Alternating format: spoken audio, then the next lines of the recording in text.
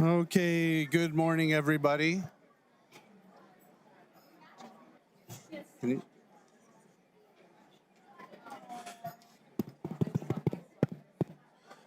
Good morning, everybody. It's 9:05 a.m. If we can take our seats, we'll start here in a minute.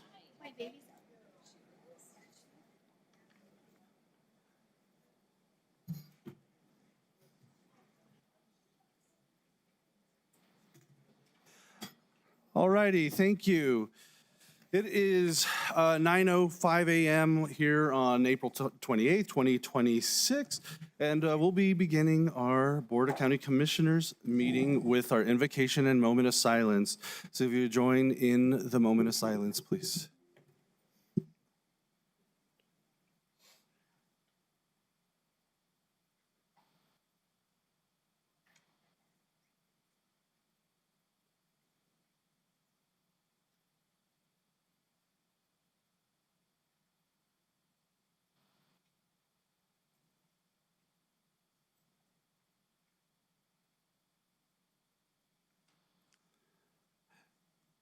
Thank you.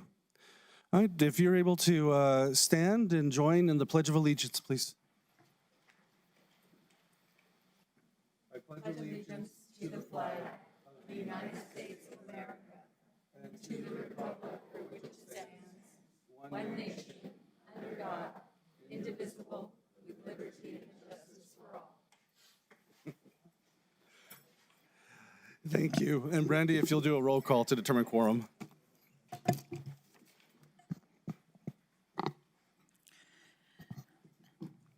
Commissioner Shaljo Hernandez. Present. Commissioner Kimball. Commissioner Chaparro. Present. Vice Chair Gameros. Present. Chair Sanchez. Present. We do have quorum. Commission convenes as the Board of County Commissioners and the County Board of Finance in open session.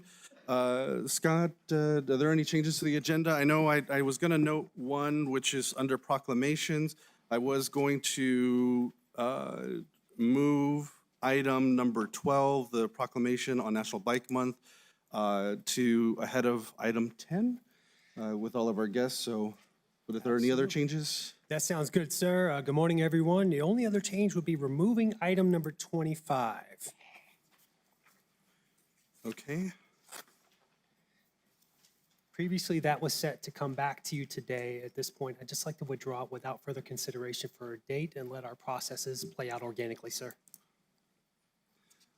All right. Do we need to take any official action at this point to remove from the agenda or? Okay. All right, so we're going to make the change of moving item number 12 just in front of item 10 and then removal of item 25. Are there any objections, commissioners? All right. We'll make note of those. All right, then our first order of business is our consent agenda items, items 1 through 9. Are there any items that will be pulled for separate consideration? All right, not hearing or seeing any. If I can get a motion, a second to approve a consent agenda? So moved. Second. All right, I have a motion by Commissioner Shaljo Hernandez, a second by Vice Chair Gameros. Any comments, questions? Brandy, if you do a roll call on the consent agenda items 1 through 9, please. Commissioner Shaljo Hernandez. Yes. Commissioner Kimball. Commissioner Chaparro. Yes. Vice Chair Gameros. Yes. Chair Sanchez. Yes. We have 3 resolutions in the consent agenda. Item number 2, 2026-47. Item number 4, 2026-48. And item number 5, 2026-49. Thank you. All right, next up is our employee recognition. With that, I'll turn it over to Deb Weir. Good morning, Mr. Chair. Thank you. This morning, we have 3 employees that we would like to recognize for their service to Doña County, starting with Detention Officer Luis Lucero, who has 10 years of service with the county. Ms. Rebecca Madrid is a paralegal in the legal department with 15 years of service with the county. And Eric Crispin is the division chief at Fire, and he has 20 years of service with the county. So if you see our employees, please thank them for their dedicated service to the residents of Doña County. Thank you. Thank you, Ms. Weir.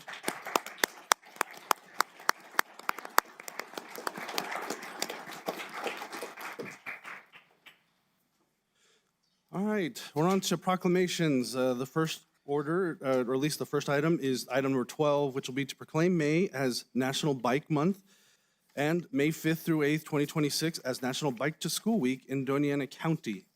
Now, National Bike Month is a time to recognize the many ways bicycling supports healthier communities, connects neighborhoods, and gives residents another way to enjoy the outdoors. In Doña County, bicycling is not only recreation, it is also about building safer and more connected communities through trails such as a newly completed Elks Drive multi-use trail, shared paths, and safe routes for residents of all ages. Bike Month is also a reminder for all of us to step outside, get active, and enjoy the natural beauty that surrounds us here in Doña County.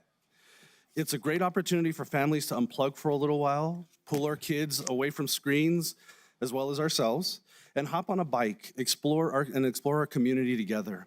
Whether it's riding along a trail, traveling through our neighborhoods, or simply enjoying the views of our mountain ranges, bicycling offers a simple way to stay active and connected to the place we call home. And here this morning, we have Ms. Ashley Curry, who is part of LCPS's Safe Routes to School. Good morning.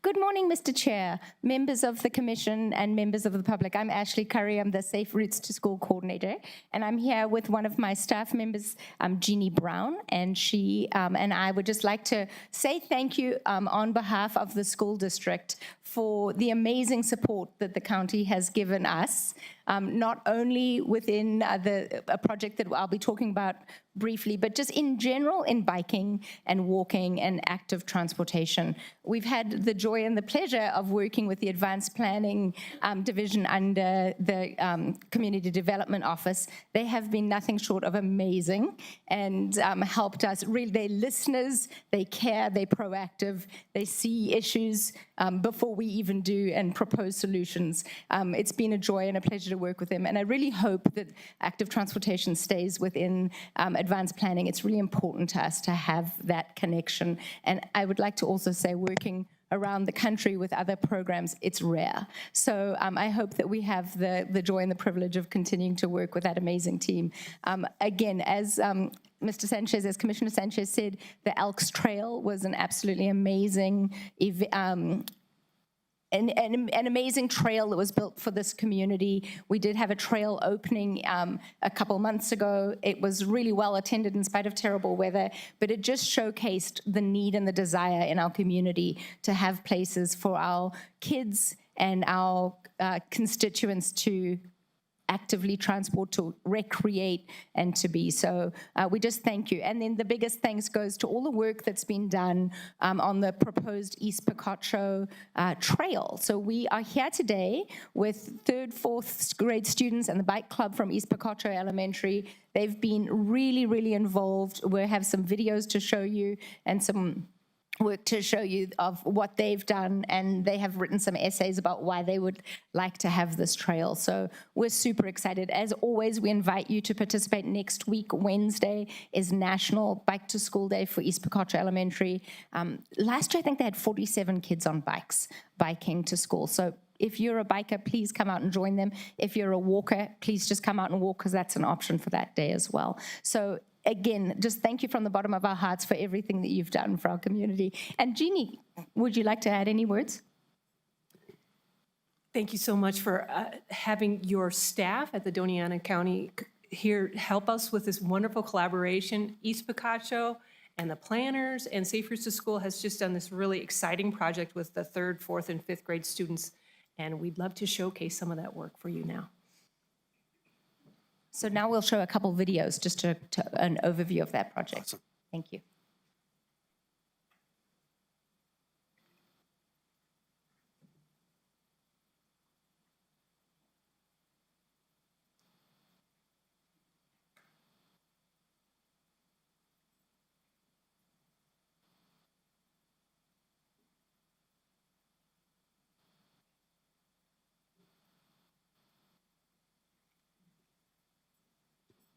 So, Mr. Felipe, behind the scenes, we're seeing it on our small screens, but not on the big.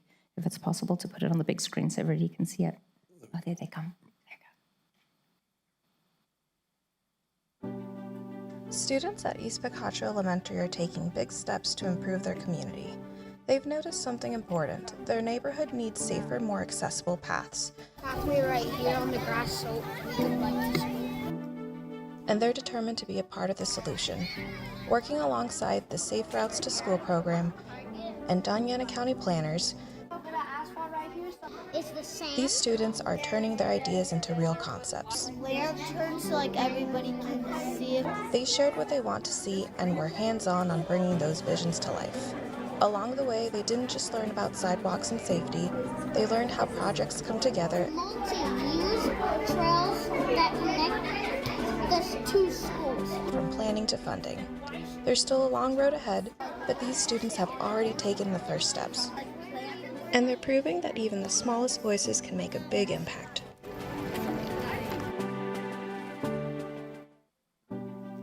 Students at East Picacho Elementary are taking big steps to improve their community.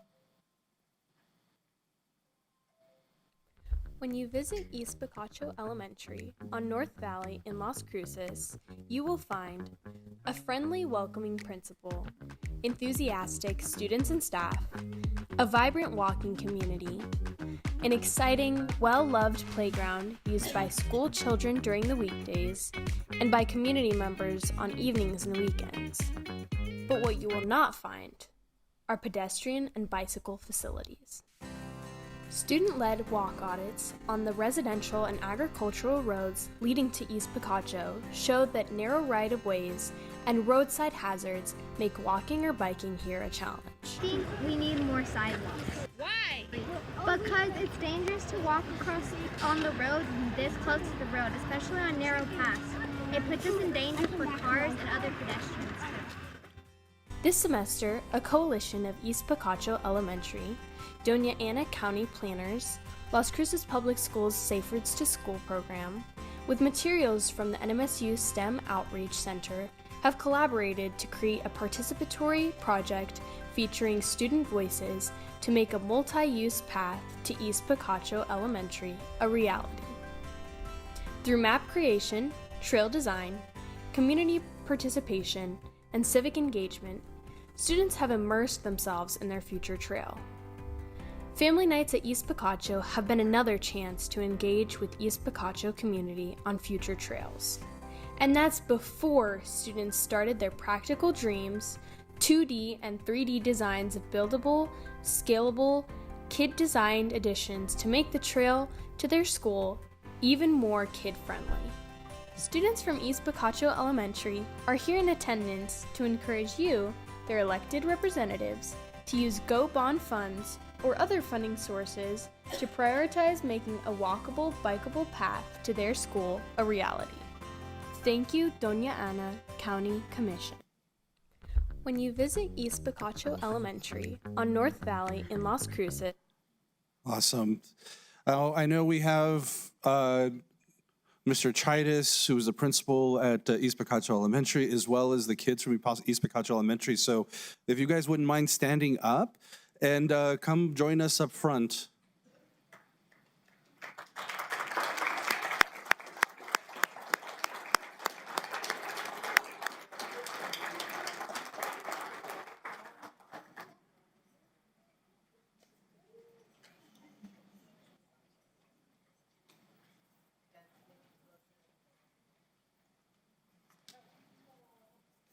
Good morning.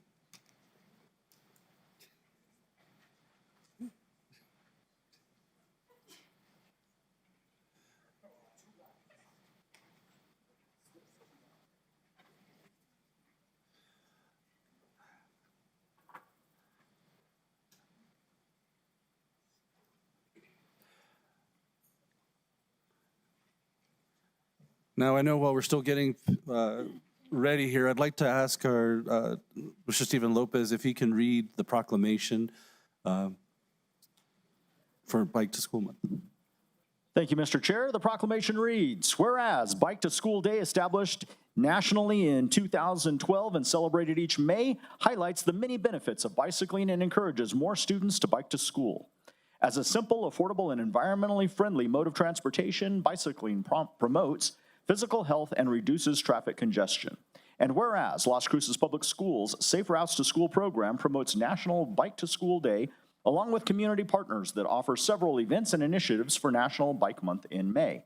And whereas throughout our region, advocates promoting physical health and policy changes committed to improving bicycle infrastructure, safety, and accessibility for all riders, especially the youngest members of our community.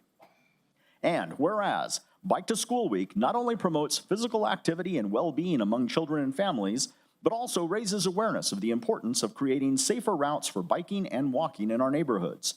And whereas the Family Bike Fiesta held on Saturday, April 25th, 2026 at Lynn Community Middle School serves as a key event to prepare students for Bike to School Week by offering free bicycle repairs, helmet fittings, safety demonstrations, and hands-on skills clinics designed to promote confidence and readiness for riding to school. And whereas, in addition to celebrating the month of May, we recognize May 5th through 8th, 2026 as Bike to School Week for Las Cruces Public Schools and encourage all residents to participate in Bike to School activities as we work together to create a healthier, safer, and more connected community. Now, therefore, County Manager Scott Andrews proclaims the month of May 2026 as National Bike to School Month, proudly proclaimed this 28th day of April 2026.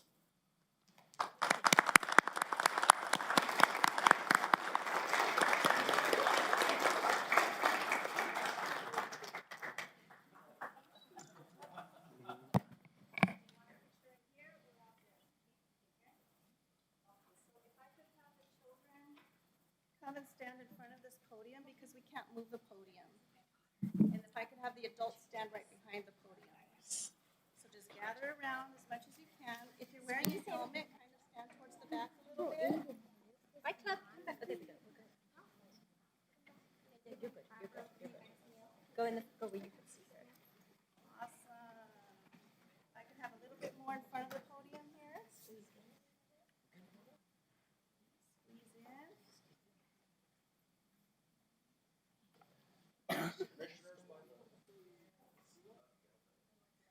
Yep.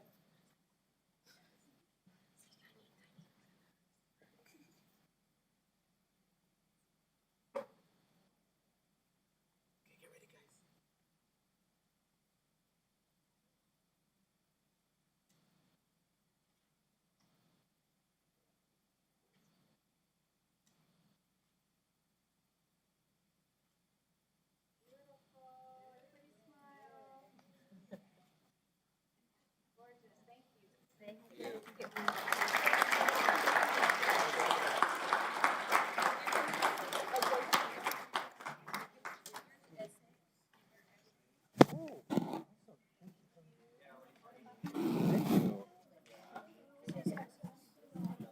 We're working on it. Thank you.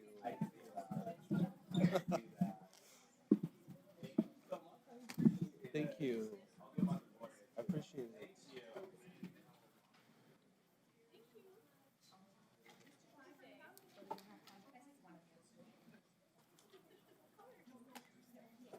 Oh, yeah.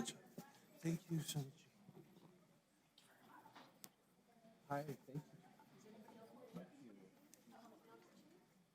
Thank you for sharing. Yes, absolutely. Absolutely. Hold on, let me come down. That way they're not having to reach up. You guys do me a really important favor. Now, the chair's going to need that back when he comes down. Thank you. Shake hands. Go around that way, then shake hands. Oh, let me take a picture, Bailey. Wait, right there. Perfect. Go around that way, shake hands.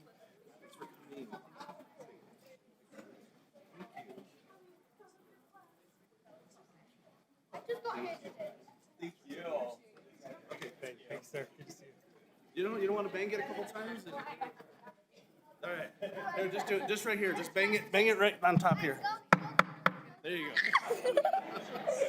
Good job.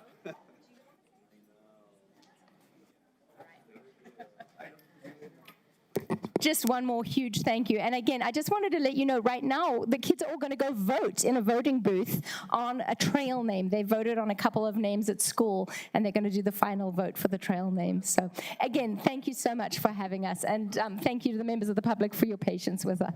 Thank you. Thank you. Please let us know the final name that they decide on.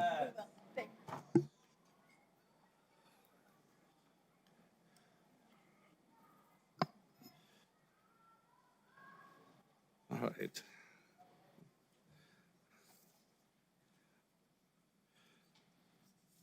Well, I'll just say this is, I know that they're leaving, but always East Picacho is just have a special place because all my kiddos went there, and this is the first year I don't have a kid in elementary, and so I miss the bike to school days that they have and just how engaged the staff is. So I just want to give a quick shout out to Mr. Chidas and all the educators out at East Picacho Elementary. The next item is item number 10, to proclaim the month of April as Volunteer Month in Doña Ana County. Commissioner Chaparro. Good morning, everyone. Buenos días a todos. April is National Volunteer Month. We take this time to honor those in our community who give their time, their energy, and compassion to serve others. Being a volunteer brings everyone a human connection to government services. Our volunteers are from the communities they serve, ensuring that care is not just delivered, but heartfelt. Their connection to our community turns programs into relationships and community service into support systems for those who need it most. In Doña Ana County, we take special pride in this recognition because supporting the health and well-being of our residents is a priority that we have intentionally built into our work here in the county. Doña Ana County is unique in New Mexico because we directly address residents' health and human service needs through our own departments. Our Health and Human Services Department is able to carry out its mission with the help of over 30 dedicated volunteers. Mil gracias a esas personas quienes son voluntarios. With our help, we extend services across our vast and largely rural community. Today, we recognize volunteers who give their time and talents to improve others' lives. To every volunteer en nuestro condado de Doña Ana, su impacto llega más lejos de lo que ustedes sabrán y quizás no se les da las gracias por desempeñar su trabajo, el cual hacen en nuestra comunidad. Aquí para recibir la proclamación, María Isabel Arroyo, quien es una voluntaria activa en la área de Vado y del Cerro. Here to receive the proclamation is María Isabel Arroyo, who is an active volunteer in the Vado del Cerro area community resource service and has been an active volunteer for more than 15 years. Y también hay que reconocer a las otras personas quienes son voluntarias por todos los centros comunitarios, desde Hatch a Chaparral y Sunland Park, de nuestro corazón por parte de esta comunidad y esta comisión. Mil gracias. Good morning. Buenos días. Buenos días. Señora, ¿le gustaría compartir con nosotros algunas palabras? No, está bien. Pues yo tengo muchos años ayudándoles al centro comunitario de Vado, años, y en lo que yo pueda, en todo lo que yo pueda ayudarles allí. Pues estoy muy contenta de estar allí y todo, ayudarles. Muchas gracias por todo. Pues mil gracias a usted, señora, y yo sé que tiene muchas personas quienes le ayudan ahí. Sí, somos varias en diferentes cosas. Pero yo ahí le ayudo a Alma, la que está ahí, Sandra, en todo lo que se pueda. Cuando tengo que quedarme por ella, cuando lo que sea, ahí estoy yo. Pues de nuestra parte, por parte de toda la comisión y la administración, mil gracias y unos abrazos fuertes por lo que hacen ustedes para nuestra comunidad, señor. Muchas gracias. Muy agradecida.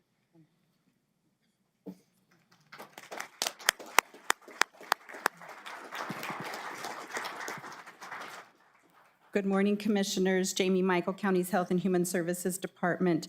Maria is joined by most of our volunteers here today, so we want to take a moment and acknowledge them and ask them to all come up here. Our department works with close to or just over 40 volunteers. Many of them have gone through the county process to become approved volunteers, which means they can act in place of employees.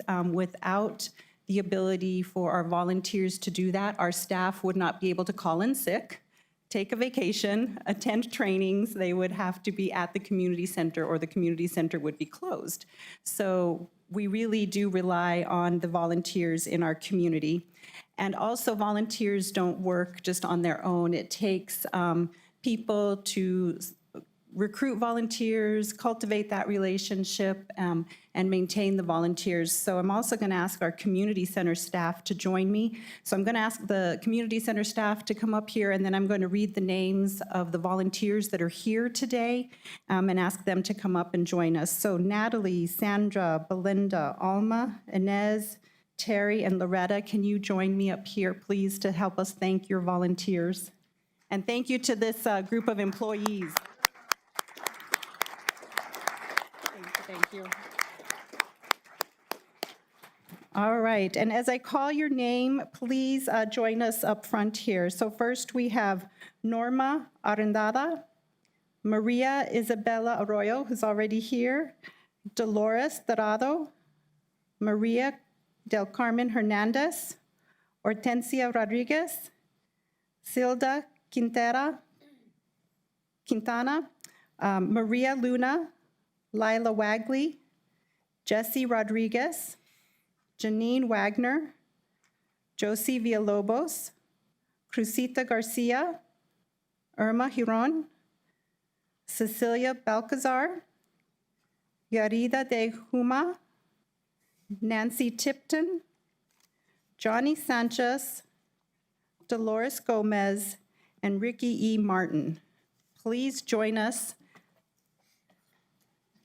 And I'd like to give you all a round of applause before Stephen reads the proclamation. Thank you. It's so nice to have so many of you that have been doing this with us for so many years. I've been here for over 18 years, and many of your faces are still familiar, your names are still familiar, so you all have been around for a long time supporting our community center. So thank you very much.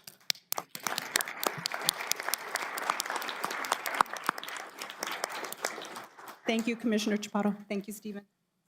Mr. Chair, the proclamation reads, whereas the impact of volunteers lights the way for others by helping improve our quality of life through encouragement, education, and direction so we all can grow, thrive, and age well. We, the Board of County Commissioners, along with our Health and Human Services Department of Doña County, recognize and thank the volunteers who give countless hours of service to our communities. And whereas volunteers dedicate their time and expertise to meet challenges in our communities, to help close the gap where there is a lack of resources or where apathy may have set in within communities facing adversity. And whereas throughout this week we celebrate the volunteers of our community resource centers in Butterfield, Chaparral, Doña Ana, Oregon, Radium Springs, and Vado, who selflessly give their time and share their talent. Putting others' needs before their own, they help members of our communities gain new skills and expand their personal and professional networks. And whereas our volunteers expand the county's reach to serve more people, address food insecurity and health literacy disparities while meeting other critical needs. And whereas Doña Ana commissioners celebrate the Health and Human Services staff outreach efforts and the caring volunteers who contribute so generously to make our communities a better place to live, grow, and thrive. We thank you for volunteering and helping make our communities a better place. Now, therefore, be it resolved that the Doña Ana County Board of Commissioners does hereby proclaim the month of April as National Volunteer Month, proudly proclaim this 28th day of April 2026.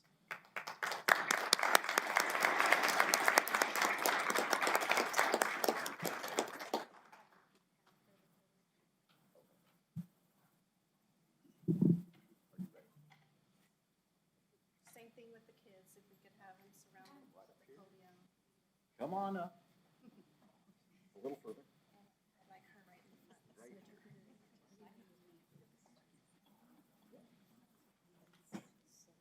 Some people over here on this side.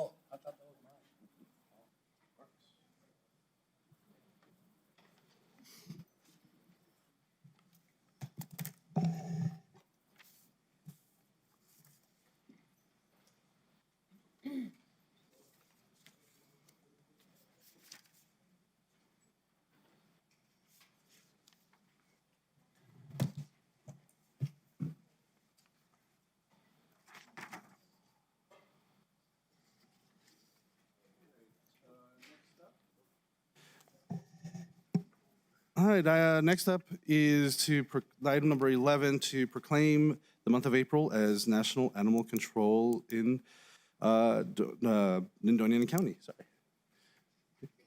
Commissioner Kimball. Today, we recognize Animal Control Month. We take this time to acknowledge those dedicated professionals who help keep our community safe for both residents and animals. In Doña County, we operate our own animal control office. Our team provides services across our large and diverse region where often there are little to no resources to handle animal-related matters. Animal control officers respond to a wide range of calls, from stray and injured animals to public safety concerns and animal welfare cases.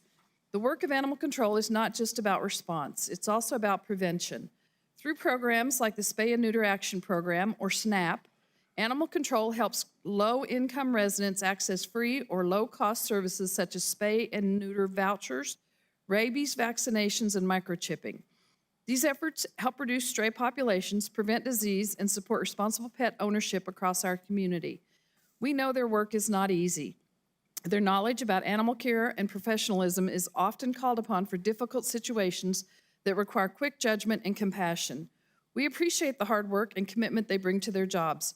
We can also join them in keeping our community safe and our animals protected by caring for and securing our animals, reporting concerns responsibly, treating animals with respect.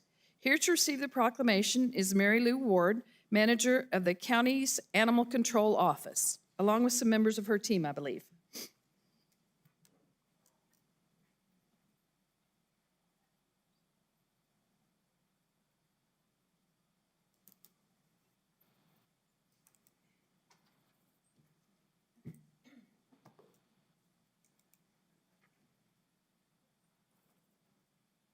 Morning.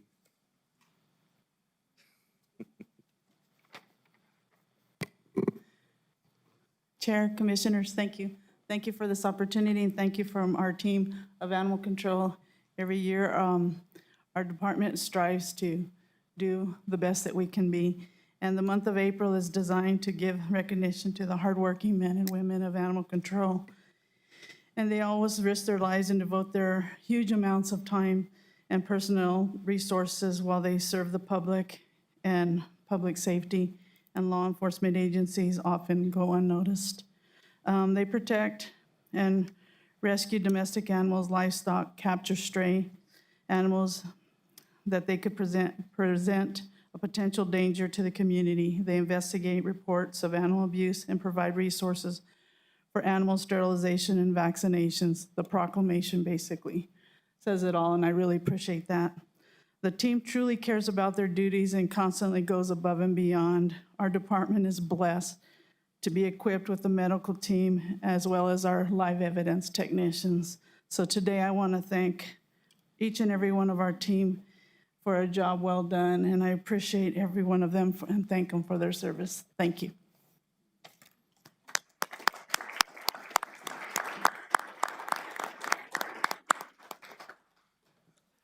Mr. Chair, the proclamation reads, whereas the National Animal Care and Control Association celebrates the third week of April as National Animal Control Appreciation Week and encourages communities to learn more about their work. We thank our animal control officers in Doña County who risk their lives and dedicate personal time and resources while they serve the public, much like other public safety and law enforcement officers. And whereas federal, state, and local government officials around the nation take this opportunity to recognize, thank, and commend the work and commitment of animal control officers and animal service staff for their valuable service that they provide in our communities. And whereas animal control officers play a critical role in safeguarding public health and safety by preventing the spread of rabies and other diseases, rescuing and protecting domestic animals and livestock, capturing stray animals, investigating reports of animal cruelty, and connecting residents with resources such as spay and neuter services and vaccinations. And whereas Doña County recognizes the professionalism, responsiveness, and dedication of its animal control personnel who work tirelessly to serve residents and protect vulnerable animals throughout the communities. Now, therefore, the Doña County Board of Commissioners does hereby proclaim the month of April Animal Control Appreciation Month, proudly proclaimed this 28th day of April, 2026. So, Thank you. come on up.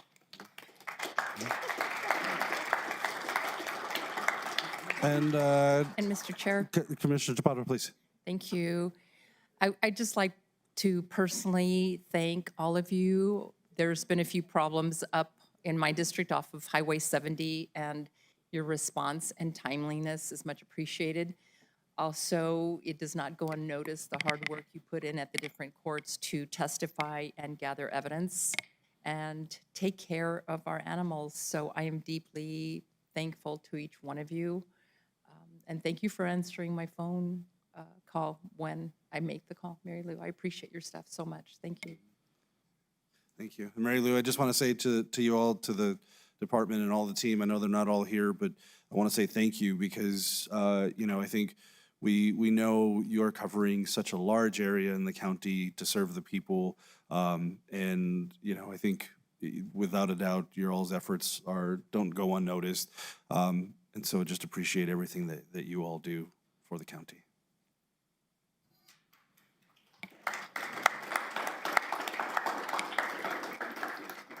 Get close. Could I have you, sir, stand on this side, where Mary Lou is? Mary Lou, could I have you come up front, maybe right here? Mm-hmm. And Dr. Zoe, if you could come right here. Perfect. All right, you guys ready? Commissioner Sanchez, I cannot see you, so I don't have my ladder. Thank you. I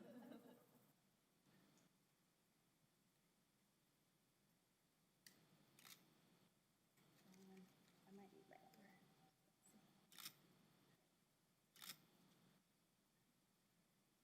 If I could get the two, Gloria and Chris this way.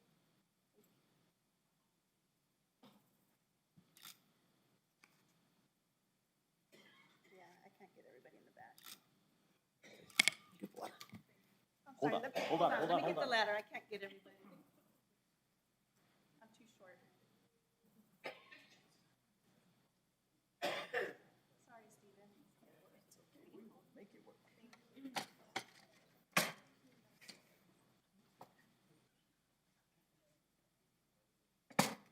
That's much better. And if you'll tilt the proclamation down just a little so the lights don't reflect on the glass. Perfect. Now I can see everybody's faces. Perfect. Thank you. Thank you, Stephen. Good job. Thank you, everybody.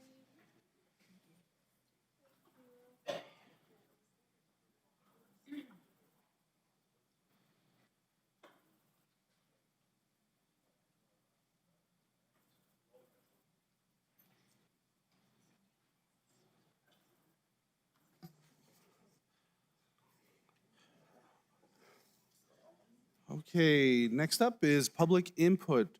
We invite members of the public to come up, provide their public input. You'll have 3 minutes to speak. If it is on an agenda item that will be under consideration, we ask that you wait until that item is up for discussion. And when you're done, or when you're going to be giving your public input, we do ask that you fill out the book to your left on the table for our records as well, so we get everything documented as part of the participation. With that, good morning. Good morning, Commissioner Sanchez and Commission. My name's Catalina Hatfield. I'm a local attorney, and I'm here today in my personal capacity. I was born and raised in District 3, and I'm really proud to call myself a Las Crucian. My law degree is from the University of California, Berkeley, and I have certificates in environmental law, energy law, and public interest law. So I want to couch that so you know that I know what I'm talking about. I have not given public comment here before because the job that I previously held restricted me from coming here and doing that. However, I have a new job and I can finally do what I've been waiting for months to do and speak to you directly. I am deeply abhorred and disgusted by your approval of Project Jupiter. All of my knowledge and expertise and skill have given me the tools to analyze this project, and all of my analyses show that this is a sham investment for Doña County. Former Commissioner Shannon Reynolds was a close family friend of mine. I've known him for my entire life, since I was a baby. I cannot look him in the eye anymore after knowing what he and all of you did to my home, to our home. I've lived in several big cities that have attempted to accommodate big tech in the name of dollar signs and false promises of local opportunity. And those cities have been sucked dry by companies like the ones behind Project Jupiter. In fact, by some of the same companies, Oracle and OpenAI. I've lived in both Seattle and the San Francisco Bay Area for a combined total of 4 years. And I have seen the way that extractive tech industries like the ones that you have invited into our home have led with big money promises only to give that money to outsiders and starve their local populations, regardless of what any agreements that they purported to make. But you have traded economic security for a few people in exchange for the natural resources and lifespan of the majority of our community. During the comment before the rushed Project Jupiter vote in September, Commissioner Sanchez, you stated that this program seemed to be a panacea. You all are smart enough to know that there is no such thing as a panacea. That's why it's a term, because it's not real. If something seems too good to be true, it is. And you all let the corporate trained drones that were paid to be here take advantage of you. But you can admit that. It's never too late to admit that. And it's never too late to tell them no. So I beg you, cancel the IRBs, retract the MOU, and in the meantime, please give the people what they want, a public meeting. We ask that you have a firm meeting date by the next board meeting. No more pushing it down the road. After a rushed 2-week process back in September, a timely meeting is the least you can do. Thank you.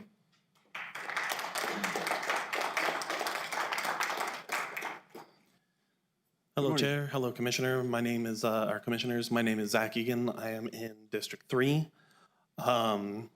On April 22nd, KRWG published an article entitled, "County Out of Its League with Project Jupiter."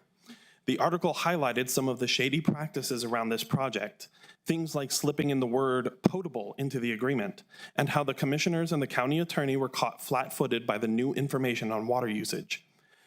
You all can make claims of misinformation as much as you want, but we are seeing more and more evidence that the 1 million gallons of water a day is not just a random claim. On top of all of that, our own state ethics commission is suing Elevate New Mexico for its refusal to disclose financial information around its lobbying, at least $2,500 to get air permits for Project Jupiter approved, and advertising. How can you all be taken aback by this? How can you be caught flat-footed? How can you be surprised? Go back and watch the tapes of our public comment in September, and you will see that concerns about air, water, corruption, loopholes, and shady practices were all brought up before. One of those concerns was that AI does not provide as many jobs as they are proposing. And in fact, they lead to the loss of jobs. On April 24th, CNBC released an article highlighting how Meta and Microsoft are pushing over 20,000 job cuts this month. This is in addition to 92,000 jobs lost already this year, and a total of 900,000 jobs since 2020 directly as a result of AI. AI may generate short-term work and employment, but result in long-term job loss. Are you going to ignore us on this point as well? Because the whole idea about pushing this project was around economic growth. When will you listen? When will you stop drinking the Kool-Aid? Will it only be after you have left office and left this to be someone else's problem? When you can take the money you have earned from your positions in politics and move to another state or city that doesn't have polluted air, empty water basins, and a devastated economy? While those of us without the means toil and struggle because you couldn't be bothered to listen to your constituency and conduct true diligence when it actually mattered. I want to end by expressing my deepest appreciation to Commissioner Gomeros for reaching out and expressing a willingness to talk and listen, not only with us, but actual experts on the impact of AI on people on the earth, on people and the earth, instead of just representatives of the project. I also want to express my appreciation around the work done around the county to promote cycling. However, what will that matter if the air of our community is so polluted that it causes asthma and respiratory illness? Thank you.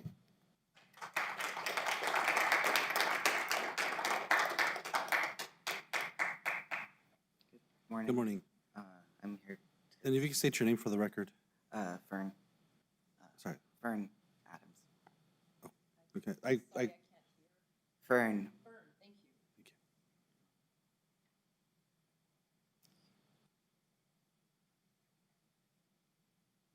Hold on, sorry.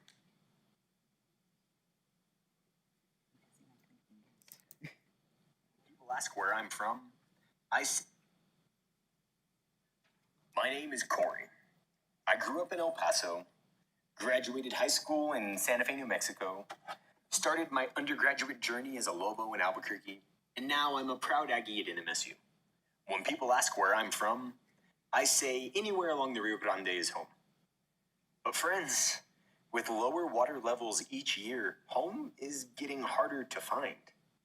When the governor announced the partnership with Borderplex Digital Assets that we all so lovingly refer to as Project Jupiter back in February of 2025, she said 1,000 jobs were on their way to New Mexico based on a memorandum of understanding with the company.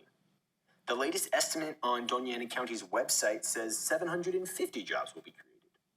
That's a 25% reduction in jobs, and the doors aren't even on their hinges yet. They broke their promise as soon as people started paying attention. The county outlines a Doña Ana County first hiring approach, and there's a plan for local vendor registry also listed on the county's website about the project. Well, you know what? I plan to lose 20 pounds before swimsuit season starts. But a goal without a tangible plan is just a wish. And as wonderful as wishes are for poets and children, and even you and me constituents, they have no place in government. This project cannot live up to its promises.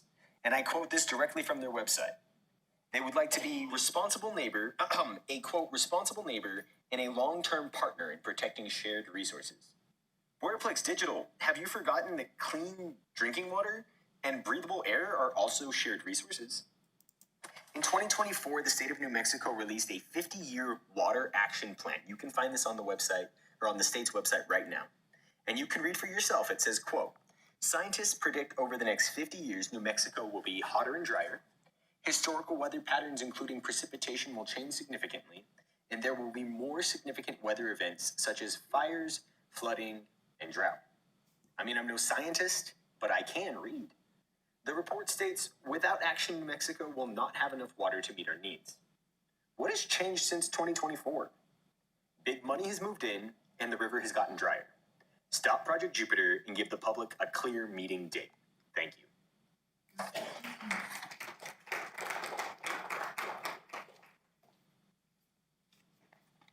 Good morning. Hello. If you can My state name your name is for the Chris record, please. Bibzak, Las Cruces My name is Patricia Lawlin. Thank you.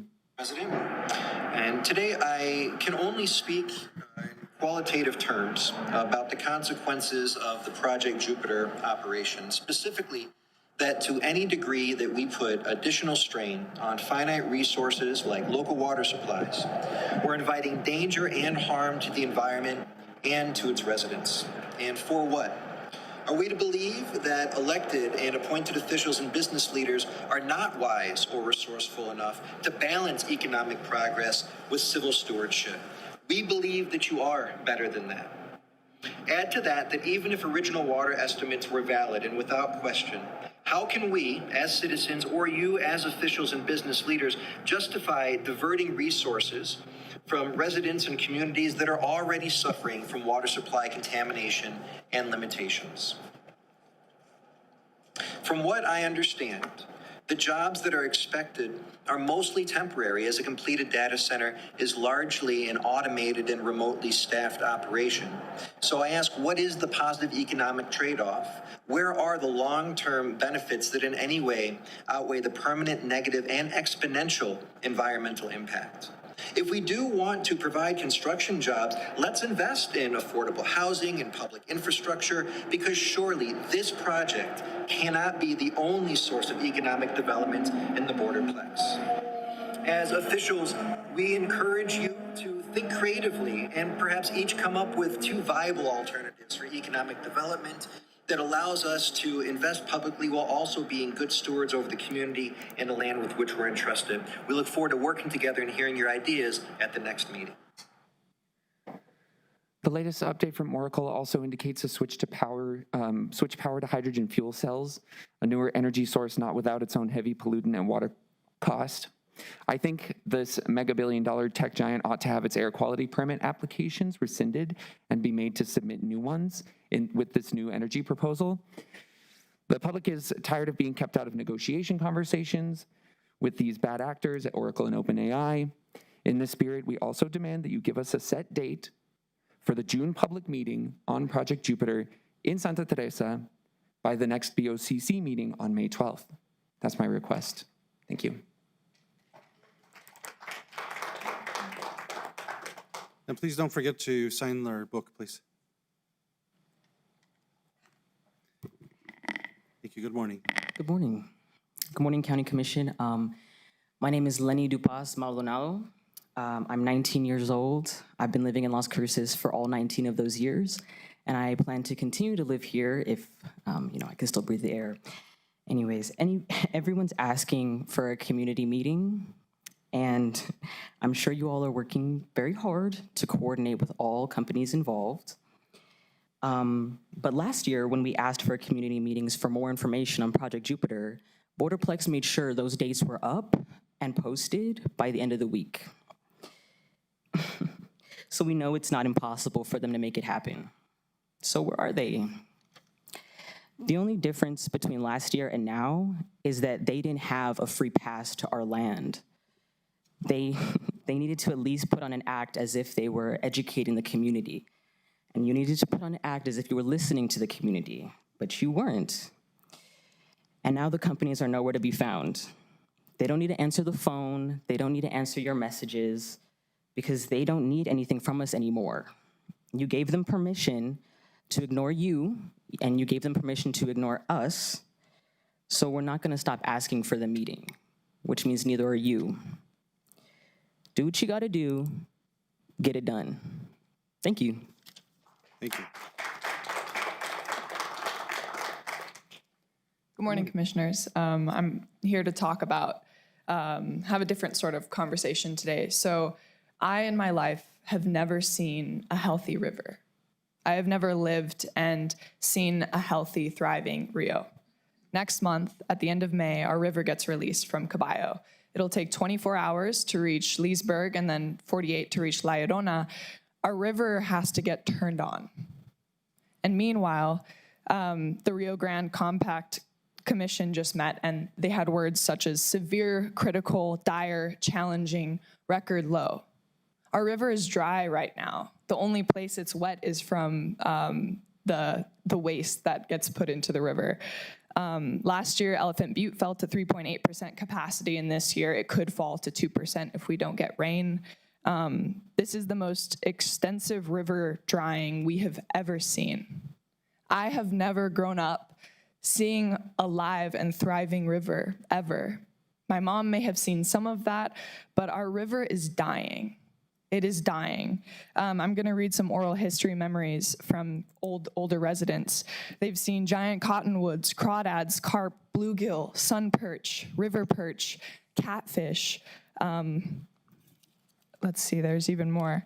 Sturgeon, soft-shell turtles, eels in the river, crayfish, willow trees, raccoons, badgers, ducks, geese, kingfishers, scaled quail, Gambel's quail, pheasants, cranes, freshwater pelicans, kangaroo rats, possums, hawks, and eagles in these giant cottonwood trees. I've never seen any of those things, and people 30 years ago have. Meanwhile, we are allowing Project Jupiter to pump more groundwater when we soon, New Mexicans, will have to reduce groundwater pumping in the Las Cruces area to ensure there is enough water for Texas. I have never seen a healthy river, right? There's this shifting baseline syndrome, generational amnesia. This is not normal. What our river looks like is not normal. That is a dying river. It is a river that is not flowing. It is not allowed to flow. We have to release it. And every year I meet people on the day of the river release from Doña, from Las Cruces, and we celebrate its arrival, the life of the blood of the land coming back, but we also mourn the fact that the river has to be turned on every year. And it is not a question of if, it is a question of when. In the course that we are going, our river will cease to exist. She is dying. She is. And you have allowed Project Jupiter to exacerbate that, to keep warming the climate, to keep using more water. And it is the opposite of what we need to be doing right now. Thank you. Ms. Ersinghaus, please don't forget to sign the book, please. Hello, my name is Abby Keffer. To the Board of Commissions, I have a few questions I'd like you all to consider and maybe provide a response after a call to the public. First, it seems like you are wanting transparency for yourself, hence the resolution that states that 2 commissioners have to be present at Project Jupiter's meetings, and for the community, hence the public hearing that is supposed to be held sometime in June, right? But this isn't enough, and I'll tell you why. While you are still waiting on getting information about Project Jupiter, so you aren't left in the dark, and while we are still waiting for this uncertain public hearing to occur, Project Jupiter is in full throttle. This means construction is progressing so fast, working 24-hour operations, and that by the time y'all obtain the necessary information, which should have been done prior to the approval of the project, right, due diligence, and for the public hearing to occur, well, bam, Project Jupiter is done and up and running full gear. The steps for transparency and accountability means nothing as long as Project Jupiter continues to build with no oversight. If you do indeed care, then I ask you this: why not pause Project Jupiter's operations and construction until you are informed enough to communicate to the public and have this public hearing? Otherwise, the public will view the delayed information and the public hearing as a manipulative tactic to give Project Jupiter the time to speed run to the finish line without public input. We need this pause. We also need public hearing to have a set date, sometime in May. I know you have the power to make this happen. Please set the public hearing in early May. That is what we're asking. Early May, within the next 2 weeks. Doña Ana County can and will overcome any legal obstacle required to stop Project Jupiter. We can do this together. What Doña Ana County can't afford is the suffering, harm, and burden Project Jupiter will do to us. We need to pull out of Project Jupiter now. Thank you. Thank you.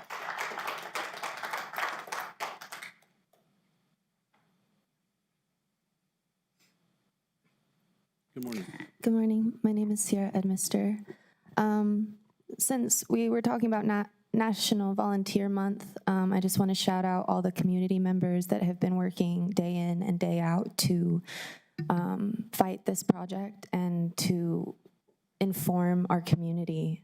And also, with all of the children that were here who want to bike and enjoy the land.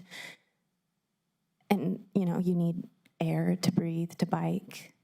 And I just hope you guys look at all of those faces and remember them and think about them.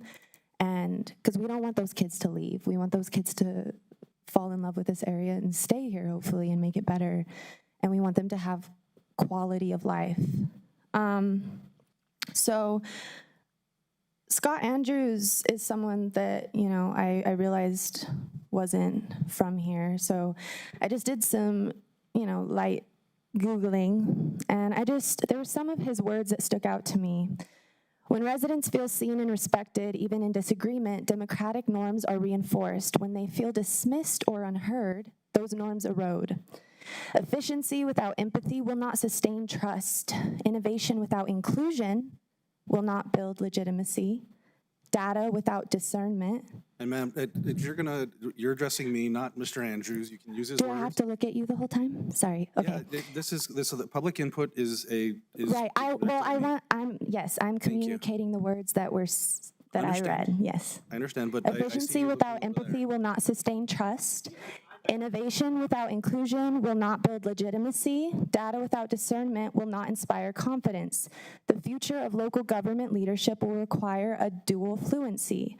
Leaders must be technically capable and deeply human. They must understand systems and stories, metrics, and meaning. He also said, I want you to know, I bring my full humanity into this work. Love shows up in how organizations design systems that work not just for the most vocal, but for the most vulnerable. This approach does not lower standards, it raises them. Some people this is other things that he has said. Some people may see a warm heart and assume weakness. They mistake empathy for naivety, care for lack of edge. Anyone can grow cold, it takes intention to stay warm. So this thing about empathy, so you're working with someone who is supposed to care about empathy and about information, transparency, community, the vulnerable. So I just really hope that you are making sure that those things that are being said are being, that there's action behind those words. Yeah, thanks. Thank you.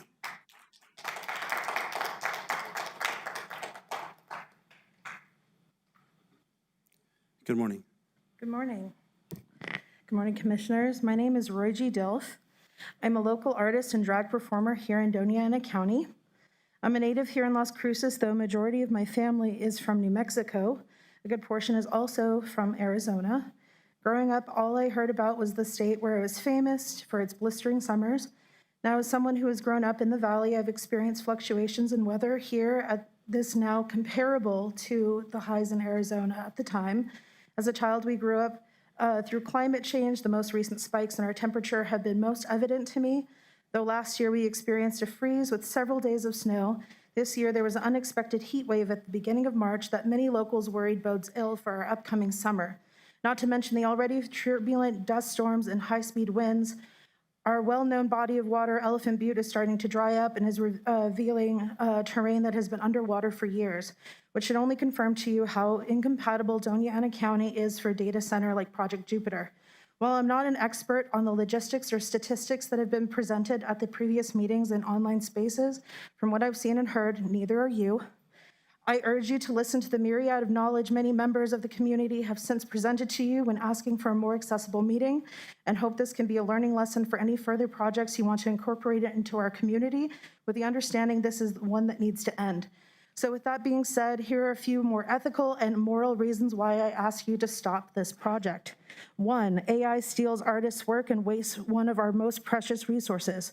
Of course, water is something humans not only rely on, since that's more than half of what we are made up of, but it's stealing our ability to create. Art is community and takes collaboration to learn and grow within it. Studies have shown that AI has impacted individuals' IQs, and that reliance makes it impossible for them to critically think for themselves. When individuals and people elect not to think for themselves, we open up to the ability to disengage and disconnect with the individual human experience. And a state that has a reputation for being hospitable and cultured, we are cutting off one of our main commodities. 2, We are one of the least educated states in the country. It's important to add because arts have been proven to grow individuals' critical thinking, and that creativity is what builds and grows the future I want to exist in. Studies show that AI have diminished individuals' critical thinking skills when people elect not to think for themselves. Again, the disengagement. Art has been an integral component of STEM, and those who study it are able to be capable of innovative choices, as well as stealing jobs from artists. The jobs that are promised are fleeting and diminishing opportunities for creatives who make up the space we enjoy almost in the city. Example, small businesses are using AI to brand themselves and taking away from local graphic designers and artists who depend on these opportunities to further their career and portfolio. Having just done several outside drag shows as an immunocompromised individual who has been choosy with where I perform, it's now inaccessible to me to have anything that's not. Thank you.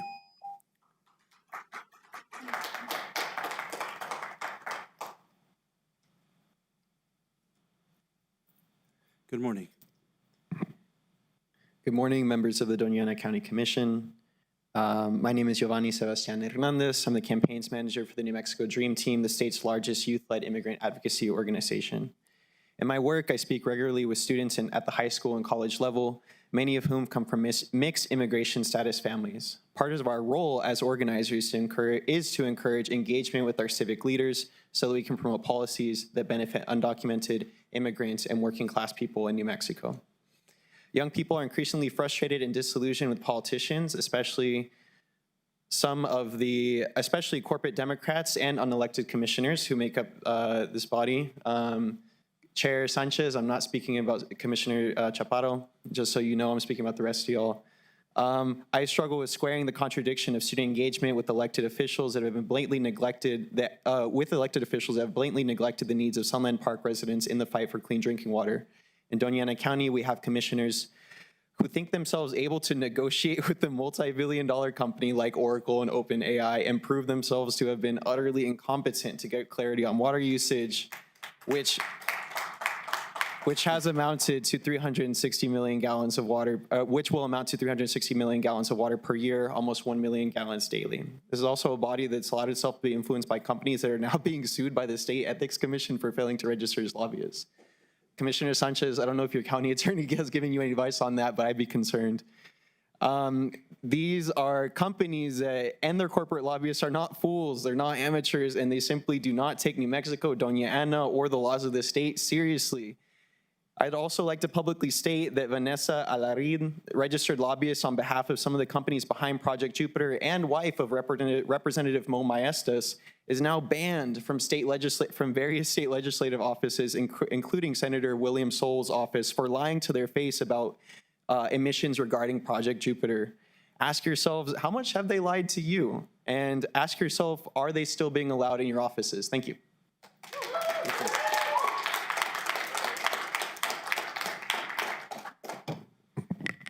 Good morning. Good morning. My name is Abigail Saluk-Sagan. I am from District 1, and I've lived here for about 17 years now. I wasn't going to say anything, but having to commute to Chaparral for my work because there are not enough mental health workers there, and having to be referred to an agency based in Las Cruces because we do not want to invest in mental health workers and the people who are struggling with mental health with low water shortage exacerbating that. I have the responsibility to advocate and speak up. Telemundo has informed me that Chaparral is experiencing water shortages and water pressure drops in their home because water is being used to feed the Meta data center, a data center that is literally right there next to Project Jupiter. I'm so tired of this county and their prioritization of extractive projects that affects not only us, but this beautiful desert environment. When I migrated here from the Philippines, I was in awe with the change of ecosystem and the scenery. This place is very, very beautiful, and I don't want to leave.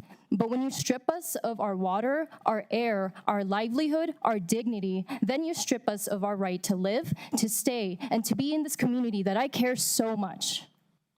And not everyone has the privilege and the freedom to move.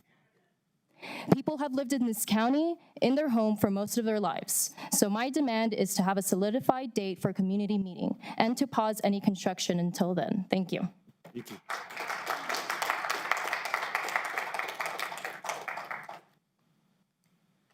Good morning. Good morning. My name is Naomi Locklear, and I had come to speak about the MOU with the Mescalero Apache tribe, the item that you guys tabled. I want to commend Commissioner Chaparro for being the only person on this committee that would not proceed without details, that understood blank pages meant a big problem. And I want to say that I understand this is a difficult thing for you all, but I see a really major lack of humility. I just sense, especially in you, Mr. Sanchez, this pride and this anger and this resentment. And I really feel like you can't really learn from mistakes and learn from choices that you've made that were wrong unless you admit that.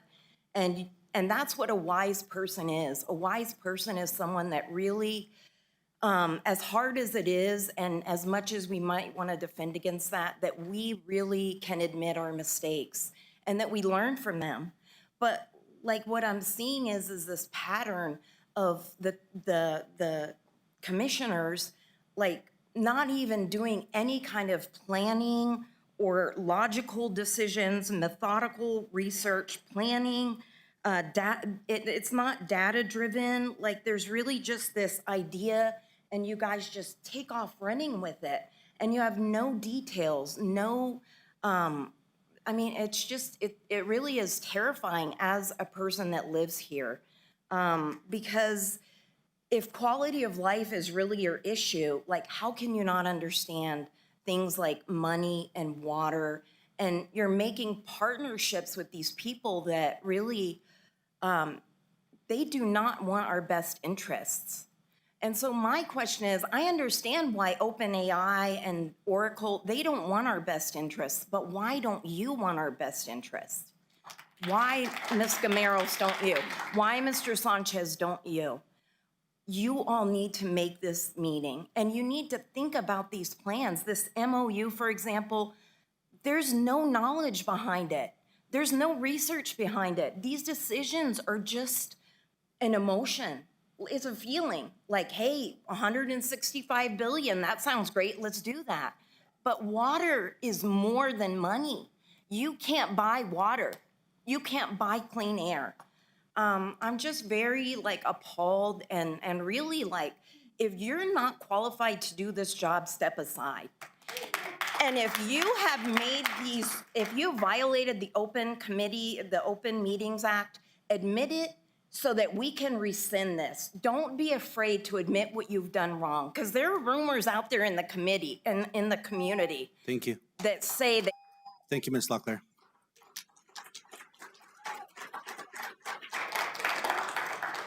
Good morning, Commissioners. My name is Uriel Apodaca, and I am here in support of Project Jupiter. We are very focused on the water this project will use, and we should be, right? Water matters in Doña Ana County, but if we are going to have that conversation, it has to be grounded on facts and consistency. That's why we need to talk about golf courses, their immense water usage, and the limited return they bring. Right here in Doña Ana County, Sonoma Ranch Golf Course uses roughly 680,000 gallons of water every single day just to stay green. A typical 18-hole golf course can use up to 200 million gallons of water annually. The NMSU golf course alone pumps approximately 169 million gallons of water every year. That is a significant ongoing water demand, and it is largely accepted. Now compare that to Project Jupiter. This project will not use evaporative cooling. It operates on a closed-loop system, meaning the water is filled once and reused. After that, the ongoing demand is minimal, comparable to a large office building. So we're holding this project to an extremely high standard, while existing uses consume far more water every single day with far less return to our community. And the return here is not small, it's transformational. Project Jupiter represents $165 billion in investment, over $300 million in direct payments to the county, more than 4,000 construction jobs. I don't know why nobody talks about the construction jobs, right? And up to 1,500 long-term jobs paying $75,000 to $100,000 a year plus benefits. And let's talk about those construction jobs actually mean. These are not minimum wage jobs. Plumbers on this project can earn around $57 an hour, including benefits, with a pension. No more interruptions, please. With healthcare, actually sustaining benefits. Electricians can earn around $59 an hour. Even a laborer makes $33 an hour because this project received IRBs, and we have made sure that the IRBs that are given to these projects get tied to prevailing wage, which is, prevailing wage are really good.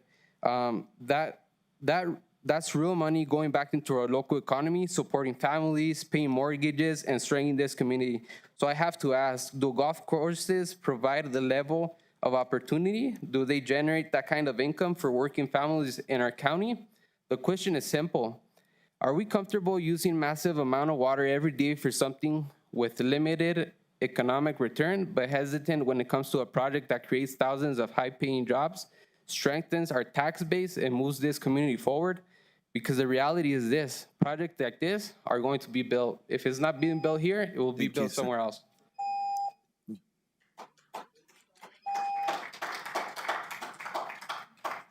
Good morning, sir. Good morning. My name's Jim Hurst. Let's talk about water. There is no new water allocation for Jupiter.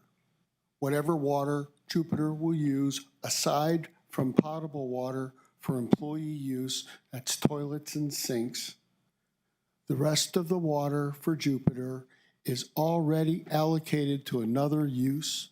They are buying water rights. They won't change the water consumption of this county. The villain of this county for water is pecans. If you want to talk about water, you have to talk about pecan farming.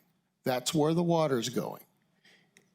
Residential usage of water is about 20% in this county. The rest is going to ag. Most of that is going to pecan farms.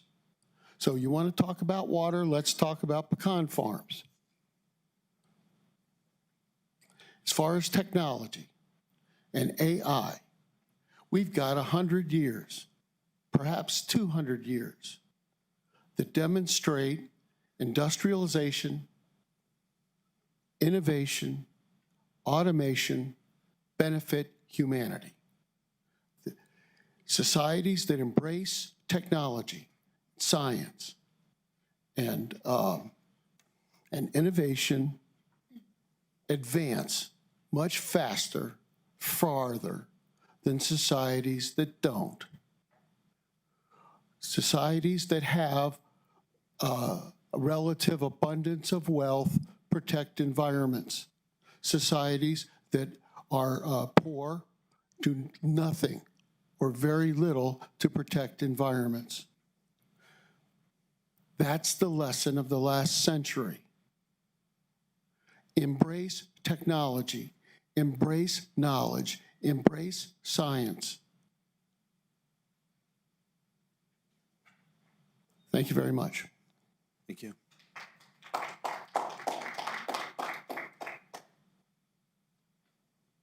Good morning.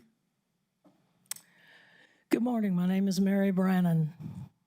Sir, I believe you received an email from me last week about a project that has to do with water, and it has to do with inviting you and your fellow commissioners to a tour of the desalinization unit in El Paso, Texas. And I also want to take this moment to thank Susana Chaparro. The hesitancy of not making a decision, I appreciate that. Thank you. I don't believe anybody runs for this office that hasn't thought about how much we don't know and how willing you are to seek answers. I know my project, or my world, in my world, the world is, where is our water? The river that's drying up, the rivers all over the country are drying up. We also have problems, and I know that the Camino Real Regional Utility has some severe issues. And those issues aren't going to be solved overnight. It's going to take money to get the projects fixed in that area of our county. We stand on a Bolson that we are not accessing. We can access it. We can have our own desalinization unit right here in Doña County. And I believe that part of that project, I know it's being looked at, and I think it's going to be helpful for people. Like I say, I've set up a tour at the K. Bailey Hutchinson desalinization unit for later this month. It is a secure situation where I need names and emails. I believe I said that in my email to you. Coming and taking a look at what has been successfully done with the Waco Bolson, which is on the other side of the mountain range, and we're on this side. We've got the Mesilla Valley Bolson. I am hoping that everyone will be able to respond back to you, and let's move forward, and let's take a look at what's possible for this county. Thank you. Thank you. Thank you.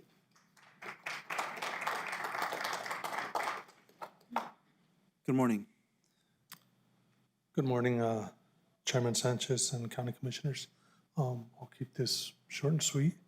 My name is Robert Ober, and I would like to thank you on behalf of a majority of the residents for your strong logical leadership in support of Project Jupiter and the vast immediate and long-term economic impact that this project will provide in our area. Again, and I know you guys, or most of you guys don't hear this very often, but the majority is normally silent.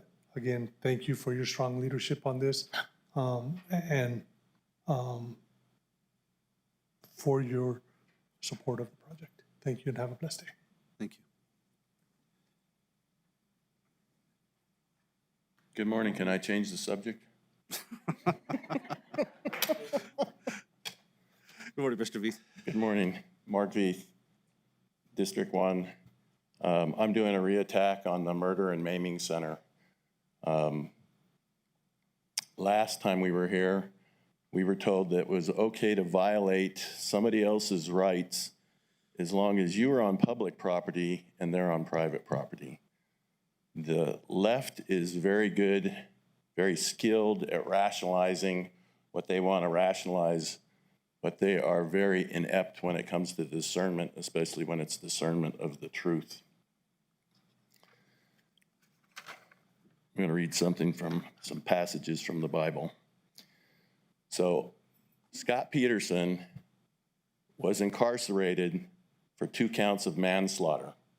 His wife was pregnant, for those that don't know. He wasn't incarcerated for 1 count of manslaughter and another count of health care without a license. It's not health care. This is from Proverbs 6. There are 6 things the Lord hates. Lord is all capitals, meaning God the Father. No, 7 things he detests. Haughty eyes, a lying tongue, hands that kill the innocent, nothing more innocent than a baby in the womb. A heart that plots evil, feet that race to do wrong, a false witness who pours out lies, a person who sows discord in the family. This is from Romans 1, the very end of the chapter. Since they thought it foolish to acknowledge God, he abandoned them to their foolish thinking and let them do things that they should never be done. Their lives became full of every kind of wickedness. I'm going to skip a bunch of the rest of this because it's a laundry list. They disobey their parents. They refuse to understand, break their promises, are heartless, and have no mercy. They know God's justice requires that they do these things, deserve to die, yet they do them anyway. Worse yet, they encourage others to do them also. I have my own truth is really circular, and I'll give you an example of that. Somebody asked Nathan Small about killing babies in their last days before they were due to be born. And he says, well, it doesn't happen all the time. So if you use that rationalization, he has 1 life. If somebody murders him, it's just 1. It doesn't happen all the time. So that rational thinking can come back on you. So let's just try the truth. Thank you. I signed up.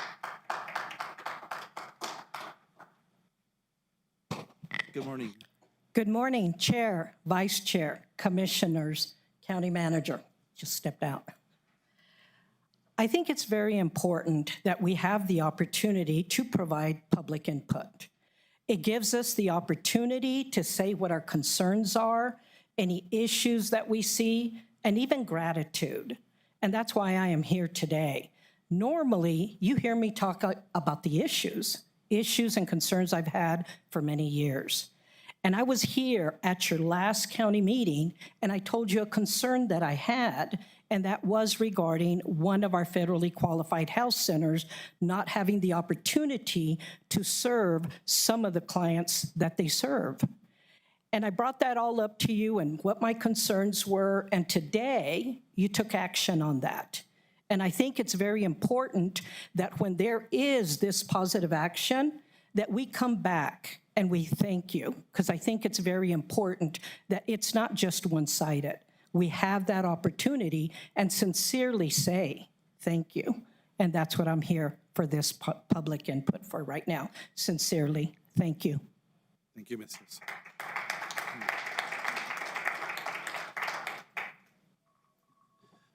Good morning, Rosa. Good morning, Commissioners, Chair. My name is Rosa Montoya. I'm with South Central Solid Waste Authority. I'm here to just provide everyone information regarding 2 community events that we have coming up. We do have at the East Mesa Transfer Station community event. This is for the new transfer station that will be built off of Holman.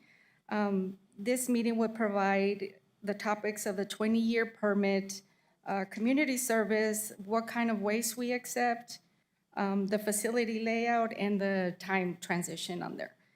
We also have another community event for the Amnesty Week for South Central.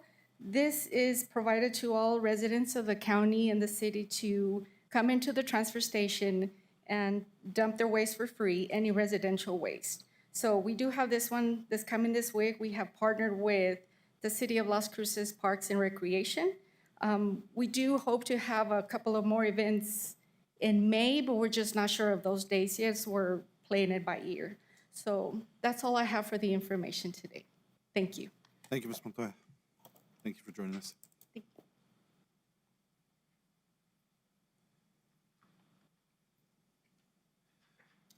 Good morning.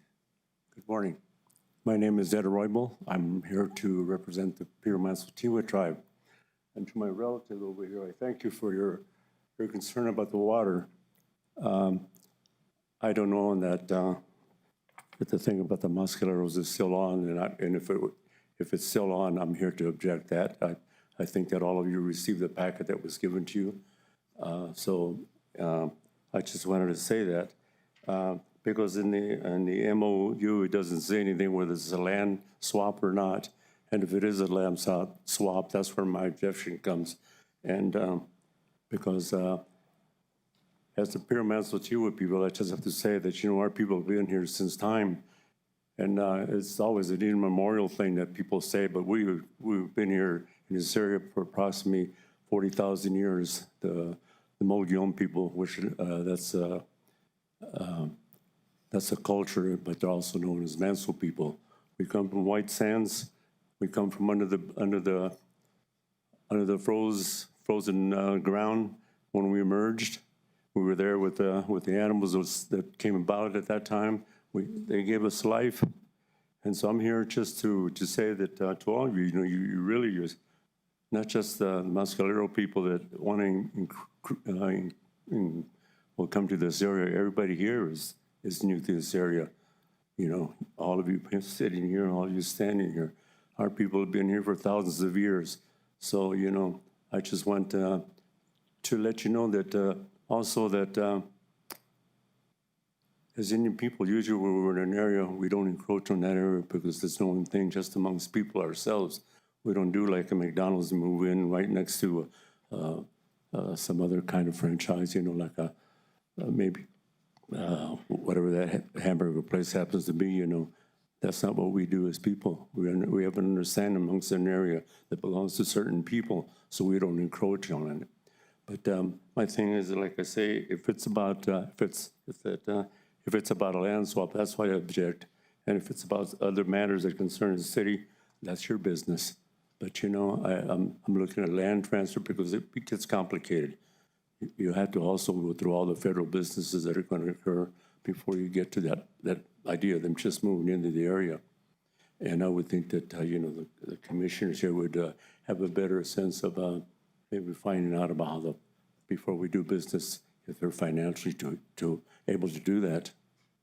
Otherwise, there's going to be a problem for all of us to pay as the citizens of the county that we're going to end up paying for this out of our own pocket. So, you know, we have to depend on your expertise here as to find out who the investors are. All right, thank you. And just say that was the MOU item was removed from the agenda today. Okay. Thank you, sir. Again, I thank everybody.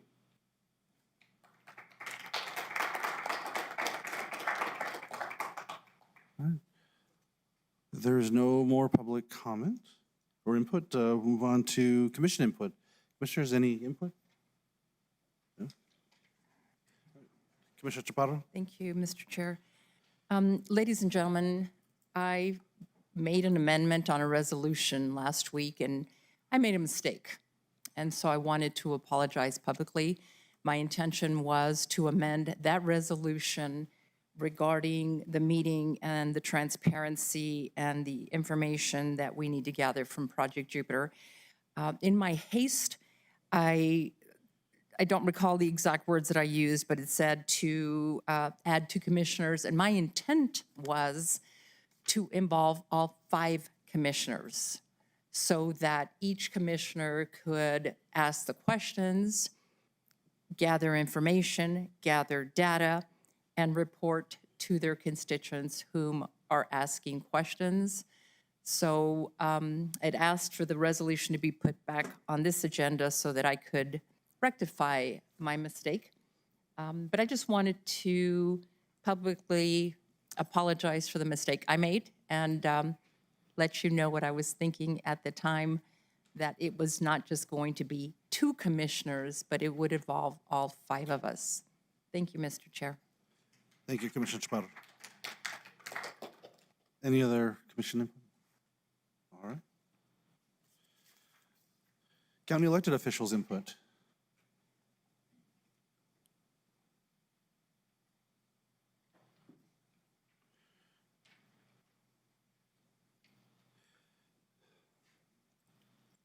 Good morning, Chair Sanchez, Vice Chair Gameros, Commissioners Kimball, Chaparro, and Shalja Hernandez. Gina Eugenia Montoya Ortega, Assessor here at Doña County. I just wanted to inform the public that the notices of value will be sent out Friday, May the 1st. When you receive your notice of value, please take a look at them and verify the value that was placed on your property. If you do not agree with this value, please come to the assessor's office and protest your value, as you will only have until June 1st, 2026 by 5 p.m. Mountain Daylight Time. This is also the time that our office closes to the public. June 1st, 2026 is also the deadline for valuation freeze, head of household, and all veteran exemptions. Once again, you only have until 5 p.m. Mountain Daylight Time. If you miss this deadline, you will have to wait until next year to protest or apply for any of the exemptions, which is a statute set by legislation, not by the assessor's office. Last week, we had a veteran exemption clinic here at the assessor's office. We had approximately 50 veterans who were issued their certificates of eligibility for their veteran exemptions. This is an event set by the Department of Veteran Services. All the assessor's office does is we host. They also have the next day, they have an event that they did this year at Sonoma Ranch Golf Course. They have been inviting me several years to come and take a look at what they do. It's a competition for the honor guard, and they have the buglers competition, which I actually was able to get over there for a little bit, and it was a really neat event considering that my dad was a veteran, my son's a veteran, and my brothers were veterans. So this is a really neat event to go see what our Veterans Honor Guard does for us. On Thursday, April the 30th, which is this Thursday, our office will be closed all day to the public so that our staff may participate in a staff development. Once again, if anybody has any questions for our office, please do not hesitate to reach out. This is for the public. We are here to serve. We are here to help.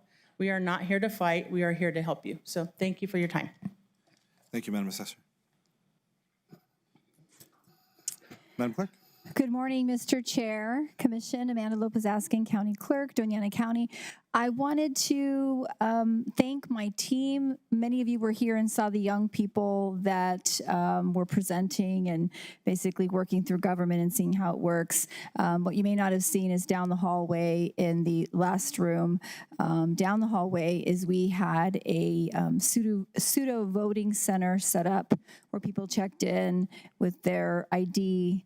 And when I say people, I'm talking these fourth graders.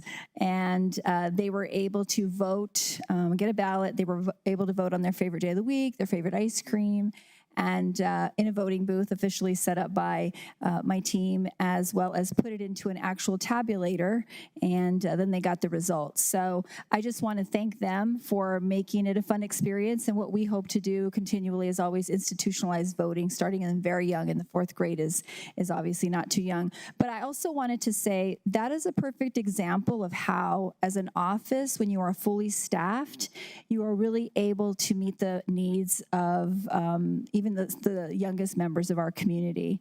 And so we have been fully staffed pretty much for the most part going on 4 years.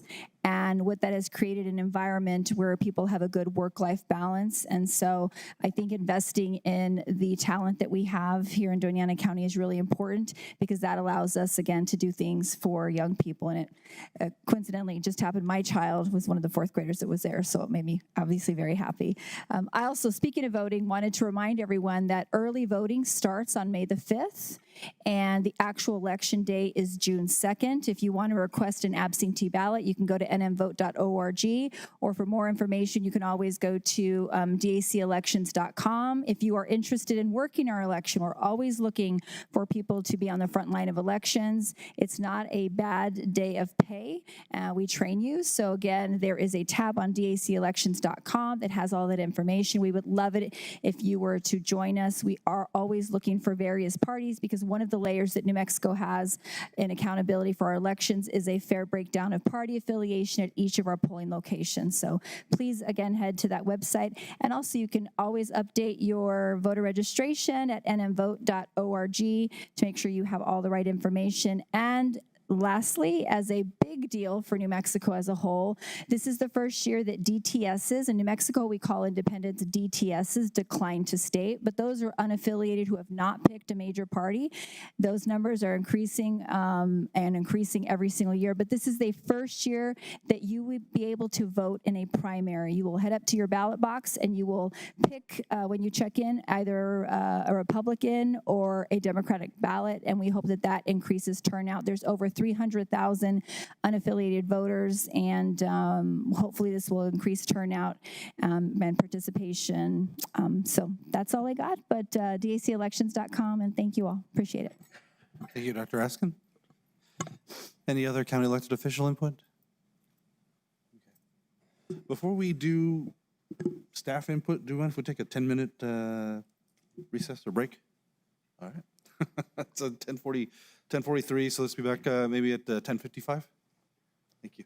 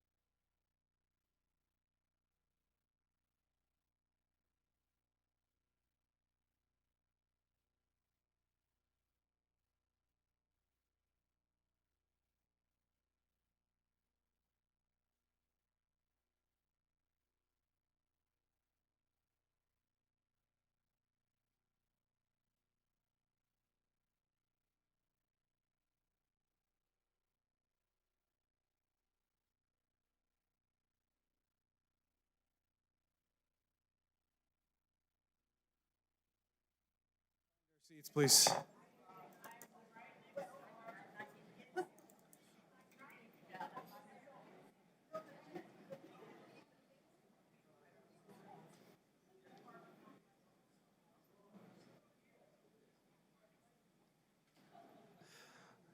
All right.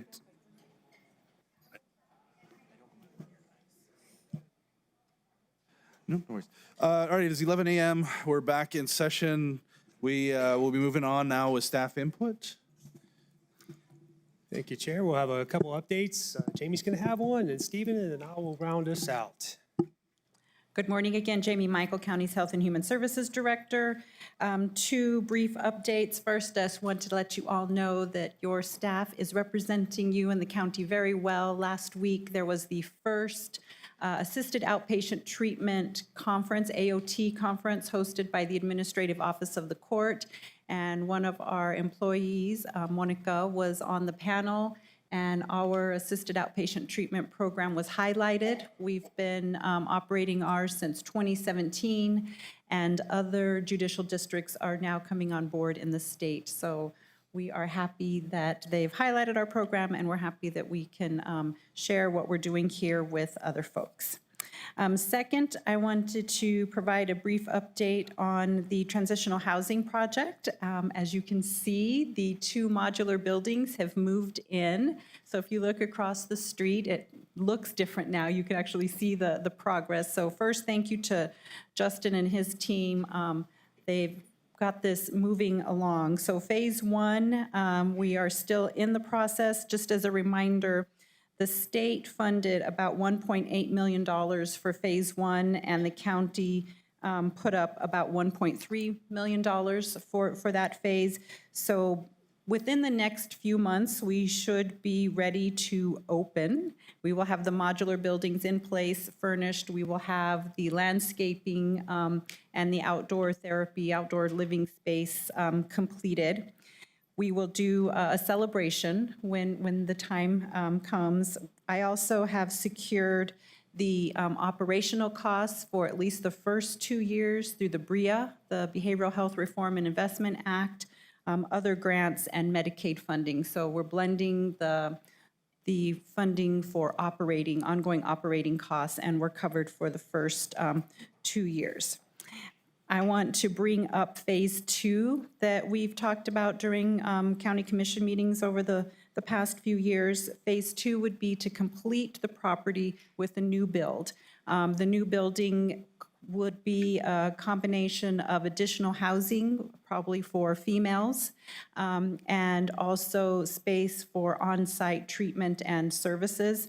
And Justin is here, and he is saying that we are still on track for the price tag for that to be about $7.4 million for a two-story, approximately 10,000 square foot addition to the property, which, again, to round it off and make it a complete property with all of the appropriate services, housing, and treatment. I encourage the county to remember look at funding allocations as soon as we can for that addition. Thank you. Thank you, Jamie.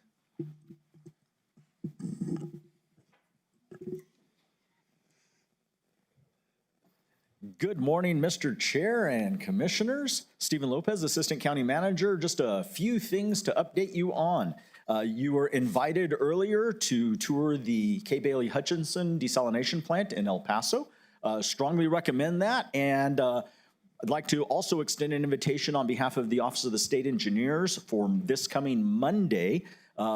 We have every month a meeting with the State Engineers Office staff and other key people, including NMSU, related to desalination. And we're going to be taking a tour on this coming Monday of the desalination research facility that's over in Alamogordo. Or just outside Alamogordo. So anybody who would like to attend, let me know and I will get you the details, and you're welcome to carpool with me. Also, pleased to announce that you met previously Victor Morales, who has joined our team as our engineer supervisor. We also now have a county engineer who has been hired on, and you'll get a chance to meet Carl Clark here in a few weeks as he comes across from the city of Las Cruces. We also, within Any hour now, we'll be posting the fire chief position so that we can get that position underway again. We have some really good local interest from qualified individuals, so we're very hopeful we will be able to fill the position on a permanent basis. Also, you got to see the students from East Picacho Elementary School. We have had in the last couple of weeks outreach from East Picacho and Las Cruces Police Department asking if the county would revisit the idea from 2 years ago that the county would fund a school crossing guard at that school, since that's the Las Cruces Public School, elementary school that's outside city limits. So we will be bringing that forward for your consideration as part of the budget process. We're waiting right now for draft agreements and cost from them. And then we will also be bringing forward to you next month, letting the community know so that they can look for it on the agenda, a pilot program for wastewater connectivity. This is something that a lot of the credit goes to Commissioner Shaljo Hernandez and Senator Hamblin for working with community to put this pilot program together. And if this goes well, then we look forward to being able to expand it to other parts of the county, especially our colonias, where we may have wastewater lines, but people can't afford to connect. Or it's just not cost effective for us to extend sewer lines, but they have a need to replace septic tanks.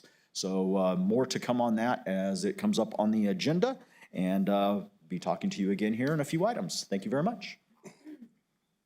Thank you, sir. Thank you, Stephen. I've gone back and forth on this one a little bit, but I do want to talk about Project Jupiter a little bit. We did receive a statement early this morning from Stack Infrastructure. I've shared that statement with the board, and there's nothing really there that's a complete revelation of anything different than what's been said. But what I do want to say is I'm grateful the conversation that has improved. The communication from Stack, from Oracle, from our partners has increased dramatically from our meeting a couple weeks ago. So for that, we are grateful. Critics are going to say it's not enough. We heard from several people today saying they just want to shut this down, and that's all there is to it. Proponents were high-fiving each other to take credit for Project Jupiter yesterday. So depending on who you ask, it'll just never be enough. Here's what we do know based off the facts that were released yesterday. Reduced emissions, that's both NOx and CO2, minimizing water use so it is decreased, and improving air quality. Is it significant enough to move the needle in anyone's eyes? And that's just it. This AI is deeply personal. It becomes something we talk about inwardly then. So on behalf of the board and the team, we ask you all to just continue to listen, just as we are. To the partners, Oracle, Stack, OpenAI, we expect the level of communication we've received the last 2 weeks. It is trending in the right direction. Just so I'm on record, it is my expectation that we have the June meeting date before the next meeting, just as several people have requested today. And Commissioner Chaparro, I just want to, it's an oversight on my part, on the team side. We'll get that item added on the next agenda. I did share that with the chair, and I meant to get that done. So that's on me, so we'll have that added.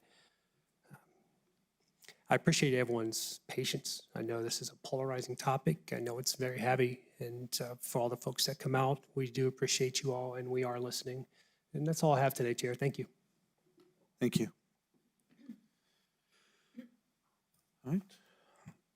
And we'll have commission-appointed board report backs. Commissioner Saldra Hernandez. Mr. Chair, we had our animal services meeting last week, Thursday. We are looking into the budget for the year, which that is a combined JPA between us and the city of Las Cruces. During the meeting, you did bring up some great points about us continuing our portion at what it is for the JPA. So I think we're going into the budgeting process, figuring out exactly what's going on. I think we're really excited about the continued partnership there and to see everything that's going on. I know Mary Lou was there, and we had some really great discussions on that. So I think we should have the budget kind of put together by the next meeting or within the next month to get it over to county staff. And we also had our South Central Solid Waste Authority meeting. If anyone wants to touch on that, Madam Chair? I appreciate it. I think as we had during public input, one of the items was some public meetings that are coming up and trying to work with informing the public on the 20-year plan as well as the Holman transfer station. I know Ms. Rosa Montoya had come and provided that during public input. We also made a couple of budget adjustments and then also got some updates with the negotiations with the first labor agreement they'll be having with the labor that's just, I guess, working on forming their union. So that'll be coming, I guess, an agreement they're still continuing working on, and we should probably have that in there. I think they're hoping sometime in June, but more than likely it may end up pushing into a little bit later than that. But those were the big items, and then one of the small items that I noted is the South Central Solid Waste Authority was also trying to highlight safety within their site, not just for their workers, but also from the visitors that come in, especially at the transfer stations. When you go and visit any of the transfer stations, you're on an elevated kind of platform looking over the semi-trailer dumping in, and so there's been that. They've tried to stem some of the concerns around speeding. And then the other item, which is something that I'll have to get with them a little bit more about, is they've been having, there's concern about people going into these waste transfer stations and actually scavenging for metal and other items. So those are things that they're working to try to address here in the near future. So, but thank you, Commissioner Saldana. Mr. Chair, just really quickly, and I do want to point out again, and I know Rosa did, but April 27th, which was yesterday, to May 4th is Amnesty Week at the transfer station. And for anyone that doesn't know what that is, it's basically you get to, whatever you're cleaning out, whatever you're needing to do, you just go and they don't charge you the rate. So it's a great way to be able to do any of that work if you need to at the Amador transfer station. So again, that's from yesterday until the 4th. Thank you. Any other updates? Okay. Thank you. All right, next is under presentations, agenda item 13, which is the City of Las Cruces update on Peachtree Canyon Apartments, which is an affordable housing development. With that, I'll turn it over to Ms. Daniela Andrade and Ms. Natalie Green. Good morning, Mr. Chair, Vice Chair, Commissioners. Daniela Andrade, Housing Department. As mentioned last month during the housing update, the Board of County Commissioners allocated $1.5 million from ARPA funds for the development of the Peachtree Canyon development in collaboration with the City of Las Cruces. Now this project is coming to a close, and we welcome the City of Las Cruces, Natalie Green, and John Lauterbach from the Housing and Neighborhood Services Department, and they're accompanied with representatives of Thomas Development, so they can provide a presentation of the status of the project. Good morning, Chairman, Commissioners. Natalie Green for the record, Housing Administrator for the City of Las Cruces. I just wanted to give a little bit of background on the project. I know we have some new commissioners, so this Peachtree originally came to us as a concept in 2012, so it's a project long time in the making. They had multiple applications as a 9% low-income housing tax credit. In 2023, they converted to a 4% low-income tax credit, which is a non-competitive allocation from the state of New Mexico. So they were successfully awarded, and we broke ground in October 2024, and then construction started in December of 2024. Again, the city committed $6.3 million. 2.3 was in the form of a grant, and $4 million is in the form of a residual receipts loan to be paid back to the Affordable Housing Trust Fund. And then the county's portion was $1.5 million in ARPA funds, and phase one consists of approximately 144 units. And they serve 60% of area median income, and then there's a small set aside for 30% area median income. So the first phase has 72 one bedrooms, 54 two bedrooms, and 18 three bedrooms. And then the second phase is even mix between those units. It is located in Metro Verde. This was a target area from the city. As you know, it's one of the fastest growing communities and more affluent communities in the county. Amenities include a community clubhouse, a swimming pool, various playgrounds for different ages, lots of green space, which I'll show you shortly, and then some pet areas. And then phase 2 will actually include a splash pad for kids. It is near both an elementary school and a middle school, so students who live in the complex will be able to walk to school. And again, it's Metro Verde is one of our fastest growing communities, so we wanted to ensure that affordability was built in from the very beginning. Phase 1, this presentation is a little bit old, but we're at 98% completion. We have 2 buildings that have their COs. 38 people have moved into those 48 units, and then the rest are in pre-leasing. The rest of phase 1 will be completed on May 8th. We anticipate them getting the rest of the COs and starting to move in.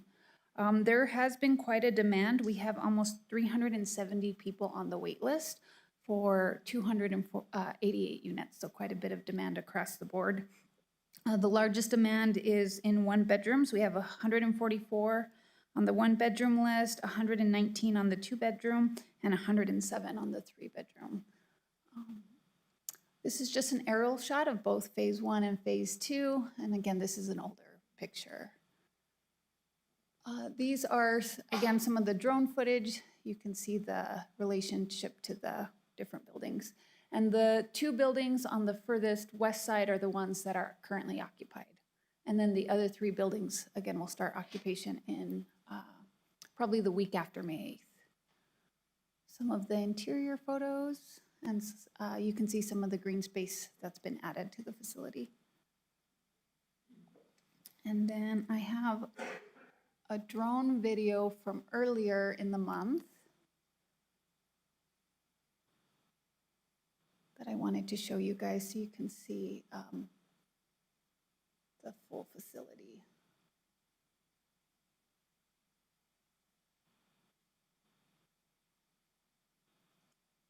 Hopefully it clicks.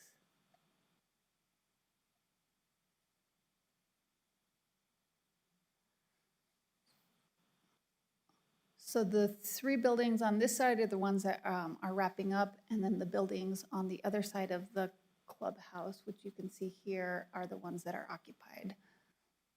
And this was from the end of March, so it looks much different if you were to drive by now. And then you can see the pool and the playgrounds, and there's an additional playground going on the other side. And then phase 2, we anticipate the first building of phase 2 to be ready later this summer with full occupancy ready in 2027. So very exciting.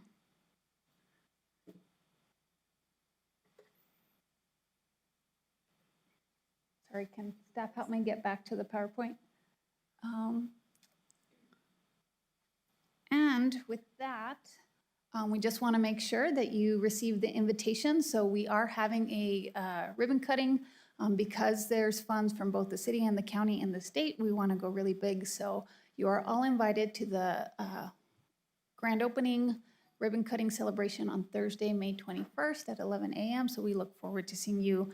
And then I know we'll have a representative from the county to be a speaker in addition to the other elected and state officials. So look forward to seeing you guys, and thank you for having me.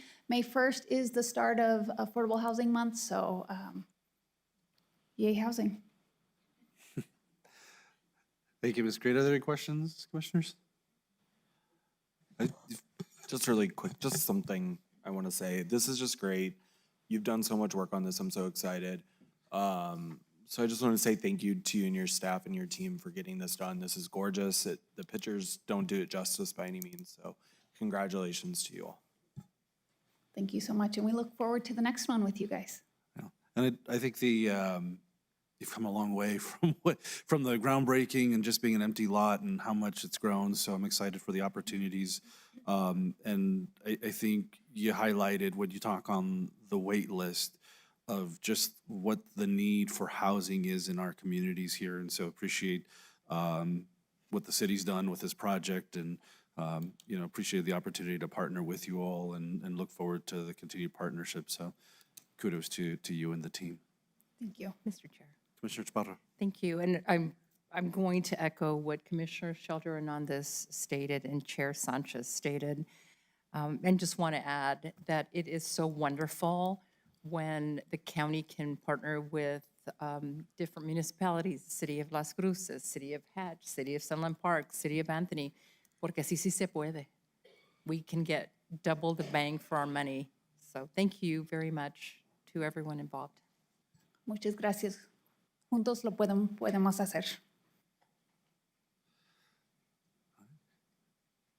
Thank you so much. Appreciate you coming.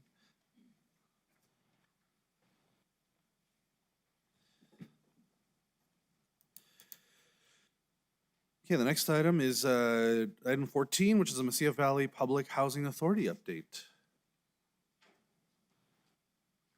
Mr. Chair, Madam Vice Chair, Commissioners, in the February Commission meeting, the board requested an update from one of our partners, the Mesilla Valley Public Housing Authority. It's here with us, Artur Marujo, Executive Director. He's going to provide the highlights of 2025 and some of the initiatives that we will see as interested projects as the county. Good morning, Ms. Marujo. Thank you, Dana. Good morning, Commission, Chair Chop Sanchez. First off, I'd like to say we're going to start getting to some multimedia on our website. And Mr. Lopez, I would really love to use your voice as narration. So, very good. So, my name is Art Marujo. I am a lifelong resident here of Las Cruces, New Mexico. I was brought on board as Executive Director last year. In about 3 weeks, I'll complete 1 year service with Mesilla Valley Public Housing Authority. I'd like to just give you an oversight of the Housing Authority, what we do, the programs we have there, and where we're going forward, and what I see for the next 5 years. Is this my little clicker right here? All right, so today's agenda, who we are, our programs and portfolio. I want to go over our community impact and the housing, our current projects and development, and any questions and discussions we can have. MVPHA at a glance, we serve over 6,000 low-income New Mexicans. We have $18 million of annual economic impact in Doña County. We have 1,691 HCV vouchers and 681 light-tech and affordable housing units. So back in 2012, the City of Las Cruces and Doña County came together and they merged and they formed the Mesilla Valley Public Housing Authority, which was originally created back in 1961. MVPHA is governed by a 5-member board of commissioners, 2 of whom are represented and appointed by the mayor of the City of Las Cruces, and 2 of whom are appointed by the board of Doña County Commissioners. The 5th member is a resident of our projects or an HCV recipient. The Board of Commissioners, as of 2026, you have Sylvia Chavez, who's the chairman, Kaylee Martinez, vice chair, Aaron Boyd, commissioner, Monique Lopez, commissioner, and our resident commissioner, Gloria Molina. As far as for executive staff, myself as executive director, finance manager, Andrea Polanco, programs manager, Galen Herrera, maintenance manager, Mike Sanchez, and HR administrator and executive assistant, Ms. Maria Lincoln. We'll go ahead and skip this one. That's a repeat there. The public housing program. So what is the public housing program? So MVPHA's public housing program, we manage 4 public housing locations with 248 low-rent public housing units throughout the City of Las Cruces. We have Tres Árboles, San Pedro, Walnut Grove, and Jardines Arreglos. These are the locations. They are located in the center of Las Cruces, off of Idaho, Mulberry, Walnut, and San Pedro. Moving on to the Housing Choice Voucher Program, which is the biggest federal program that is administered by public housing agencies out there. This is the program where vouchers are issued to tenants and go out and find rentals. Affordable rentals is for low-income income families. Right now, we are paying about $9 million in annual payments to landlords and we have 367 landlords participating in our program. We have over 90 HUD VASH vouchers for veterans, and we have Family Unification Program vouchers of 40. We also have 100 vouchers of non-elderly disabled vouchers for families to lease affordable private housing of their choice and to assist persons with disabilities. Section 8, new construction multifamily housing, Jardines Verdes. We have 40 units located in Burley Court in Las Cruces, New Mexico. And we have other affordable housing properties, such as our Almendra Apartments on Espina. We also have Oak Street, which is a veteran housing.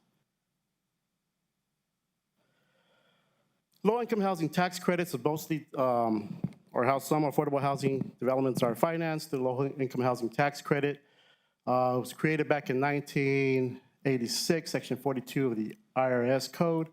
It administered by the state finance agencies, MFA, now Housing New Mexico. It reduces developer borrowing costs and debt. It's an annual credit for 10 years. The investor earns dollars for dollar against federal tax liability. It's targeted to low-income households between 50 and 60%. And these units must remain affordable for a minimum of 30 years. And the tax credits are awarded annually through a competitive process. These are some of the low-income housing tax credit developments that we own and are controlling. It's Cimarron 1, Cimarron 2, both located in Anthony, New Mexico. Desert Palms, Falcon Ridge, located in Hatch. Montana Senior Village 1 and 2, Robledo Ridge, Stone Mountain, and Desert Hope. So our strategic goals to address affordable housing needs in Las Cruces and Doña County. We want to meet the need for safe, quality, and affordable housing. That's number one.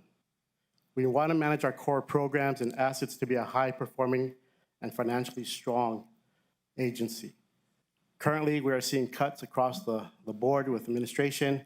New budget that just came out, a little worried because they zeroed out not only the home, CDBG, but also our housing voucher program and our public capital program, which helps modernize and keep our old units up to code.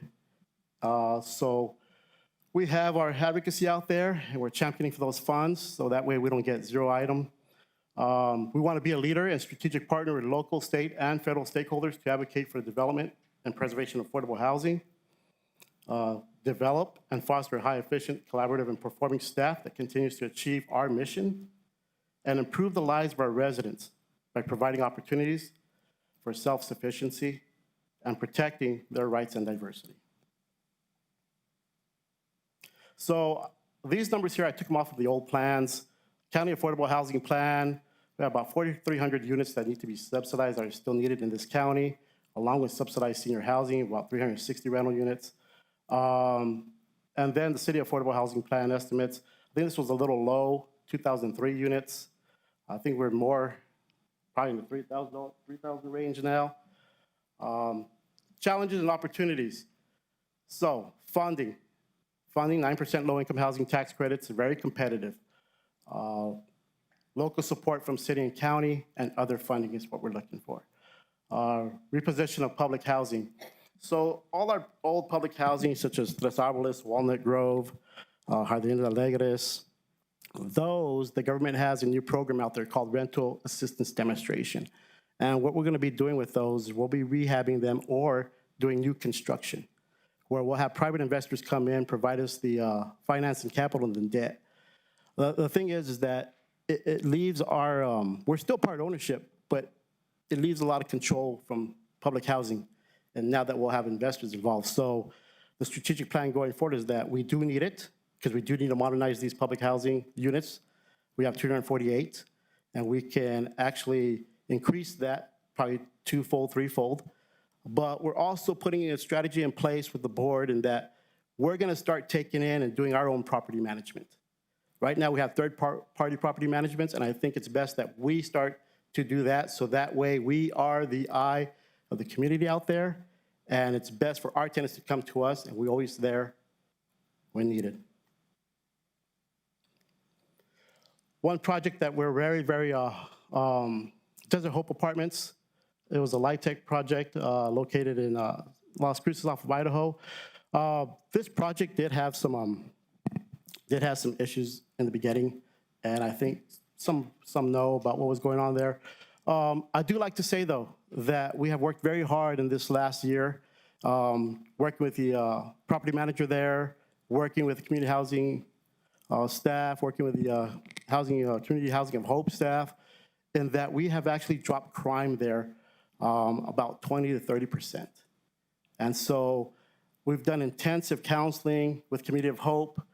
We have 3 staff assigned to that from MVPHA, and it's just something that when we came in, put our heads together with staff, and we knew that this had to be taken care of. So now this project is it's also starting to see a little bit of in the black. Before it was in the red, because we were spending so much money on it, but we're starting to turn things around with that one. Our new project, Paseo Verdes project, which is in collaboration with the city of Las Cruces and other investors, will be located on Campo Street, right behind our office, and right behind the new Boys and Girls Club. So if you're familiar with that corner on Campo in Arizona, that's where our new project will be going. We just awarded the contract for construction last week. We hope to break ground in about 2 months.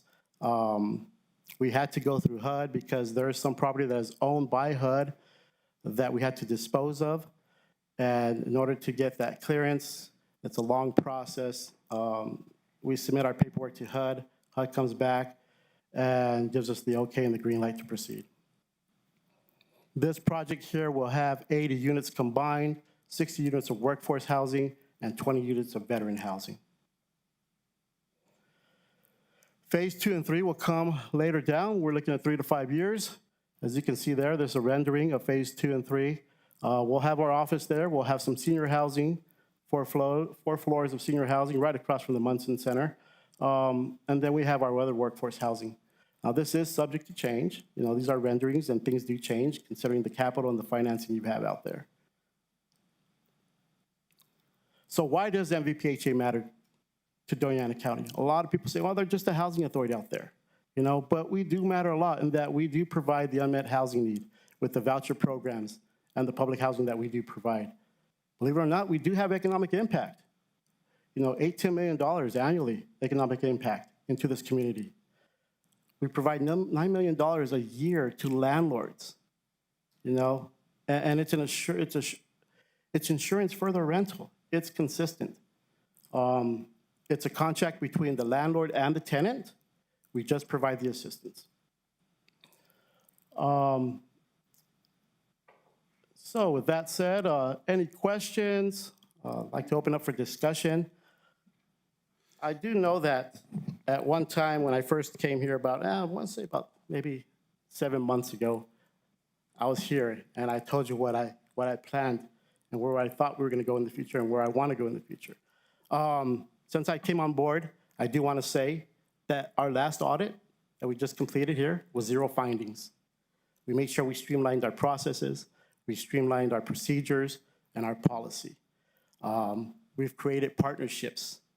For a while, the partnerships were non-existent.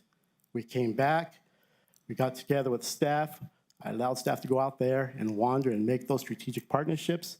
And now we have great partnerships going on with Cassandra's group. We have partnerships with Terra del Sol that we're looking at some farm labor housing. We're gonna try to go back and do some senior housing because we know that the rural areas are much needed. And so we're gonna take that aboard. We're gonna do new developments as well too. So as you can see with the Paseo Verdes, we're doing that. We're also gonna increase our family self-sufficiency program. Now, I don't know if you all heard in the news that there's also some public comment right now about term limits on public housing and how long you can stay there. And right now, the administration has it 2 years. It's gonna come. It is gonna come, so we're gonna prepare for that. But we have the choice to put those term limits. So with the staff and I, we're putting together on the board, we're looking anywhere between 3 to 5 years. It will exclude disabled and it will exclude elderly. There will be a to-work program, part of the public housing, so we have to start preparing for that.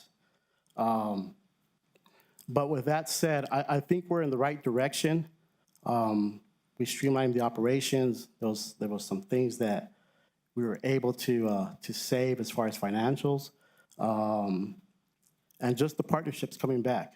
Going back to the FSS, Family Self-Sufficiency Program, we now have a working clothes closet for our tenants who want to go out there, who have a job interview. And we've had tenants come in and they take a suit, they take some dress clothes, because we know there's needed. We partner with Roadrunner Bank to provide food boxes to our tenants. And on May 22nd, I invite you, and they'll be going out. We'll be having a neighborhood party. So, you know, come, I'll be just cooking hot dogs. That's it, you know, nothing fancy, no T-bones or ribeyes. But I invite you all to come over and meet the staff and see what we're all about. Thank you, Mr. Marujo. Thank you. Are there any questions, Commissioners? Commissioner Chaparro? Thank you, Mr. Chair.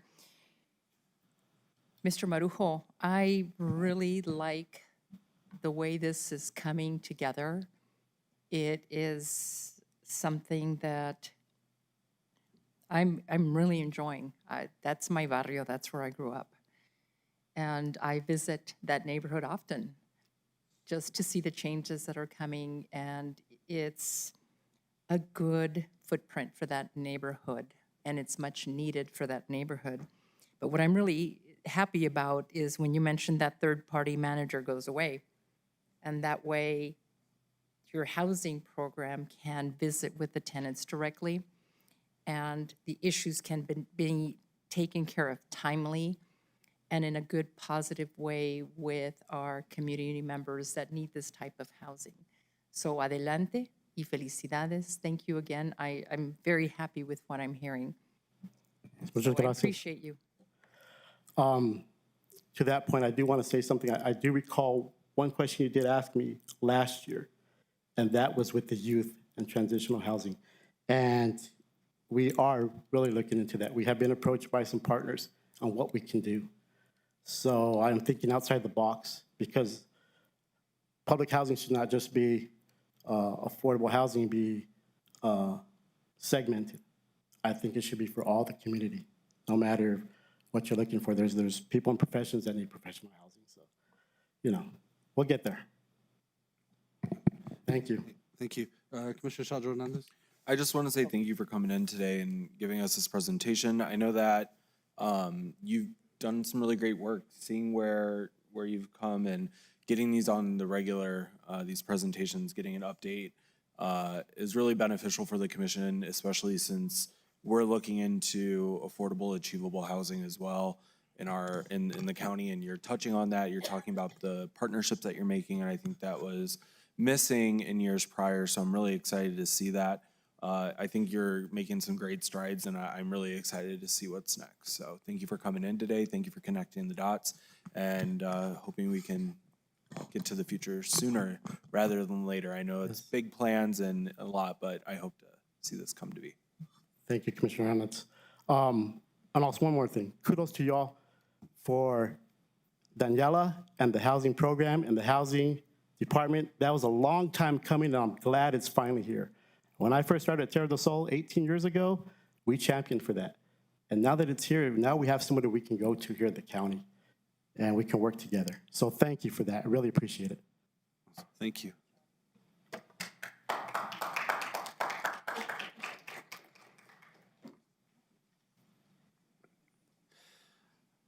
All right, item number 15, which is an update on the CRUA dissolution and water and wastewater services in the Santa Teresa area.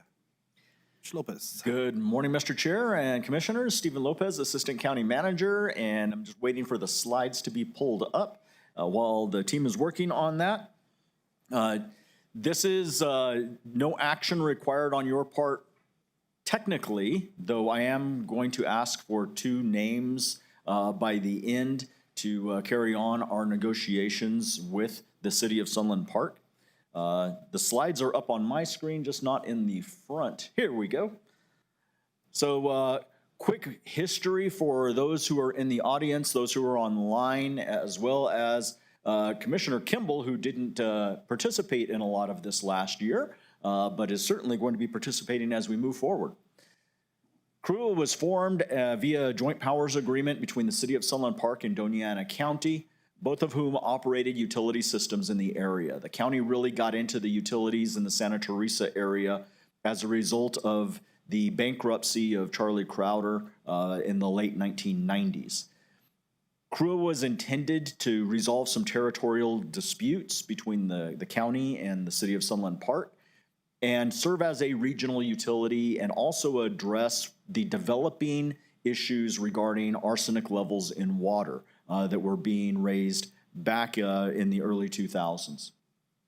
CRUA started its operations in February 2009 under the Joint Powers Agreement, and there were numerous water quality complaints that you all have heard over the last few years, but really those started peaking after 2020 and the discovery of high pH levels that led to a shutdown of part of the system for a few days while repairs were made.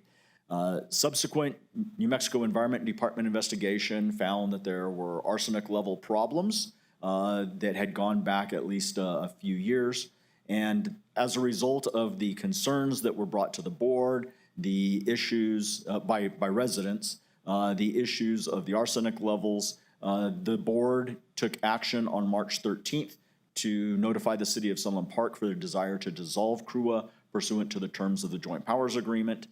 We started negotiations with the City of Sunland Park shortly thereafter, but those negotiations with the City of Sunland Park did stall in November 2025, as we've notified you in the past, in large part because we need to resolve the service area issues so that we know which customers need to be served by which entities and which infrastructure needs to therefore be transferred to them. So here are some updates real quickly on CRUA issues. As you know, one of the things that this board did in August of 2025, August 12th technically, was to pass a resolution that helped CRUA with some funding. In part, fire hydrants in the Santa Teresa area, when they were inspected, a little over 30 were found to be non-functional. So this board approved financing 50% of the cost to replace those.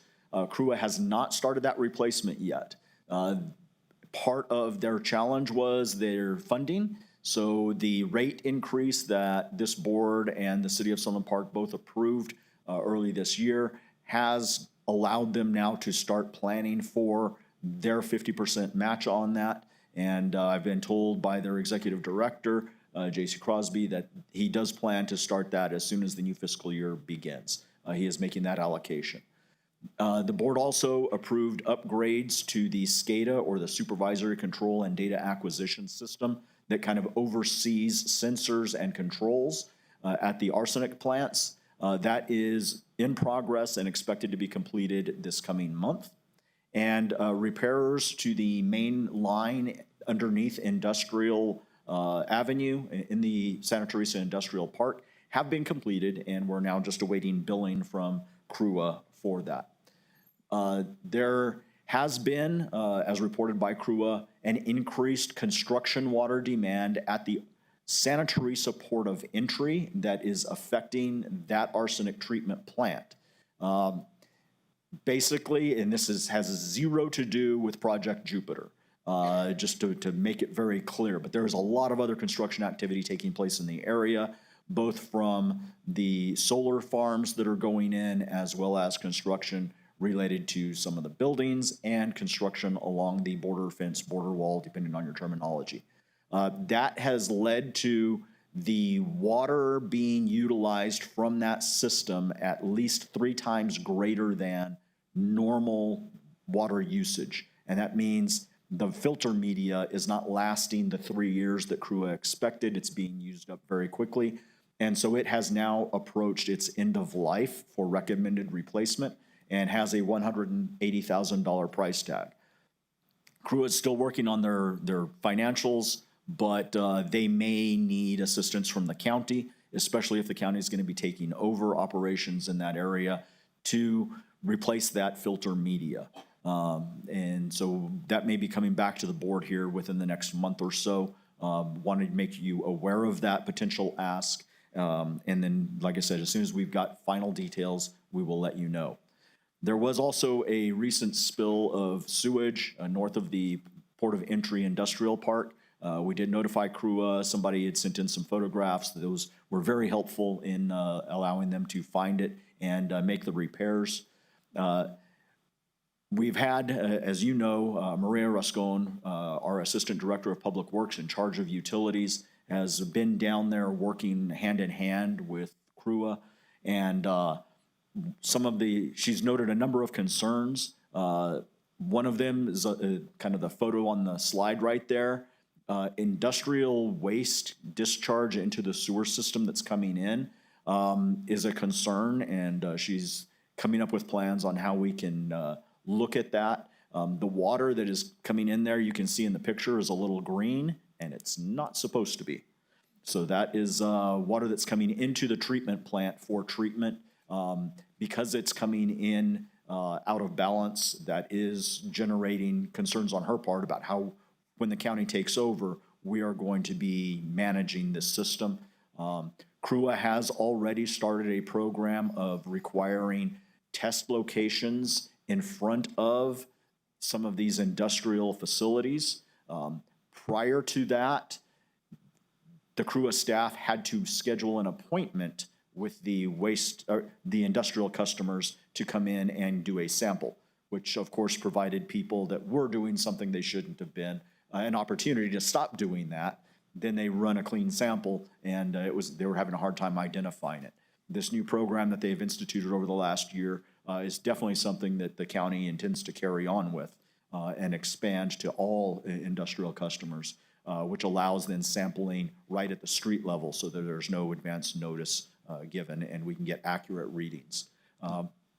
Mr. Lopez, Yes. Commissioner Chaparro has a question. Yes. Thank you, Mr. Chair. Stephen, I'm seeing this, and it looks vaguely familiar from years ago to me.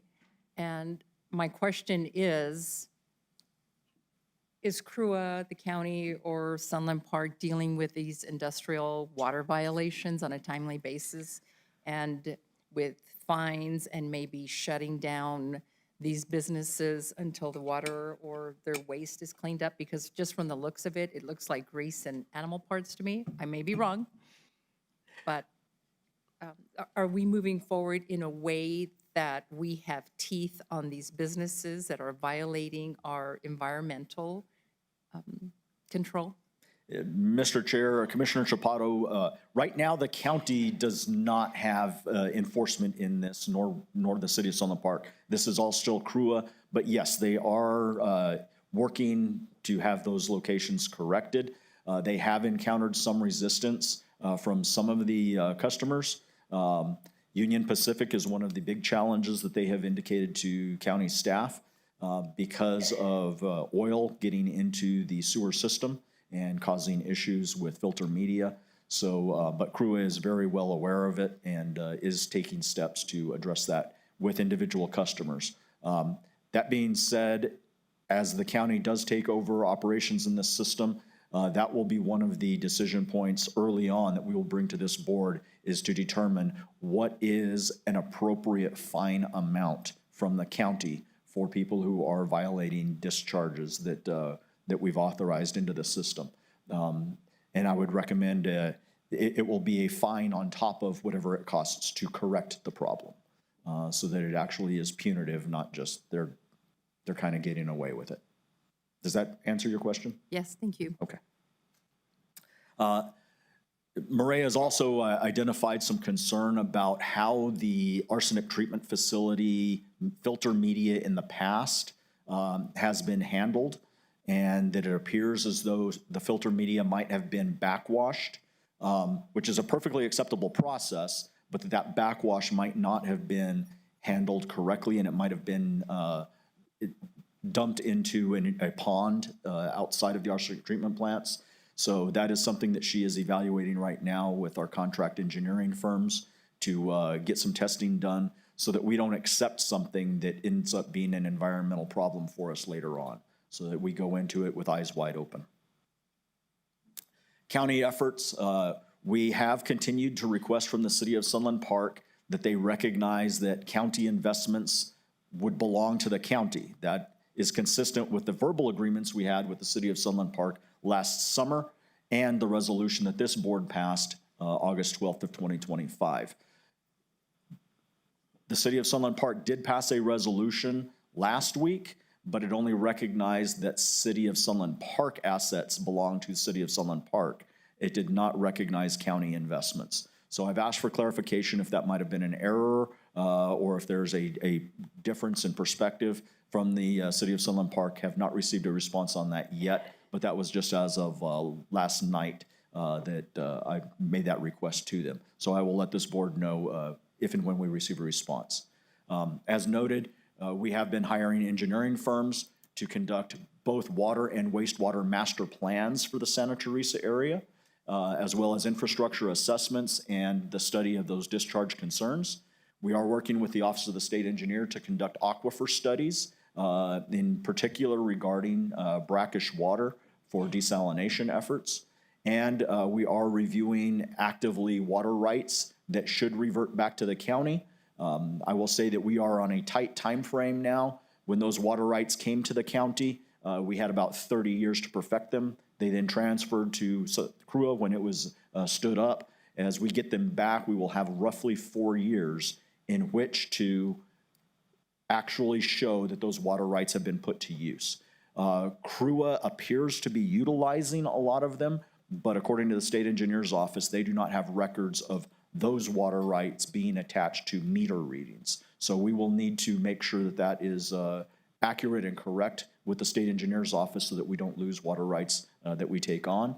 And we are, as the board is aware, already negotiating the purchase of land for a new regional water and wastewater site that is central to the area, to also add a 2 million gallon elevated water tank that you approved in November to be on our ICIP list. Other items, demand for service in this area continues to greatly exceed CRUA capacity. That is causing projects and development to stall in the area. We believe if we had that 2 million gallon elevated water tank and matching expansion of the wastewater treatment plant right now, we would probably already have 50% of it spoken for by development that's already backed up. So there is definitely need for the expansions.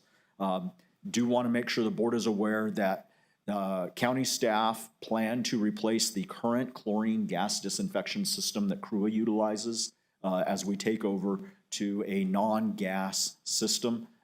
We just do not like the gas systems due to danger for our workers, changing out gas bottles, as well as if there is a leak, the danger that it provides or presents to the general public. So we will be moving towards a non-gas system for disinfection. It is, people ask, isn't that more expensive? Yes, it is. That cost will be passed on in the appropriate rate structure. It will not be coming out of the county's GRT.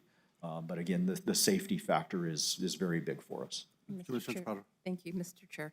Mr. Lopez, regarding the the chlorine gas disinfection system, I'm a little familiar with it. So we're moving to liquid. Is that what you're telling me? That is going to be most expensive or more expensive? Do we know how much more expensive it's going to be? Mr. Chair, Commissioner Chaparro, we do not know exactly how much more expensive. We've received estimates from different supply companies. In the area, New Mexico State University has been utilizing this for a while because they didn't like the gas system right outside of dormitories and apartments for the same safety reasons that we have now. In particular, because of the Alta Mesa subdivision that's been planned for over a decade, which would be directly downwind from the new regional site. And the evacuation time just is not sufficient to be able to get people safe, whether it's shelter in place or evacuated if there's a large leak. And that makes sense. But out of curiosity, how many chlorine gas problems have we had in the last 5 years? The county. Any accidents or things of that nature where that chlorine gas has escaped and caused, well, I understand if you inhale it, you die immediately. But have we had any accidents regarding that? So, Mr. Chair, Commissioner Chaparro, we have not had uncontrolled large releases, but we have had some release issues with personnel changing them out where our personnel have been impacted. So that's just literally a step away from if that employee wasn't able to then shut that bottle off, that it would continue to discharge into the atmosphere. So it's right on the cusp, but fortunately, we have not had any large releases into the environment. Thank you. Thank you, Commissioner Chaparro. So desalination plant, right now, our county desalination plant efforts to actually construct are on hold pending the work we're doing with the Office of the State Engineer on aquifer testing, as well as land purchase from the Bureau of Land Management and partnership with other utilities in the area so that this can be a regional desalination plant. So we hope that there is some good positive direction on this over the next few months, hence why the tours are taking place. We have noted that there is a lot of deferred maintenance throughout the Santa Teresa Industrial Park utilities system, and we'll talk about that here in a minute. There's also a need for new main lines and a force main from the port of entry to the wastewater treatment plant and the new elevated water tanks. And there is lack of power backup at lift stations. So when there is a loss of electrical power, sewage backs up, as we've seen in other parts of the county over the years. So our needs right now, we need the city of Sunland Park and the county to come to an agreement on the service areas. And I'm emphasizing here, exclusive of annexation. The city of Sunland Park has wanted to link service area and annexation together. They do not have to be linked together. There's no legal requirement that they be linked together.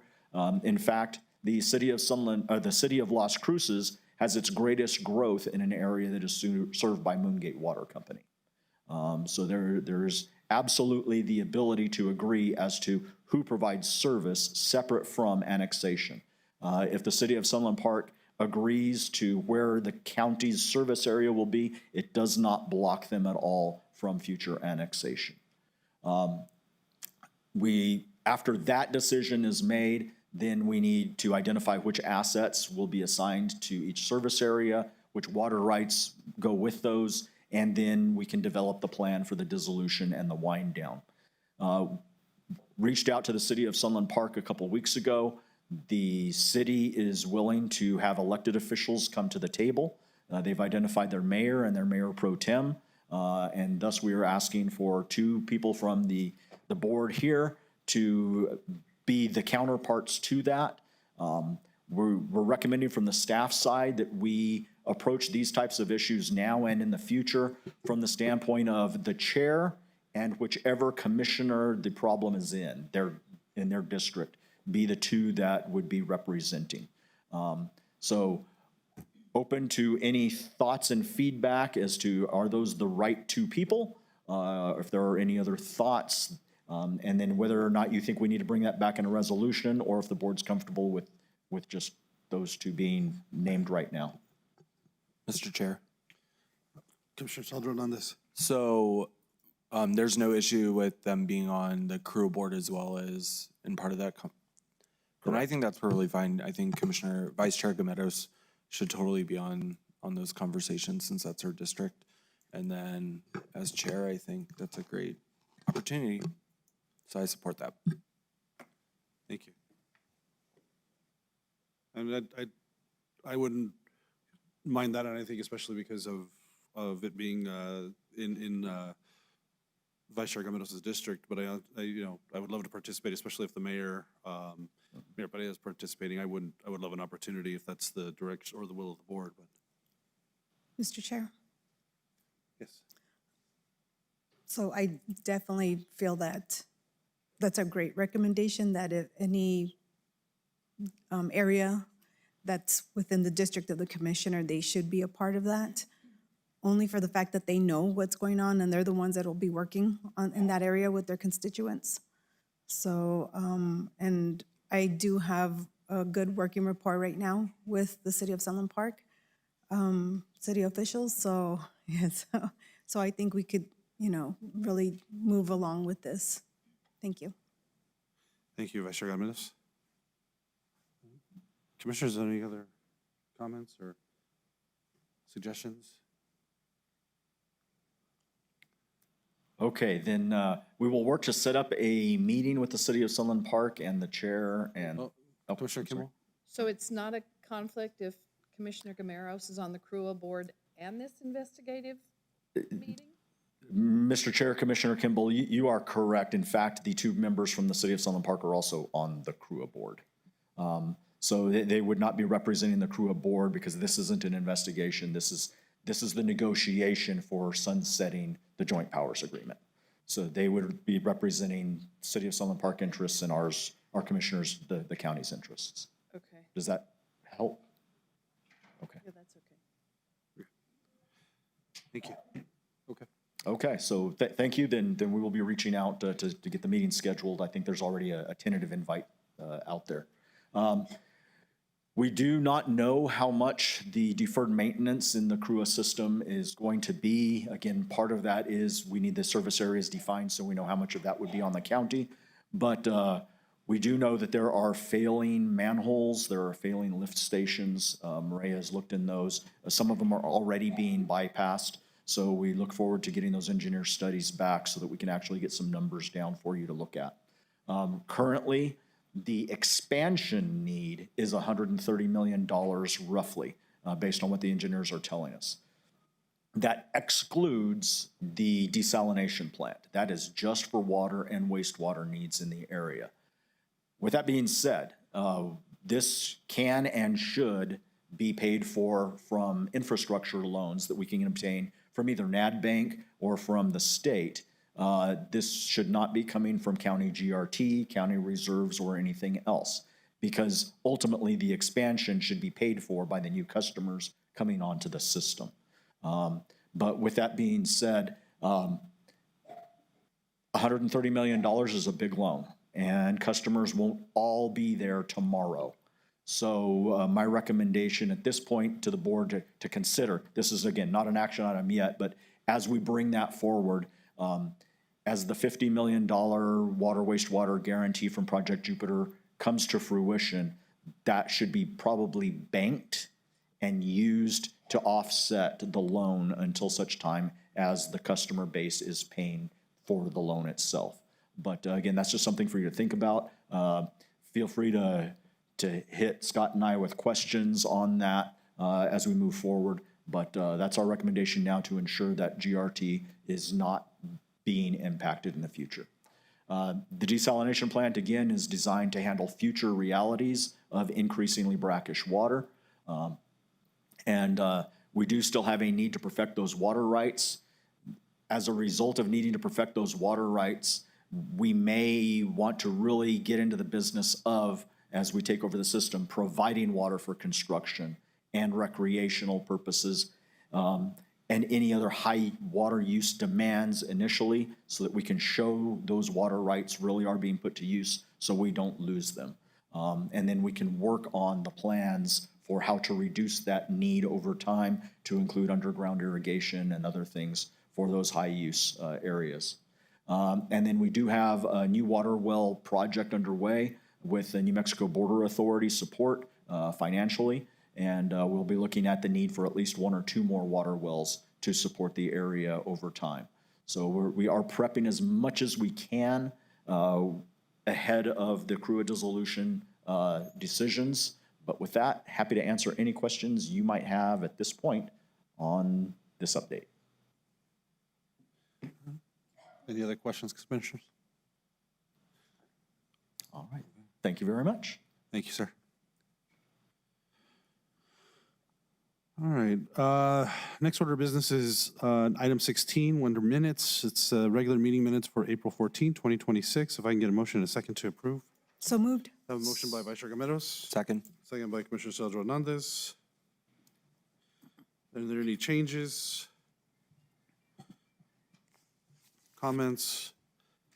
Okay. All right, then Brandy, if you can do a roll call on the meeting minutes for April 14, 2026. Commissioner Sergio Hernandez? Yes. Commissioner Kimball? Yes. Commissioner Chaparro? Yes. Vice Chair Gameros? Yes. Chair Sanchez? Yes. All right, those meeting minutes are approved. All right, now moving under approvals, item number 17. The first item is resolution approving the Assessor's Office Annual Property Valuation Maintenance Plan. If I get a motion and a second to begin the discussion? moved. A motion by Vice Chair Gameros. I'll second the motion.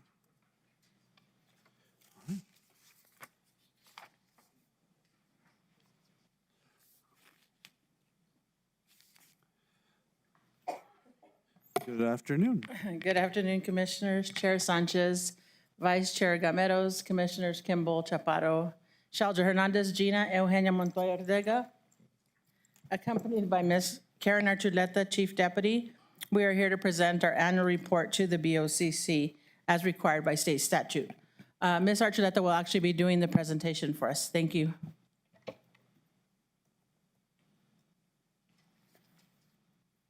Good afternoon, Commissioners. The annual report that's provided in your agenda packet is the product of the assessor's statutory obligations to achieve current and correct property values that reflect the current real estate market for our area. Real estate markets change and fluctuate. Their changes are based on environmental, economic, governmental, and social conditions. Conversely, property value is valued at a specific point in time using current property characteristics, and the value remains static until it's revalued. This creates a discrepancy between the market value and the assessed value of a property.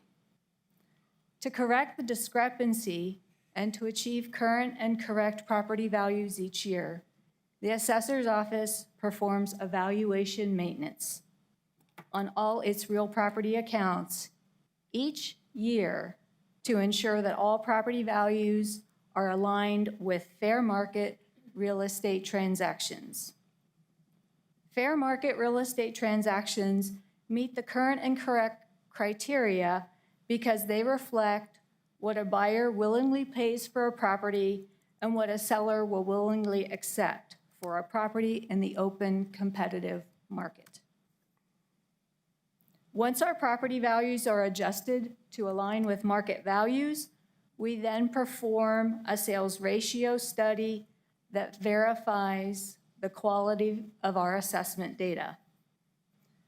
The sales ratio tells us the market levels at which property is being valued.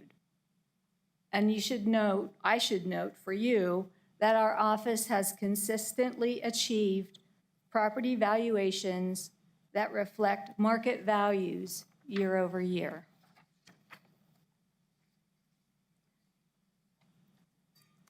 In our annual report to you, we provide information on the various departments that assist us with achieving a successful property valuation.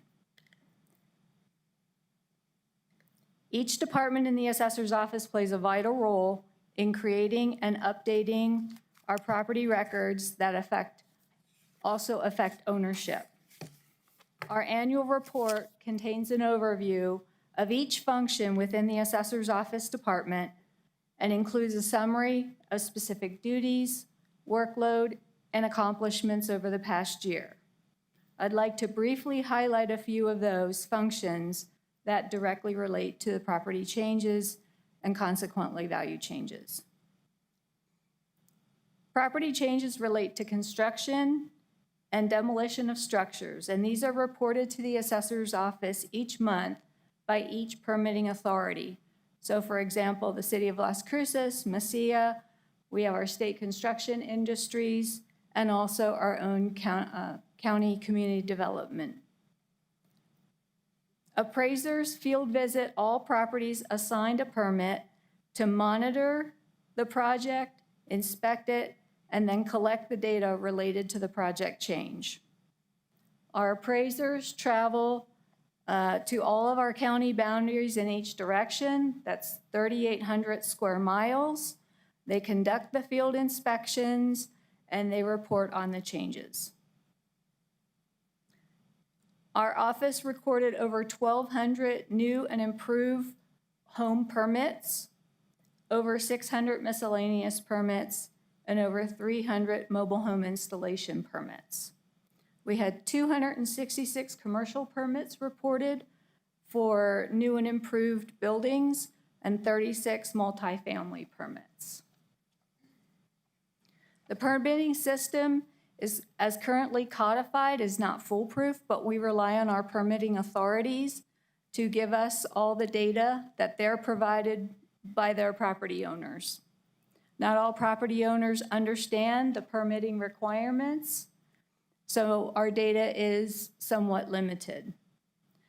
But our appraisers, once they're out in the field, are also capturing changes as best they can. They do what we call discovery permits, and we totaled 340 discovery permits last year alone. Once the data is collected by our appraisers, it has to be added to the property record. We have data entry staff who review the data in light of the full property record. They authenticate the data to catch any inconsistencies and errors, and the inconsistencies or errors are brought to the attention of the appraiser to either verify the information or make a correction.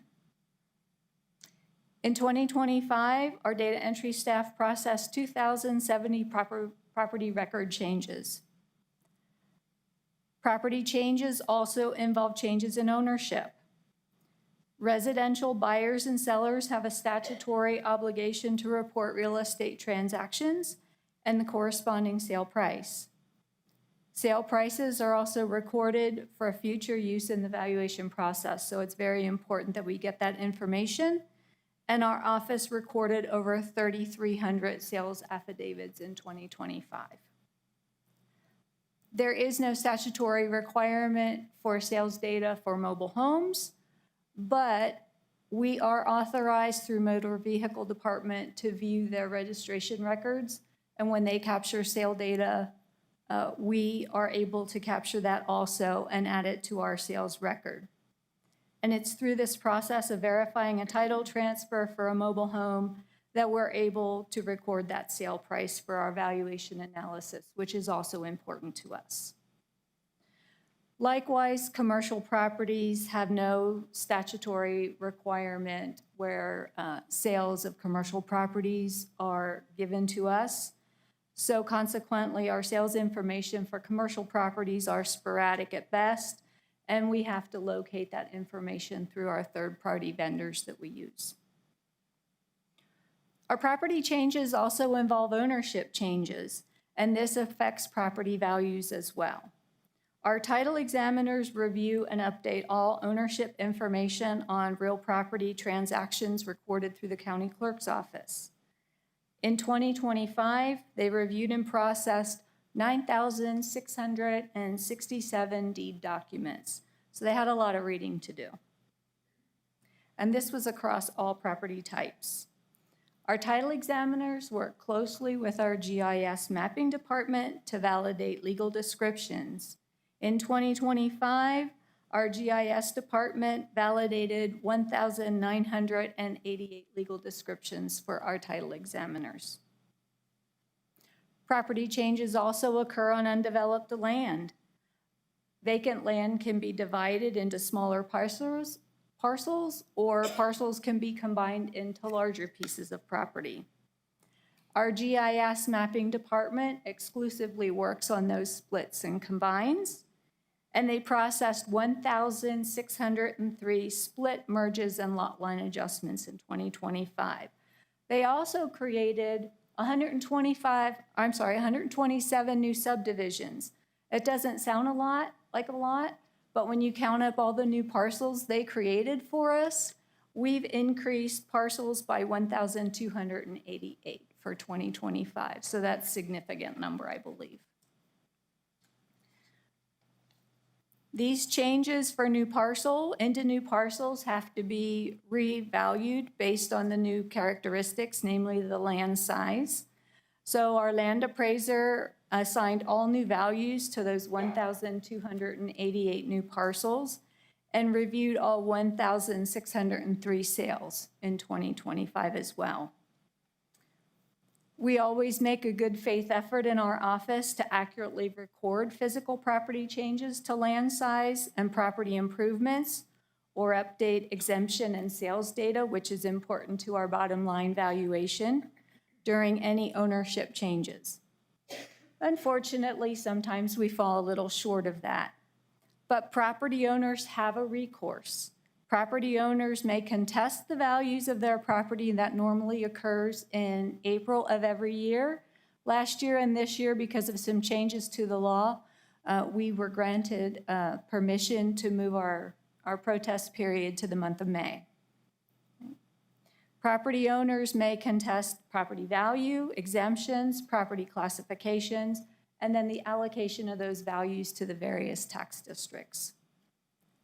Statutorily, the protest process runs its course within 180 days from the date of the protest is filed until it's resolved. So we spend quite a bit of time, 3 months out of a year, and sometimes a little bit more than that, to prepare for our protest process alone.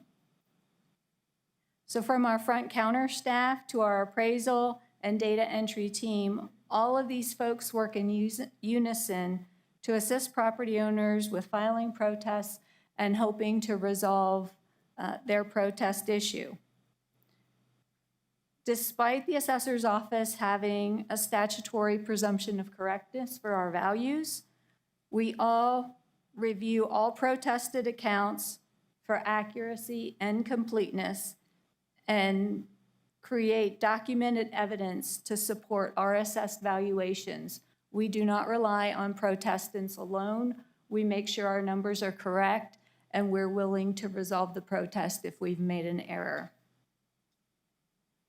Unresolved protests are scheduled for a hearing before an independently appointed valuation board. Evidence from both the protestant and the assessor's office are presented, and the board then renders a written decision to either uphold our value or make a value change based on the protestant's information.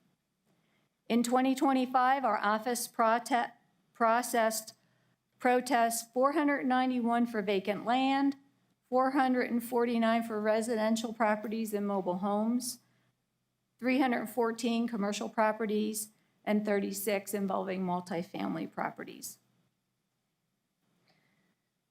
Once we have all our changes made for a valuation year and all accounts have been updated, then we begin in earnest with our valuation maintenance program. This program is a thorough statistical review of all accounts based on each property type to verify that all similar properties in similar areas are valued in a similar fashion and are on par with the market data for that area. Collectively, our appraisers have analyzed approximately 83,000 accounts for this program. Each residential appraiser is responsible for an average of 9,000 accounts. We have 7 appraisers and 5 appraiser assistants who help them for the entire county. We have 1 mobile home appraiser and one dedicated mobile home appraiser and 1 appraiser who helps periodically. Each is responsible for about 7,000 accounts of mobile homes. Our commercial appraiser is responsible for over 4,000 accounts, and our multifamily appraiser is responsible for about 2,000 accounts. The valuation maintenance program is a complex market analysis containing multiple layers of review to confirm data sets and identify any variables that have to be independently studied and considered. Appraisers conduct individual reviews to address unique circumstances that create outliers. These deviations are reviewed individually to avoid corrupting the data sets. Great care is taken to audit and locate outliers and research the individual accounts to understand the nature of the deviation and how to process it. Generally, however, Property is grouped according to property type with subgroups according to specific property characteristics within their respective geographical areas. So as they're analyzing, appraisers individually review each reported real estate transaction. They have to identify those sales that were conducted in the open market and are arm's length transactions. This layer of review ensures that only valid market data is applied when determining values. So this is an important step, first step for them. Once the valid sales are established, they're used to calculate the sales median.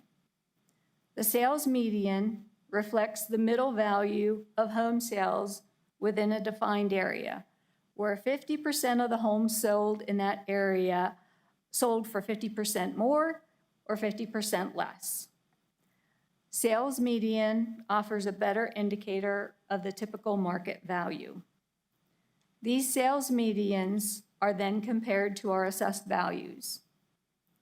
At this time, the appraiser is going to make adjustments to our assessed values to match sales medians to achieve that magic market value number. As an added layer of verification, our office produces a sales ratio report that compares our adjusted assessed values to our market values. The standard for the sales ratio is 0.90 to 1.03. A sales ratio of 1.0 confirms that our assessed value is at market value. A sales ratio of 0.85 and below means the property is undervalued and would need to be reappraised.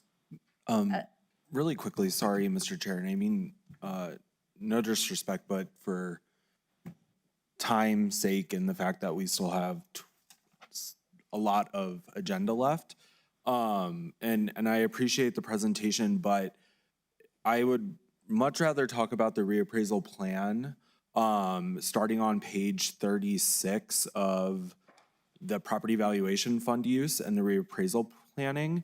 If we can just talk about that, I see that there's, and like I said, I mean no disrespect here, but we have a large agenda.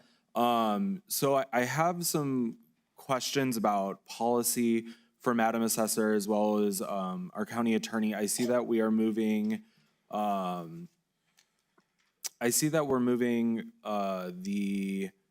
basically the whole entire budget of the county assessor into general fund. And then I see that we're not utilizing the 1%. And it seems like we're wanting to outsource this. I believe that there's a current RFI out there. And there's an assumption in here as well that says the salaries and operating expenses are transitioned to the general fund, allowing the 1% property valuation fund to accumulate reserves for your future reappraisal, which I think is great, but this is great to have information about what the office is doing, but I just want to really hit on the actual plan itself. When we're looking at the funding capacity and implementation strategy, especially when it comes to staffing capacity, the staffing capacity that I'm seeing here doesn't match the staffing capacity that was mentioned earlier in the report. So I just wanted to talk about that as well, because one section, it says that there's 10,000 residential appraisers that are appraising 76,657 parcels. But earlier it says that there's only 1,400 total parcels being evaluated is what I read. So I'm just confused about that. But if we can just go to the reappraisal, talk about that, and then if we have any questions, we can ask it from there. Chairman, Commissioner, with all due respect, I want to make sure you all understand that we have a statutory obligation where we come to you discussing our annual budget. Aside from the reappraisal program that you're envisioning we discussed today. So our goal also today is to make sure that what we're doing annually meets with the expectations and justifies our annual budget, separate and apart from what we do with a reappraisal program that occurs generally between every 4 to 6 years. So what I'm explaining here is one component of what we need to do. We need to get your sign off on so we can submit this report as approved to our PTD evaluator, who is also determining whether we're functioning within our scope of responsibility under the statutory guidelines. So I don't want to get too far afield. I respect what you're asking, and I'm willing to answer those questions. But at some point, can we circle back to make sure I get what I need when I go to my evaluator for the state? Okay, so Okay. I was under the assumption that the last time that we had a work session on this, that this is what we were going to be talking about. So I thought this was already going to be done prior to us coming here today, because the state statute is asking that we implement a plan each year. This is our evaluation maintenance plan that we have followed for years. We were trying to, educate you all because you're not subject matter experts in appraising. And so we were trying to explain and then in a way justify what our annual budget is. And part of that is because we are moving our regular routine operating expenses back into the general fund budget so that we can reserve our 1% fund for the actual reappraisal program that you're envisioning.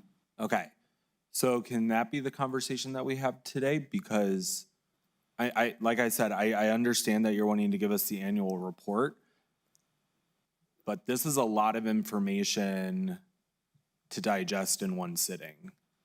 I appreciate that, and I was trying to make it as condensed as possible, but there's a lot of information and layers to what we do. And I didn't want to lose anything because, again, this has to do with our budget, and I knew this probably would come up, which I was hoping what I was saying would help explain some of what you want. Okay. Mr. Chair? Yes, ma'am. Oh, I'm not chair, sorry. Mr. Chair? 2 years, sorry. Commissioner Kimball. So are you asking us for approval of your annual report? Because that's not what's on the agenda. Correct. So we can't vote on your annual report today anyway. We can only vote on your plan. Chairman, Commissioner, the actual agenda item was a resolution approving the Assessor's Office Annual Property Valuation Maintenance Plan, which is what I was presenting. The plan, but not the annual report. The plan, the report. They're two different things. Well, the plan explains, the report explains the plan, I guess. So I'm with Commissioner Kimball on this one, and we have had this on the work session several different times. I would rather go over the plan of reevaluation. I want to talk about the RFI that you put out. I want to talk about moving the 1%. I want to talk about everything going into the general fund. I want to go over staffing. That's what I personally would like to see and talk about today. If we want to go over the exact plan so that we can get educated on what the assessor does in our county, I think that's fine, but I don't think we have to do this here in open session in front of people that are waiting for other agenda items to come up. Unless you can tell me how long this presentation is going to be. Yeah. And Commissioner Shelton on this, I think I'd agree. I think when you look at particularly the reevaluation plan, you're making an assumption of what we're going to approve as a board of commissioners in the budget. No, that's what it says here. It says here that you all are going to reserve your 1% so you can build up reserves, and then you're going to use the general fund. None of that has been discussed by this board. None of that has been discussed by this board. So you're making an assumption on what is going to be approved on your budget, and we haven't even had the discussion of the budget yet. Chairman, what we're trying to do is we're trying to strategize for our annual budget. I recognize that the budget hasn't come to you yet, but under the statutory responsibility that we have to strategize what budget we need. We have to request the monies. And this is merely to show you that we are running an efficient program and in a way justifying the budget that we're going to come back to request for the next fiscal year. But if we're going to strategize, then it shouldn't be on the BOCC meeting. That should be on a work session. Well, that, with all due respect, Chairman, that is the responsibility of the assessor to determine how we're going to value properties. That's a statutory responsibility of the assessor's office. And part of that means that we have to figure out what kind of money we have to request from you. You have the obligation to look at our budgetary requests and say yay or nay. That is your obligation. Our obligation is come to you with a good budget that reflects what we need to do so that we can serve the members, the property owners of this county, and we can do it in the best way possible. Commissioner Chaparro. Thank you, and thank you both. I appreciate the commencing of this chat, this attempt to explain how the assessor's office works. I do have to agree with my fellow commissioners. Number one, this is approving the maintenance plan. I wholeheartedly agree with Commissioner Sheljo Hernandez on the items that are, at least what I'm understanding from the commissioners, that are more important at this point. I understand your statutory obligation. Completely get that. We're not battling about that. However, this commission decides whether it's during a public meeting or during a work session. The assessor does not decide that. The assessor decides what to present. This commission decides when it's presented. And you're hearing from commissioners saying, this is not the time for the presentation. We prefer to talk about the reappraisal plan at this time. So, Mr. Chair, if we can move forward, I'd appreciate it. Thank you. Absolutely. And I think, like I said, if that's not the intent of this, then, you know, we can do this to another meeting. We can table it to a future meeting. But my biggest concern is that you're asking the commission to sign off on this when there are aspects of this that we haven't had discussion on yet.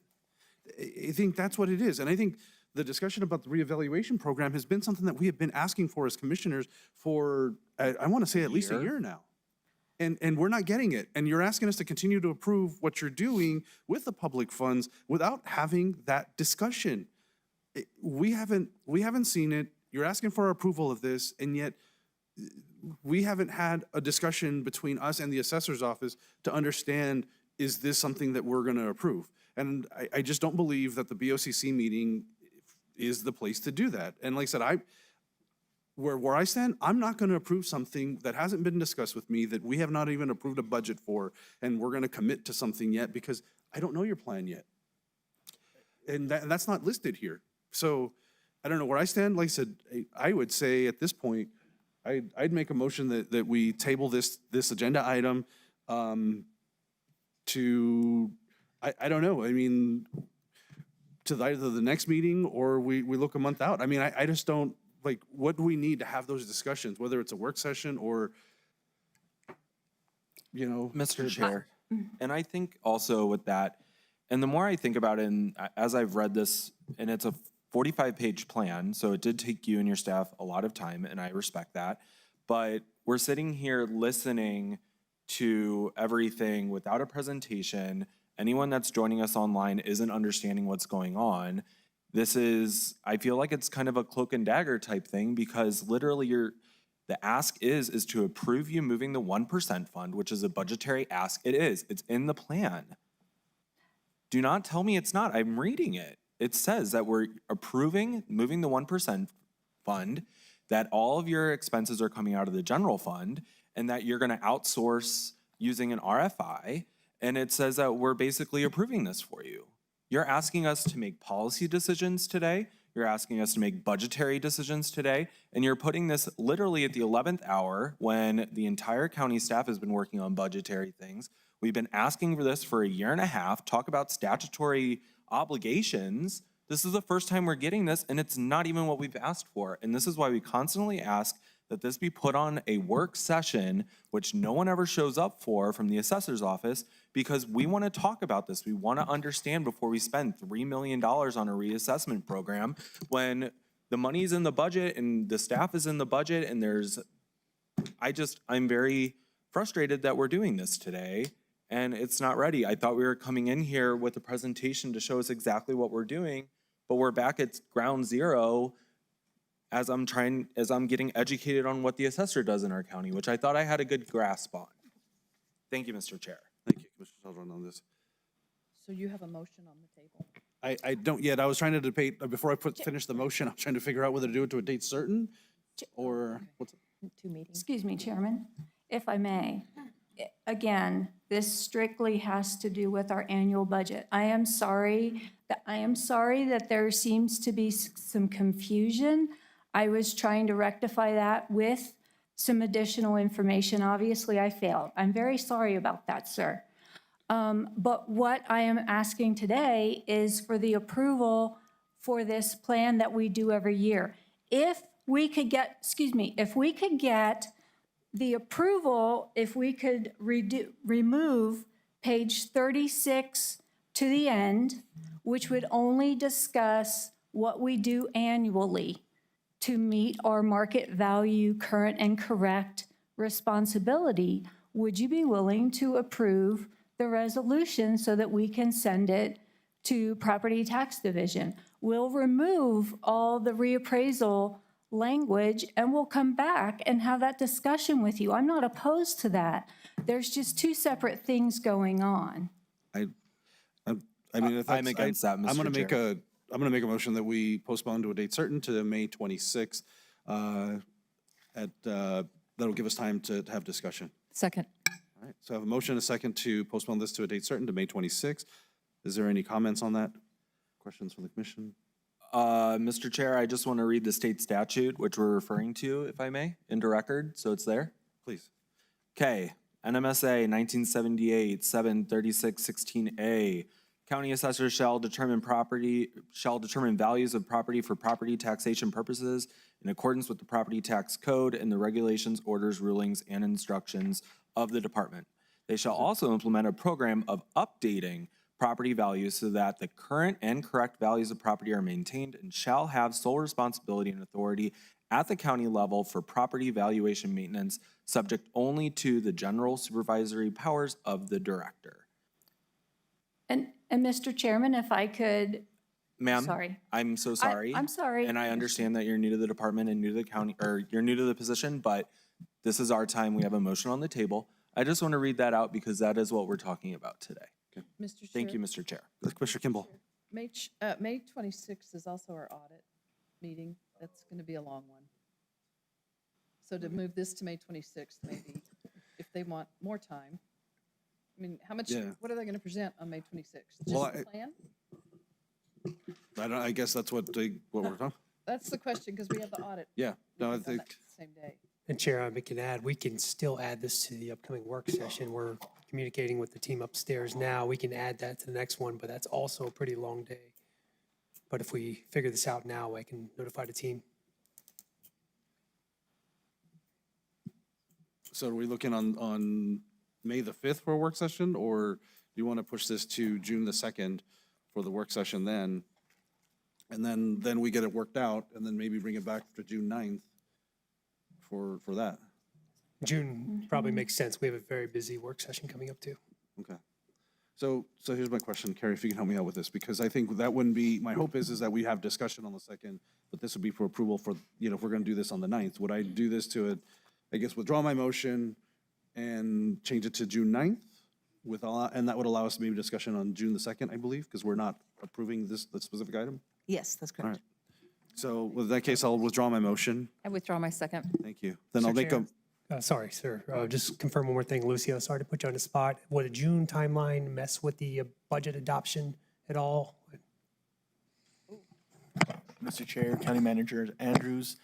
So we will be coming to the board with the approval of preliminary budget next month.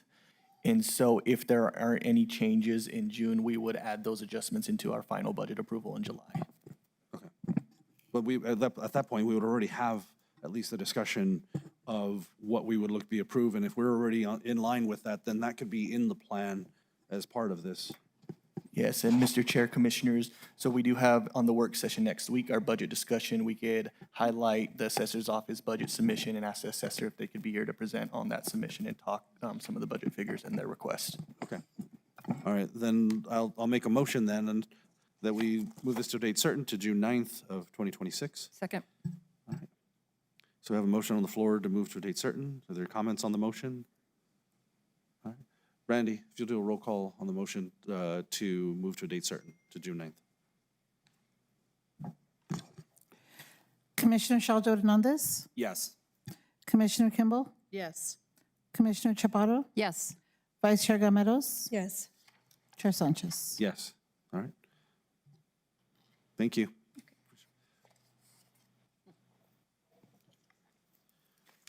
All right, next item up is agenda item 18. It's intent of resolution for publication notice of the county's issuance of $10 million in general obligation bonds. If I get a motion in a second? So moved. I have a motion by Vice Chair Gameros. I'll second the motion. All right, we'll turn it over to Ms. Asma. Good afternoon, Commissioners. I have with me Mr. Chris Muirhead, who's from our legal counsel. So this item is about 2-week publication of bond intent notice. I'll hand it over to Mr. Muirhead. Mr. Chair, Commissioners, Chris Muirhead with the model firm. I thought there's just an opportunity to quickly run through the timing from this. This is the first step for the first issuance of GO bonds that were approved at the November 4th, 2025 election for $140 million between two questions. This is $10 million that's been identified for recreational centers, including the fairgrounds and the amphitheater. This initial resolution is just to get the publication happen. We would be back at a June meeting for approval of the bond ordinance. That would be the most substantive opportunity to address the bond issuance in that ordinance, which would approve the amount, the projects, the sale of the bonds, with the sale in later June and the money be available in July. The $140 million, just to give you a broad overview, needs to be issued within a 4-year time period if you're going to utilize the maximum amount. Mr. Williford from Hilltop Securities is also available online if you have questions from your municipal advisor. Again, this is a preliminary step, but important to get the ball rolling. And this is, again, tied to the voter-approved projects and tied to the commission's determination of what this $10 million is going to be used for. Okay. Thank you, Mr. Muirhead. All right, Commissioners, any questions on the intent to publish? All right. If there's no other input or public input, then Brandy, if you can do a roll call on agenda item number 18, please. Commissioner Shaljo Hernandez, Yes. Commissioner Kimball, Commissioner Chaparro, Yes. Vice Chair Gameros, Yes. Chair Sanchez. Yes. That does have a resolution number. The number is 2026-50. Thank you, Brandy. All right, next is agenda item number 19. It's a resolution to intervene in El Paso Electric Company pending rate case and increase contract number 26-232, an awarded amount for outside counsel from $160,000 to $400,000. If I get a motion in a second, please. So moved. Second. I have a motion by Commissioner Chaparro, a second by Commissioner Shaljo Hernandez. All right, with that, turn it over to Ms. Carrie Neal. Mr. Chair, Commissioners, thank you very much. So as we have discussed previously, El Paso Electric has filed a rate case with the Public Regulation Commission, and they are seeking some pretty significant increases. We heard about this from several constituents who are concerned about the rate increases, and their concerns are valid. El Paso Electric is requesting a 71.3% increase on all residential service and a 40.9% increase that would be applicable to the county. So this is, I mean, these are pretty extreme increases. We have not seen this type of request historically in this sort of an amount ever that I'm aware of. And so there is really a need in this case for the county to intervene. To be clear, by law, we do not get to intervene on behalf of our residents. We have to intervene as the county. But by intervening on behalf of the county, we are representing our constituents, both because their taxes go to pay for our electricity, but also because by intervening, we are then allowed to participate in all of the proceedings. We're allowed to then serve discovery upon El Paso Electric and collect information that can be considered by the county. And also by intervening, we are allowed to then participate in a meaningful way in the way that residents generally can't. And so even though we're not technically speaking in for the residents in our intervention, we are representing them by our intervention. And so it's extremely important for us to intervene, which is why I have brought this before you. All right. Thank you, Ms. Neal. Commissioners, are there any questions? Commissioner Saldo Hernandez? I just have a question. Are we intervening with the city of Las Cruces together? So we are intervening as separate parties. We are currently discussing whether or not we can share experts for this, because experts will be needed, but we are intervening separately. Okay, wonderful. And can you just, so you did a good job at explaining kind of why we're intervening. Can you kind of explain who we're intervening with for anyone that doesn't know? Just talk about the PRC a little bit. So yeah, the PRC is the Public Regulation Commission. They are sort of the board that approves whether or not El Paso Electric is allowed to increase their rates and any amount of increase in this case. And so it's essentially we have to go, or El Paso Electric has to go before the board, and then we also go before that board to say, this is our opinion, these are our thoughts, this is why we don't think that a 71.3% increase is warranted, and present to them anything that we do believe is warranted, or if no increase is warranted, then we would make that argument before that board as well. Thank you, Ms. Neal. Thank you, Commissioner. Vice Chair Gomez, did you? No. I'm good. Okay. All right. If there's no other questions, any public input? Okay. Randy, if you'll do a roll call on agenda item number 19. Commissioner Shaljo Hernandez, Yes? Commissioner Kimball, Yes. Commissioner Chaparro, Yes.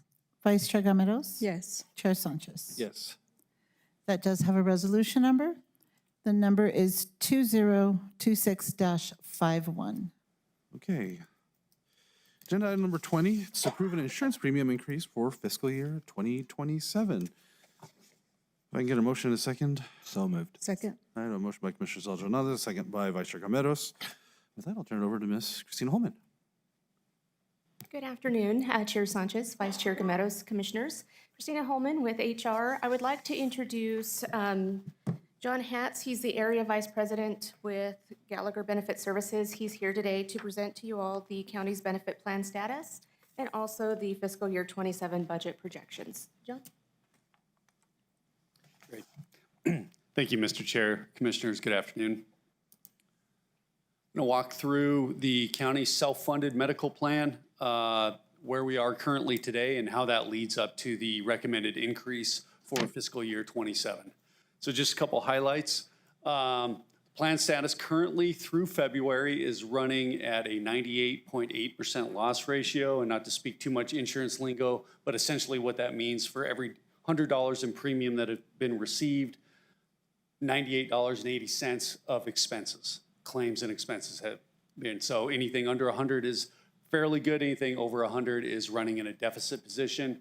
That amount is roughly about $123,000 through February.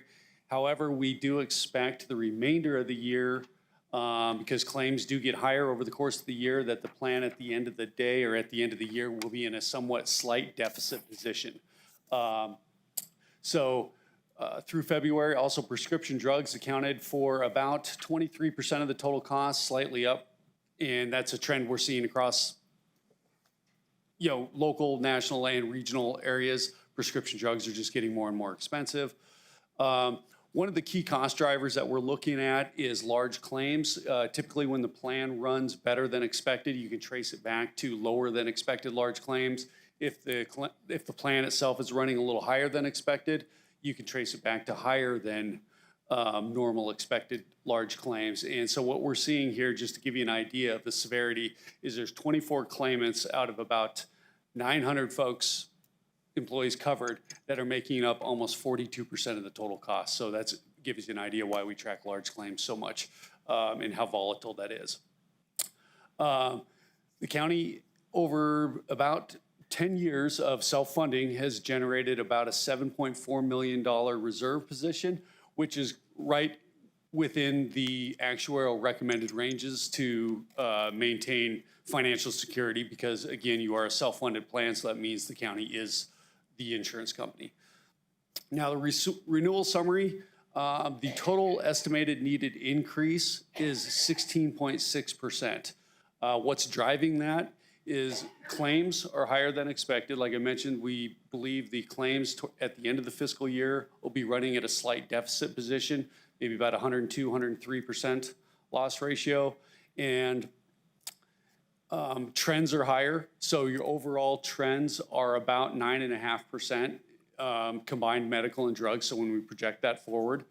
And then also our partnership with Blue Cross Blue Shield, their fixed costs are coming in quite a bit higher than what we anticipated. And what's driving that is their anticipated receival of prescription drug rebates is going to be substantially lower than it was in previous years. So that makes up a substantial portion of that number. So bringing that to about 1.6 million, the claims are about expected to go up $1 million. When you compare the current premiums, what it's generating, and you add 2.6 million to that, that's the needed increase to the current premiums, gets us to the 16.6%.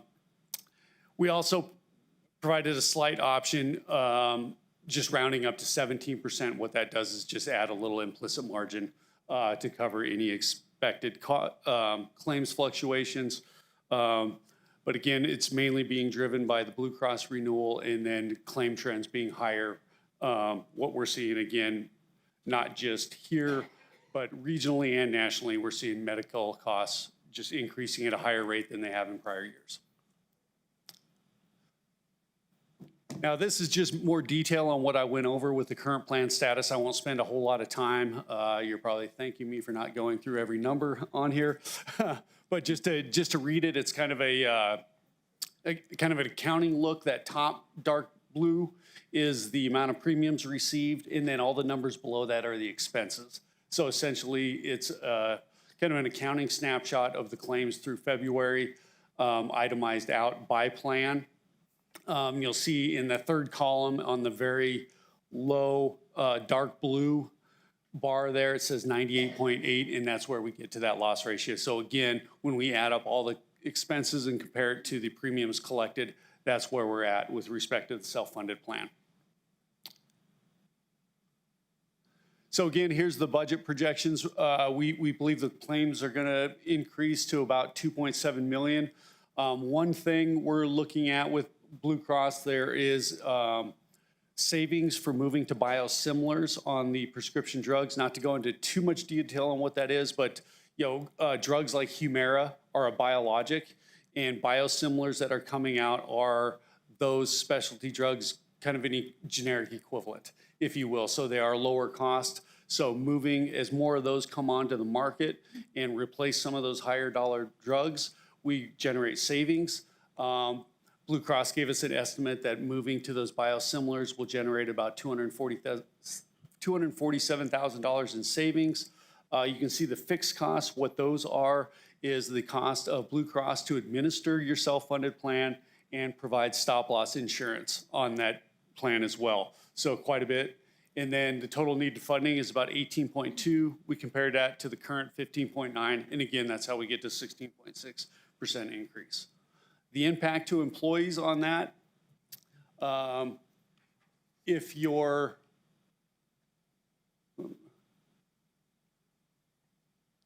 see me, I don't have that on here, but here are the rates and contributions. Your current contribution structure is the county contributes 80%, the employee contributes 20%. I don't have it listed here, but that's the overall monthly rate, but the per pay period impact to an employee, if you're in the single category is about $17 per pay period, and a little over $50 if you're in family coverage per pay period is the impact to the individual. And there are no changes to dental, so with that, I will address any questions. Thank you. Commissioners, any questions? Commissioner Chaparro? Yes, thank you, Mr. Chair. So I know we had a lot of employees retire this year, and so I'm assuming that before they retired, they got their knees replaced, their shoulder fixed, or whatever they had to do. I would. So does that give us some positive thing to look at for next year? Because I don't think that we're doing, or so many people are retiring next year as they did this year. Would that make a change in your opinion? Maybe bringing these premiums down back a little, if that be the case of retiring employees and getting their bionic parts put in? Certainly anecdotally speaking, if we did see an unexpected climb in utilization because of services like that, that will no longer be reoccurring in the future at that same rate, we would expect to see the cost go down slightly, yes. Could we just bear that in mind for next year to look at that issue that I've brought up, please? Thank you. Yes, and just to build on that, we do look at adjustments. We do look at not just spikes in utilization, but large claims that are either reoccurring or maybe a one-time event. So we do adjust the experience and normalize, so we're not saying that that's going to happen year over year forever. So we do tweak it a little to make sure that we're smoothing out any anomalies. Okay. Commissioners, any other? You know, I hate that this is the trend. I mean, there's never a time that healthcare ever goes down. Right. And we continue to, and it's not just the county, it's the employees themselves that are having to carry the burden of this, and it's frustrating. And I could probably go on and on about this, but yeah, I wish, you know, like I said, I wish there was a time that this would actually be either steady or in some ways we'd find ways to bring the cost down, but understand. So if there's any other comments, public input? Brandy, if you do a roll call on the approval of the premium increase as proposed. Commissioner Shaljo Hernandez, Yes. Commissioner Kimball, Yes. Commissioner Chaparro, Yes. Vice Chair Gameros, Yes. Chair Sanchez. Yes. Thank you. Thank you. All right. The next item will be to appoint 4 planning and zoning commissioners to serve 2-year terms. We'll invite up Ms. Christina Ainsworth. Good afternoon, Mr. Chair. We do have 4 commissioners whose terms are expiring on April 30th. And in your executive summary, there is one that is listed incorrectly. It's Alejandro Uranga Melacio Acosta, Daniel Lear, and Teresa Fisher, not Bill Zarges, whose terms are expiring. We do have a 7-member board, and we have 9 applicants. I'm going to go ahead and read their summaries, and for the applicants, if you're here and you want to come up and introduce yourself briefly, please be ready when I give your summary. And thank you. And real quickly, before you begin, Christina, I just wanted to make a quick question. I didn't make a motion or a second to begin discussion, only because we are going to be voting, and I would assume the final tally of the vote would essentially be our first and second. If I'm incorrect, please tell me. But the other thing I needed to note is that I'm going to have to switch online here in a minute, so I'll have to turn the gavel over to Vice Chair Gameros. But I will be online, so I'll figure out how to do the voting. But anyways, I just to get that started. I just wanted to make sure before I interrupt. Okay. All right. So I will go ahead and start. And Eileen and Denise will be helping with handing out the forms for tallying the votes and calculating. Okay, the first applicant is Alejandro Oranga, who's a current P&Z member, was originally appointed by the BOCC in May of 2024. Mr. Oranga was born in El Paso and raised in La Union, New Mexico.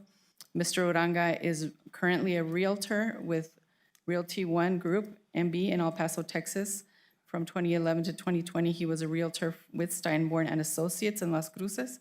Mr. Uranga currently serves as director in the Las Cruces Association of Realtors. Previously, he was town council chairman for the La Union town site and a former board member for Meals on Wheels in Las Cruces, New Mexico. Mr. Uranga states, "I think I would be a great asset to your team with lots of experience and professionalism." Mr. Uranga resides in Santa Teresa, New Mexico. It'll see, oh, there he is, okay.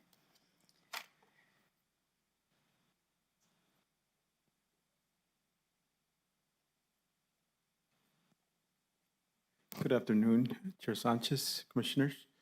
Thank you for having us here today. Just looking forward to hopefully getting reappointed. Worked very closely with our other commissioners, and we think that we've been doing a very good job of running our meetings here, and would appreciate a vote. Any questions for me? Thank you very much. Okay, our next applicant is Carlos E. Torres. Mr. Torres expresses interest in joining the Doña County Planning and Zoning Commission, highlighting a professional background in construction management, real estate, and architectural studies.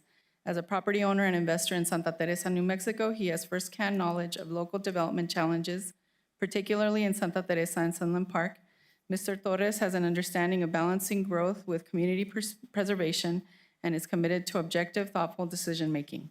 Although new to a public commission, Mr. Torres brings energy, technical expertise, and a long-term stake in the county's future. Mr. Torres resides in Santa Teresa, New Mexico.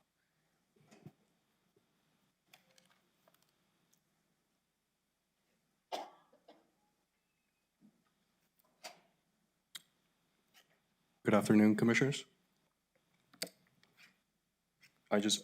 I'm here to just reaffirm my interest in serving in the Planning and Zoning Commission. I study architecture right now. I'm about to graduate in about 2 weeks, but I have experience in construction management, architecture, real estate, and project management. I also want to add I have 4 reference letters from Mr. Clark Myers, the program director for the architecture department. Josue Munoz, he's my professor. He's an urban planner at the city of El Paso. Michael Mirbot, he's a member of planning and zoning for the city of Anthony. Alejandro Torres, who is my brother, also a civil engineer for the city of Cupertino. These letters can attest to my ability to contribute informed decision-making on any project that I take on. And as well that these are professionals and close friends that I have access to and I can rely to whenever I need help on making an informed decision. So I'm willing to contribute my time and expertise to the best of my abilities to the Planning and Zoning Committee for Doña County and according to the UDC and Plan 2040. I thank you for your time and your consideration. Thank you. Okay, our next applicant is Teresa Fisher, who is a current P&Z member originally appointed by the BOCC in May 2024. She is retired with a background in mechanical engineering and project planning, is currently the owner of Sombra Antigua Winery and a resident of La Union, New Mexico. Ms. Fisher has previously served on numerous boards, including Mavita, the El Paso Electric Advisory Board in 2023, the Mesilla Valley Public Housing Authority in 2013, the Anthony Chamber of Commerce from 2010 to 2012, Mavita from 2010 to 2011, and was a promotora with the Colonias Development Council from 2008 to 2010. Being a small business owner and going through the county's planning process to open their winery, Ms. Fisher is familiar with the UDC and knows firsthand the barriers associated with getting permits, building and developing a business in rural areas, and feels her education and experience will be an asset to the commission. Ms. Fisher resides in the South Valley, Chamberino, New Mexico area.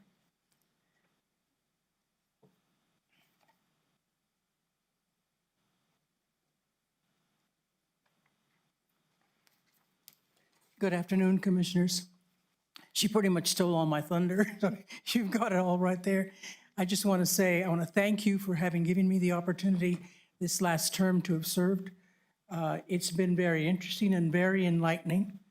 And I'd like to say that in the 2 years, I missed one meeting, and it was for a family emergency. And I feel that attendance is imperative so that you're there to listen to our residents and be able to help them in any way we can. I would welcome the opportunity to serve again. Any questions? Thank you. Next applicant is Connie Campos. Ms. Campos is a long-term resident of Doña County, emphasizing over 25 years as a resident, experience as a licensed realtor in New Mexico and Texas, and co-founder of a local construction company. Ms. Campos is currently an associate broker with Exit Realty and has leadership experience across real estate, construction, and community work with a strong understanding of development challenges and opportunities. Ms. Campos' background includes service on boards and collaboration with nonprofits, fostering a problem-solving and community-focused approach. She is currently leading a sustainability initiative called the LC Project, reflecting a commitment to resourcefulness and community benefit. Ms. Campos aims to support strategic, inclusive, and practical development in the county. Ms. Campos resides in the town of Mesilla.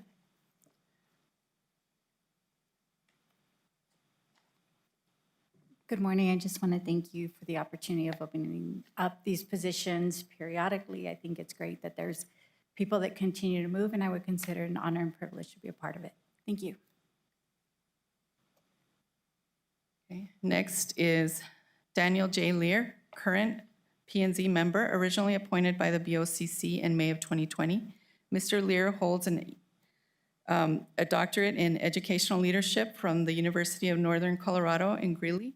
Mr. Lear's career has focused primarily in education and has previously served on the Weld County, Colorado Planning and Zoning Commission. Having served 3 terms, Mr. Lear believes that he has gained enough experience and knowledge to serve as an effective member of the commission. As there are many new issues, such as the new commercial development and expanded residential areas, that the knowledge of the comp plan and the experience of past decades are important to maintain the integrity of the planning and zoning process. Mr. Lear currently serves as the president of the Doña County Arts Council and is a member of the Las Cruces Arts and Cultural District Committee. Mr. Lear resides in the New Valley, West Wind area.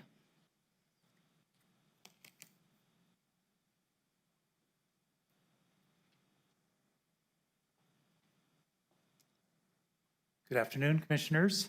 First of all, I'd like to thank you for taking the time to hear all the candidates.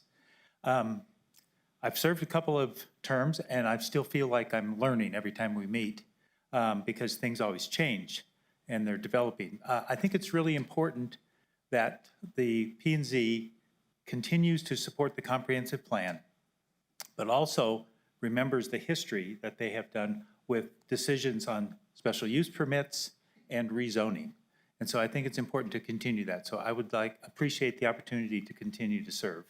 Thank you.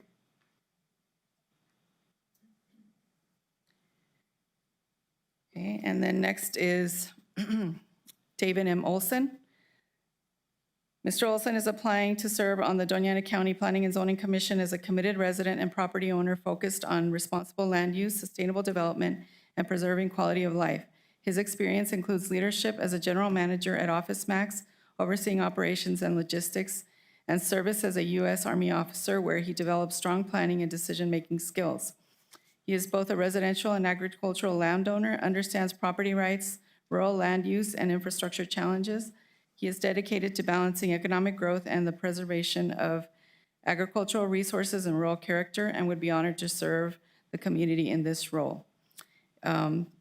David Olson resides in the Las Alturas area.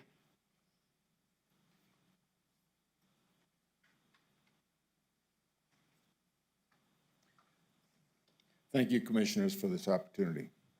I think there are 3 things that are germane, and that the first is understanding that the development along the I-25, I-10, and the U.S. Highway 70 corridor will require some wise planning. Second thing is I understand the community. I'm a member of the Veterans of Foreign Wars. I'm active in my Las Alturas community. And I attend the University of the New Mexico State University, even though I have a doctorate. I understand the planning process. I've been a business leader. I have advised over a dozen nonprofit organizations. I was a military planner for 2 decades. I understand that planning involves foresight, understanding second and third order effects, thorough research, attention to detail, and a realistic expectation that not all things in the development of a community will always be positive. There are always collateral problems. I would like to say that I have no agenda. I'm not for Jupiter project, not against it. A couple bike trails would be nice, but other than that, I have no agenda. I believe that I will be an asset to the Planning and Zoning Commission, and that I will be grateful for the opportunity. Thank you. Okay, next is Melesio Mel Acosta, who is a current P&Z member originally appointed by the BOCC in August of 2003, and is currently, well, he's actually not the chair, but it says that he is the chair here. He's a lifelong resident of Doña County and has an interest in water and the adjudication of water in Doña County and the state of New Mexico, and believes that this is crucial to having sustainable growth. Mr. Acosta strongly believes that planning and possibly the rezoning of certain areas in the county will be critical factors to accommodate sustainable growth.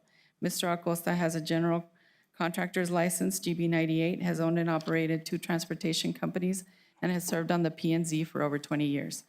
Mr. Acosta currently resides in the Las Alturas area.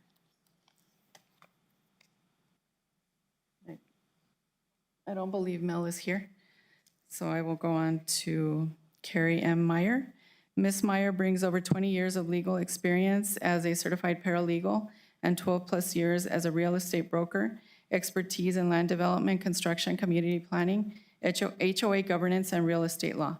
Ms. Meyer's background includes service on multiple industry committees such as the Grievance Committee, Technology Committee, and with the Spokane Association of Realtors, demonstrating skills in ethics, collaboration, and decision-making. Overall, Ms. Meyer aims to support responsible, well-informed planning that balances current needs with long-term community growth. Ms. Meyer resides in the Picacho Hills area.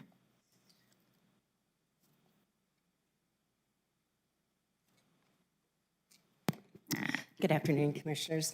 Thank you for the opportunity to apply to this position. I am relatively new here. I've only been in New Mexico for a year, coming from Spokane.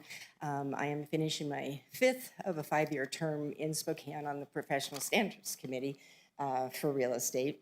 I've been involved with a bunch of land development, different planning and zoning issues, variances, handled community outreach meetings, where you're trying to get something through and it isn't necessarily the most desired decision, but I would love to be involved here. I think what you guys are doing is absolutely fabulous. I love New Mexico and happy to call it home now, which is wonderful. And I'd love the opportunity to support what you're doing here and bring a new perspective to what's going on and maybe look at things from maybe just a little bit different perspective. So I'd love the opportunity to serve. Thank you. Okay, and our last applicant is Adrian Hunt. Mr. Hunt, through his government experience, has developed strong skills in communication, analysis, critical thinking, and leadership, which he has also applied in volunteer roles. As a lifelong New Mexico and resident of Doña County, Mr. Hunt is passionate about his community, including New Mexico State University, and committed to supporting its growth. His experience includes firearms, defensive tactics instructor, Homeland Security investigations, and has volunteered in boards such as the Executive Board for the El Paso County Sheriff's Posse, Diversity and Inclusion Committee member for Homeland Security Investigations, and president of the NMSU Criminal Justice Graduate Students Association. Mr. Hunt resides in the city of Anthony, New Mexico. I don't see Mr. Hunt here, so we are ready to take the first round of voting.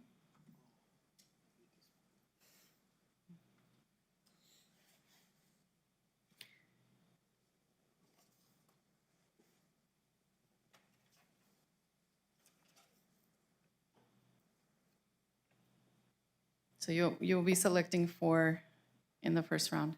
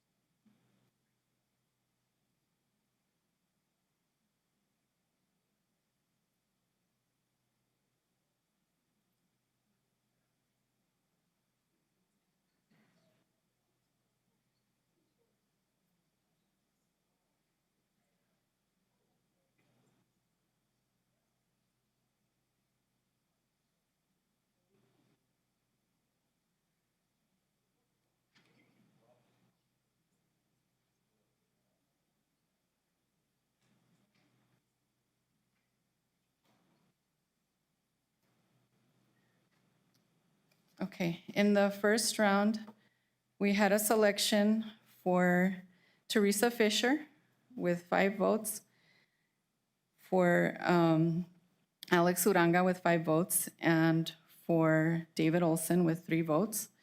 We do have to go to the second round of voting where you will select 1 applicant. We had a 3-way tie between 3 other commissioners for the 4th position. Can you let us know those 3? Yes, it was Mela Costa with 2 votes, Connie Campos with 2 votes, and Daniel Lear with 2 votes.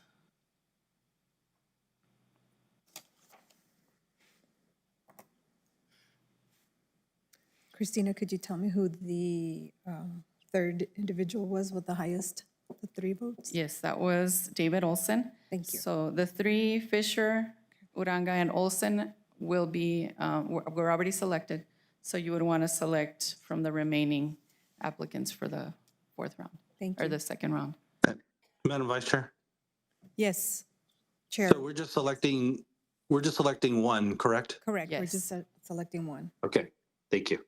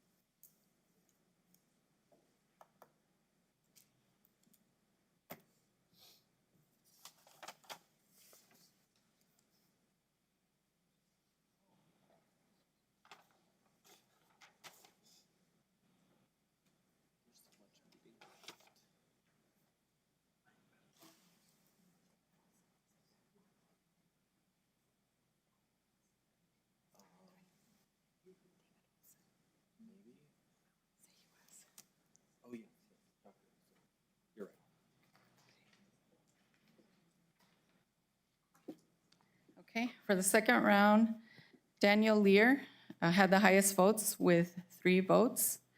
So we have now the selected commissioners for appointment: Teresa Fisher, Alex Uranga, David Olson, and Daniel Lear. Oh, congratulations. Yes, thank you. Okay, and I believe you do have to make a motion and approve. Oh, So moved. To accept the persons that were, or the results of our election. I second that.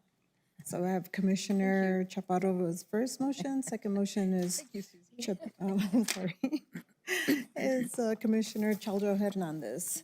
Brandy, roll call, please. Commissioner Shaljo Hernandez, Yes. Commissioner Kimball, Yes. Commissioner Chaparro. Yes. Vice Chair Gomeros. Yes. Chair Sanchez. Yes. Thank you. And thank you to all the applicants as well. And I'd like to take a 20-minute lunch break. The other commissioners have asked for that. I know, I'm so sorry. But we need some sustenance to help with the brain power here. So with that, we will be back at 1:40. Thank you. Thank you, ma'am.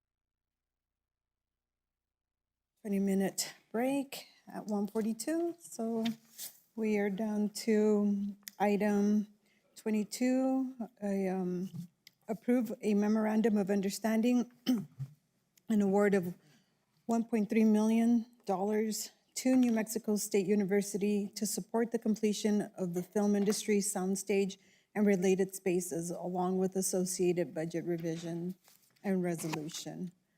So. ask a motion. First motion from Commissioner Saljo Hernandez. I'll second the motion. And so,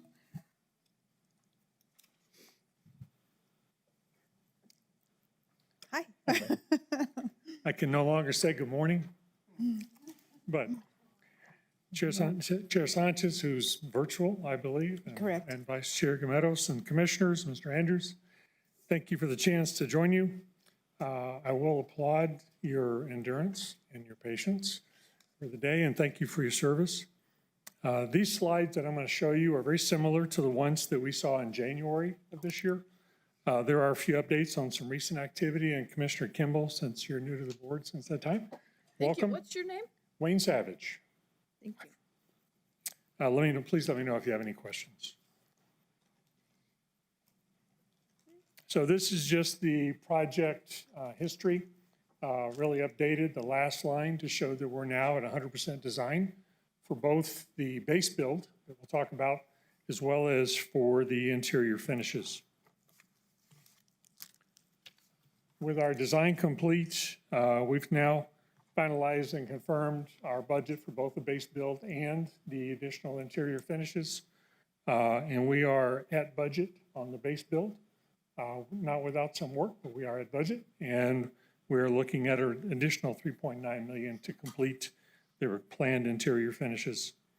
We will go to construction on June 1 for the base build. I'm excited about that. And with the requested additional funding, we will continue that construction with those interior finishes, complete the base build in March of next year, and then complete the interior finish out work in June. And somewhere in there, we'll have a grand opening, and look forward to that. This is just a deeper look, more visual look at the interior finish work that we have planned. The areas in blue are what we're classifying, in addition to the building shell, as the base build areas. The areas in white, therefore, are the interior finish. And to be clear, the interior finish does include a good bit of walls and doors and light fixtures and flooring and so on, but also more critical items, such as the catwalk system, the lighting grid, some wardrobe and laundry functions, a paint room with adequate ventilation, some more advanced building controls, Wi-Fi, and so on. Without the additional funding, we will still have a functional soundstage area, although we'll be somewhat limited. And then the interior finishes will then be limited to really just restrooms, electrical, mechanical rooms, and basic building controls. This slide just provides a quick look then at the budget and current funding for the base build, scope of work, that you saw in the blue, and then the additional requested funds for the interior finish work, and then the projected, the proposed funding sources for that $3.9 million. NMSU has already committed their $1.3 million, and we're ready to go. I'll be meeting with the City Council on May 18th, similar to how we're meeting together today for their approval, and then we'll be fully ready to go there. In response to a county staff inquiry about economic impact for the project, I don't have a formal impact study, and I apologize for that, but I can share the following information. While the film production around the county and the city has grown in recent years, the lack of an industry standard soundstage facility, 18 to 20,000 square feet, 35 to 40 foot clear ceilings, and so on, has really limited both the number and the types of productions that we've been able to see here in town, as well as the dollar value of those productions. And with this facility fully built out at Arrowhead Park, we will be able to see a larger number of productions and larger productions in the 5 to 10 million and above range. The majority of what we have seen to date has been in the $1 to $5 million range. So what this does is it increases the frequency of productions, and it increases the total local spend that we see in our communities. We also are looking at the potential for a TV series to be filmed in this facility. And what that means is 9 months or so of consecutive production days. Whereas with multiple productions, you'll see 2 weeks, 4 weeks, 6 weeks, 2 months, and then some downtime. And the operator that we have committed for the site is currently marketing this facility for a TV series. In terms of direct job impacts, the Media Arts Collective, which is the state entity that's driving this through the Economic Development Department at the state level, is expecting this new level of activity will allow us to grow from our current 50 union film crew worker base here in the community to 100, grow that number by 100 plus. We also have in the neighborhood of 700 non-union film crew workers and would expect that number to grow proportionately. Indirect job increases are more difficult to project, but with the increase in local spending, we'll certainly see a significant benefit to our local businesses and our hospitality partners. We've also seen in the last couple of years several new businesses start up locally. Props, there's one new business that's providing props, one providing lighting, and we look forward to that growth as well. What I will promise is that in a couple of years, when we're all built out and we're seeing this increased level of production, I will come back to you with a report on that economic impact that we have real data for. Another question received was about this approach to funding the remaining interior finishes. The original funding for the project came out of a 2022 state legislation, House Bill 2 at the time, and the funding directed for this project was a federal ARPA pass-through. And ARPA is now closed. There are no more funds available there, and the legislature has not approved any additional funds for the project. The university did issue an RFP last year to seek and to hire an operator for the facility. And although our operating partner, who goes by the name of Automatic Entertainment, although we're excited about them and the work they're already doing in our community, they've already filmed 2 productions here and have another one planned for August. We didn't attract the larger studio interests, the Netflix, the Amazons, the Manhattan Beach studios. Those were the ones that could have come to us with the capital to make additional investments in the site. We've also talked with others about sponsorships and have not been successful there. So this stakeholder support model is similar to how the Albuquerque Rail Yards facility was completed. And they shared in support from the city of Albuquerque, from UNM, and from Central New Mexico Community College. As I mentioned before, NMSU is fully on board and ready to contribute. We're meeting again with the city. And Arrowhead Center, Inc., our nonprofit, we have already reinvested some of our revenues into this project as well. So it's good to see the community overall coming together, and we really appreciate your participation. In recognition of the support of our key community stakeholders and for Doña County here today, we'll be doing 2 things on site. One, the largest conference room in the facility, right in the middle of the production space, will be named the Doña County Room. This is the one where daily production activity is planned and organized and then reviewed. We will also be having in the lobby area of the soundstage building a large plaque that commemorates the contributions of our stakeholders. This is an example of the language. I'm not a poet, but it's a pretty good start, and we'll work with our stakeholders on making sure that that's satisfactory. Just in closing, what I'd like to say today is how much I appreciate your consideration for the request. I know that $1.3 million is not an insignificant amount of money to request.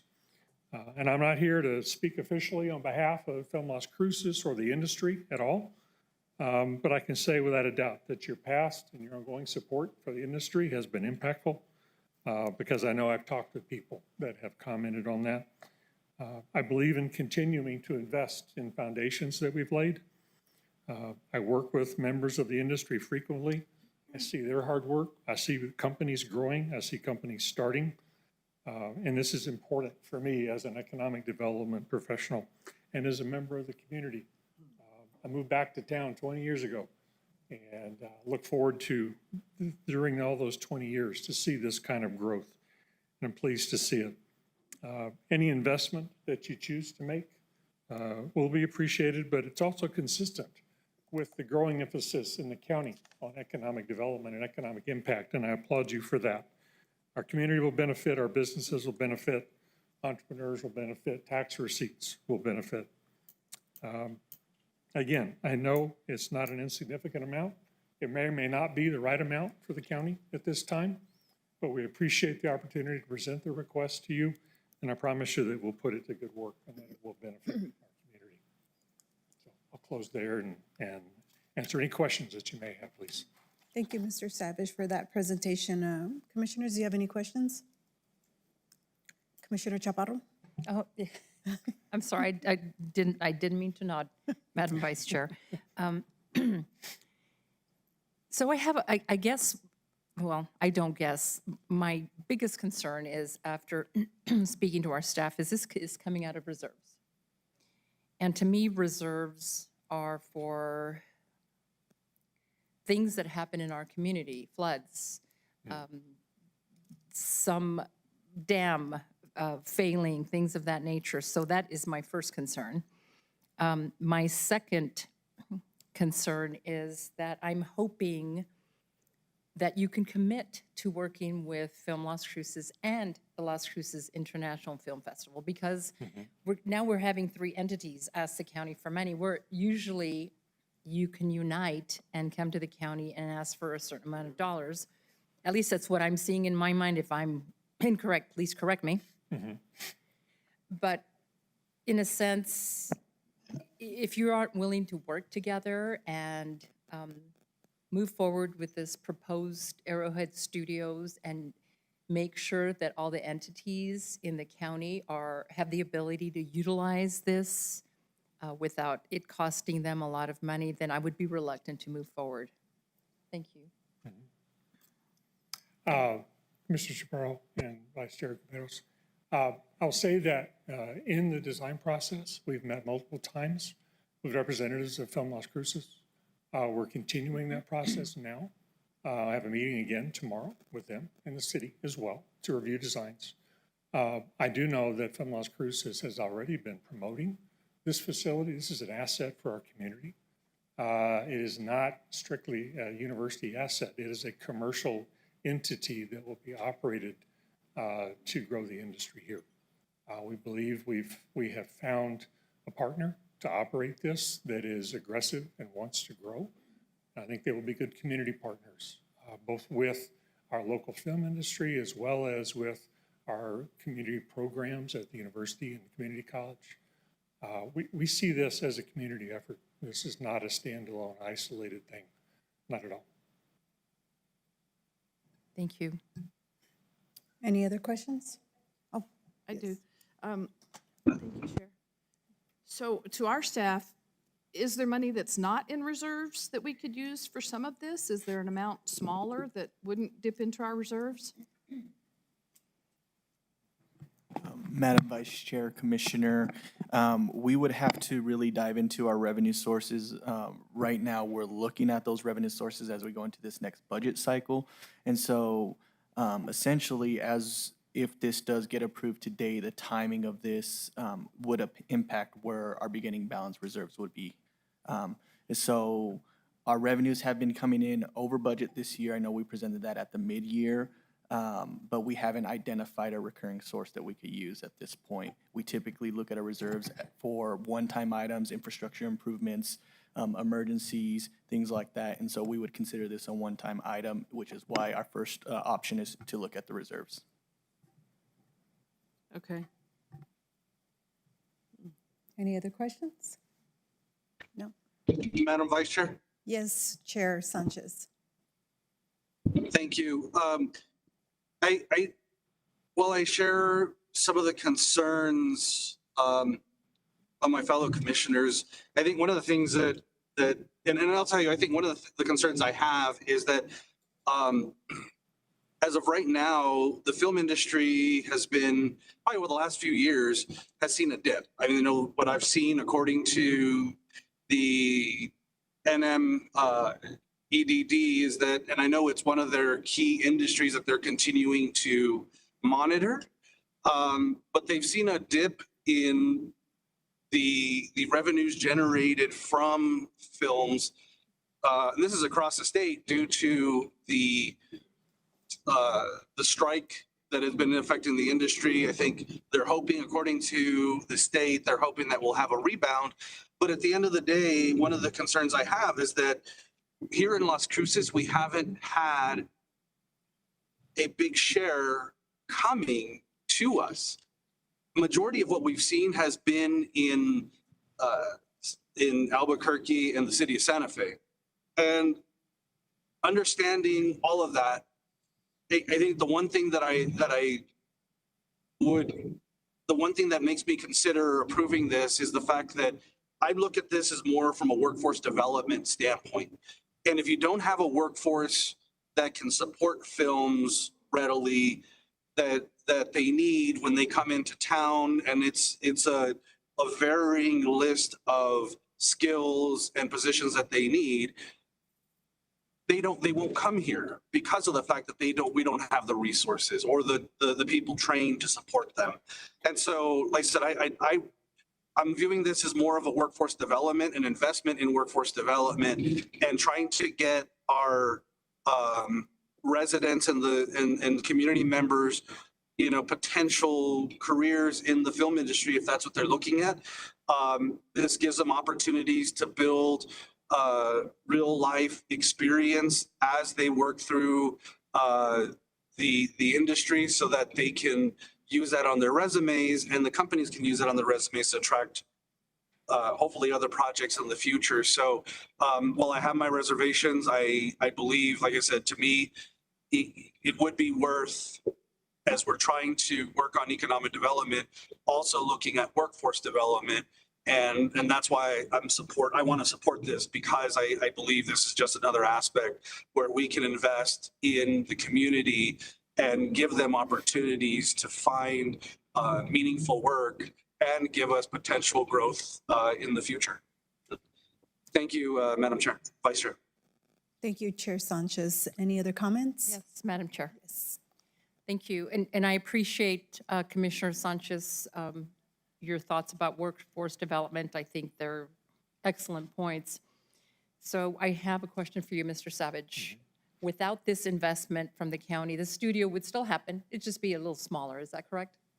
There will be less capacity, less capability within the facility for day-to-day production. We will still have a soundstage where people can come and shoot their films, but the support facilities will not be there for them, which will again limit the attractiveness of the facility and the size of the productions we're able to attract.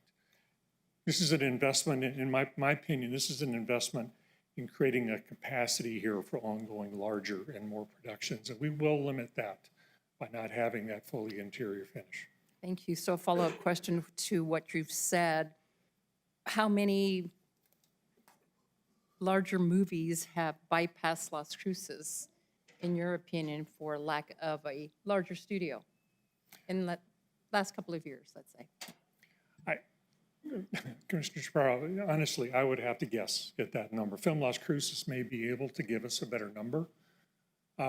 As Commissioner and Chair Sanchez said, and I have viewed myself as an economic development professional, but years ago, talking to Dr. Torres at DACC, I finally said, I can't be an economic development professional if I'm not a workforce development guy as well. And we produce on the order of 80 to 100 qualified film industry professionals out of our programs here locally every year, the majority of them leave. And they go to the northern part of the state where 85 to 90% of the film crew base is. And so we have lacked in both areas. We have lacked a qualified facility, and we have lacked a workforce base here in Las Cruces. We're growing, and that's good. But this is a missing piece. We will also be gaining here because the state has given us, thanks to work from Senator Steinborn and others, a 40% tax incentive as opposed to a 30%. And I can tell you from automatic entertainment standpoint, that is critical to their business model here. And it is impactful talking to Steve Graham at the film office and others for that decision to bring additional productions here. We're building a capacity here across workforce, facility, and incentives. I have another question. Yes, go ahead, Commissioner Kimball. So the professionals that you're turning out every year, where do they go? Primarily to Albuquerque for work there, but we see people going to California, They going leave. to Georgia, they go across the industry. That's what I thought. They leave here. Mhm. Thank And one last question, if I may. Yes. Madam Vice Chair. So I was able to participate in making of a film called The Mule. Yeah. And I was there for a couple of days. And what was so glaring to me was that even the flag crew was from other states under union rates. And the positions that our locals were hired for were minimal extras at not even minimum wage. If I recall, it was $130 for a 12-hour day. And so that's part of my reservation. If we're bringing in these huge films, which The Mule was, and I don't know how many millions it took to film that, but the caterers were from out of state, the flag people were from out of state, I don't know much about films, but I was speaking to different people throughout the project, and I would say the majority of them, maybe 60, 70% were from out of state and not local hires. So that was my experience with that film, which I found shocking. So what else can we do to get our people hired besides this film studio? I understand to attract films, but if they're not hiring our local talent and they're leaving, what else is to be done, Dr. Savage? Well, Commissioner Chaparro, I will respond respectfully. Dr. Savage was my father. I am not a doctor. My wife will tell you I don't even have a master's degree, okay? But I know we have seen a progression over time of growth, and I am really impressed with what Film Las Cruces is doing right now, looking at their website recently. The data that they have accessible to the industry now is on par with what I have seen with the Albuquerque Film Commission. So they have made great strides with your support and the city's support. Talking with the production that is wrapping up in town right now, the local producer told me that the majority of their people were local. I don't have the data on recent productions to answer your question. I share your concern. But I think as we build that capacity and we are promoting ourselves more, Southern New Mexico is going to grow in recognition, and we're going to continue to see more productions. I'm one of the ones that said, build spaceport and they will come. And I don't want to get myself in trouble for saying that, but I'm a believer in investing in this kind of infrastructure. It's the only way that we have to be sure that we will continue to grow, as sure as we can be. I appreciate your concern, I do. Thank you, Commissioner Chaparro. So any other questions? Any other comments? Chair Sanchez? No? Okay, I don't hear any. I don't see any. So Brandy, if you could give us a roll call, please. Oh, public comments. I'm so sorry. Public comments. Thank you. No public comment. All right. No public comment. So let's go ahead and do a roll call. Commissioner Shaljo Hernandez, Yes. Commissioner Kimball, Commissioner Chaparro, Yes. Vice Chair Gomez, Yes. Chair Sanchez. Yes. The item does have a resolution number. The number is 2026-52. And Madam Vice Chair, Yes. before Mr. Savage leaves, not Dr. Savage. I'm really looking forward to that report, and in that, I'd like included how many of our local people Okay. are being hired for any productions. And I know that may be a difficult thing to track, but I am confident you'll be able to do that. What I will commit to do is not to wait 2 years, but through our Arrowhead Center, Inc., our nonprofit, we do have a group that does economic analyses. And I will work with them to get a projection. And we'll work with Film Las Cruces on that. And maybe I can come back to you in 2 to 3 months with that projection, and then we'll have something to compare our future progress against, okay? All right, very good. Thank you all very much. Thank you for that. So we're down to item 23, approval to rescind and supersede Resolution 2023-68, Healthcare Assistance Program criteria and procedures, and formally authorize the establishment of the Health Premium Assistance Program. If I can have a motion. So moved. Commissioner Saljo Hernandez, first motion, second Second. motion? Second, Chair Sanchez. And here to present is Jamie Michaels. Thank you. Good afternoon, Jamie Michael, County's Health and Human Services Director. I'm here with Cassandra and Roberto. Cassandra's our data and evaluation coordinator, and Roberto's one of our division managers that currently oversees the healthcare assistance program. So the proposed amendments to the resolution that you were looking at, there's three reasons why we're coming to you. One is to update the criteria, the eligibility criteria for who is eligible for the program. And this is based on feedback from members of our HHS Alliance and the eligibility staff that work in the that work with the contractors, work in the clinics. Over the past 2 years, they've been providing us with, it would be nice if, types of feedback. And so we've collected all of that. Very similar, number 2, the procedures. The current resolution has very detailed procedures, including what documents are required. This makes it very cumbersome and difficult to pivot or to react when we need to make some changes. And again, in government, it's best to have policy separate from procedure. So we're trying to do that, correct that with this new resolution, and that'll make it a more effective process for us to update the SOPs. And then lastly, it's also introducing a pilot project that would allow us to expand the types of service that we provide and what we do with the funding, expanded into providing healthcare coverage.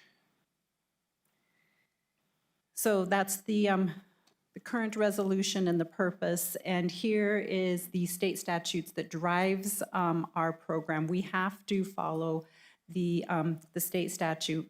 A lot of that is written in the current resolution and is used to develop our training and our policies. But just a quick overview, that act, the Indigent Hospital and County Healthcare Act, is very long, very convoluted, and very old. It's been amended several times, but it is still, it's been on the books for a long time, and we've always tried to adjust to the changes that are made at the state level. So first, it does say that counties are responsible for ambulance, hospital care, or the provision of health care to indigent patients as determined by resolution. So that's why the resolution is important, because this is the resolution that guides how we implement the program and use these specific funds.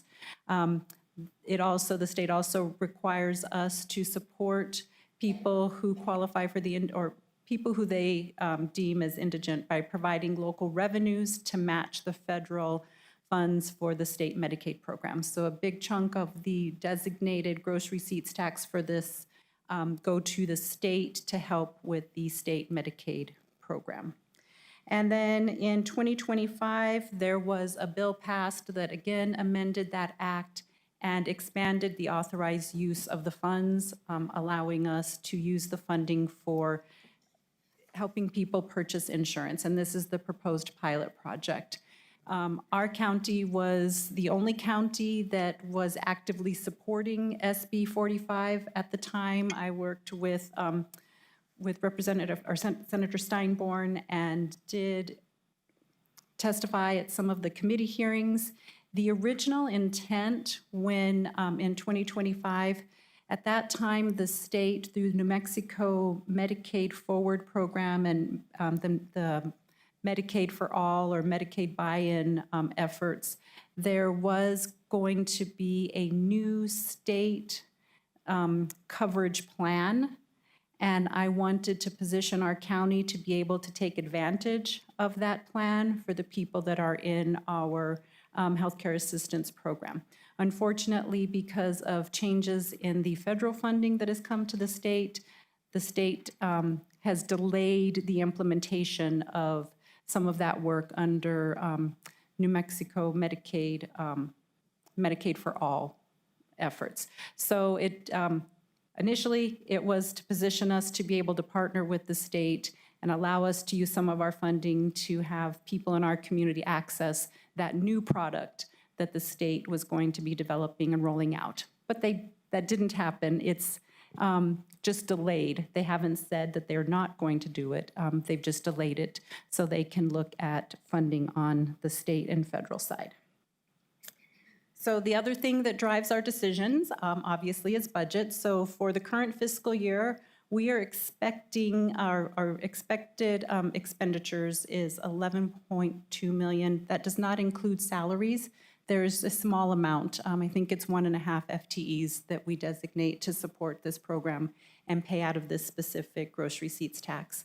But as you can see, we have to send over $5 million to the state. That's the county-supported Medicaid or the Safety Net Care Pool Fund. And then we have budgeted just over $6 million for the local contracts. That does include $3 million for ambulance that we did not have to expend this year because the ambulance is now folded into county services and we no longer pay AMR or a third-party ambulance company. We are using the budgeted expenditures in that $3 million to make the existing contractors whole. So for example, you all approved the increase to La Clinica's contract today. We're going to be bringing another request from Ben Archer at the next meeting. Historically, and historically meaning decades, the contractors, primarily the FQHCs, do run out of funding before the end of the fiscal year. So having the $3 million that was originally allocated for ambulance, being able to reallocate that for the contractors is allowing them to be fully funded for an entire fiscal year. The projected revenue for the current fiscal year is $8.5 million. So you can see that we are expected to spend more than we're expected to bring in. During the conversations over the last 9 months or so, it has been proposed, and we talked about this when we had the work session in February, it was proposed that we add an additional $2 million and dedicate it just to the pilot project. So that would be for the additional expansion, not the existing safety net care pool or existing contractors. I'm going to talk real quick, just remind us all of the HCAP requirements. The state statute lays out that it has to be someone that has permanent residence or lives in our county. There is a max income that is set by state statute. It also says this is for folks that have current income and assets, and we cannot pay for things that Medicaid would reimburse. So if somebody qualifies for Medicaid or other insurance, we don't want to use our county funds. The county resolution does get to define the type of service. We as the county get to define the evidence of eligibility. We get to define what it means to be the payer of last resort, And now you all get to decide if we're going to include the premium assistance and other healthcare insurance-related costs. So what we recommended during the work session and what is included in the current resolution is to keep the existing services. We want to continue to support primary care, dental, behavioral health, end of life, and then some very limited orthopedic and physical therapy.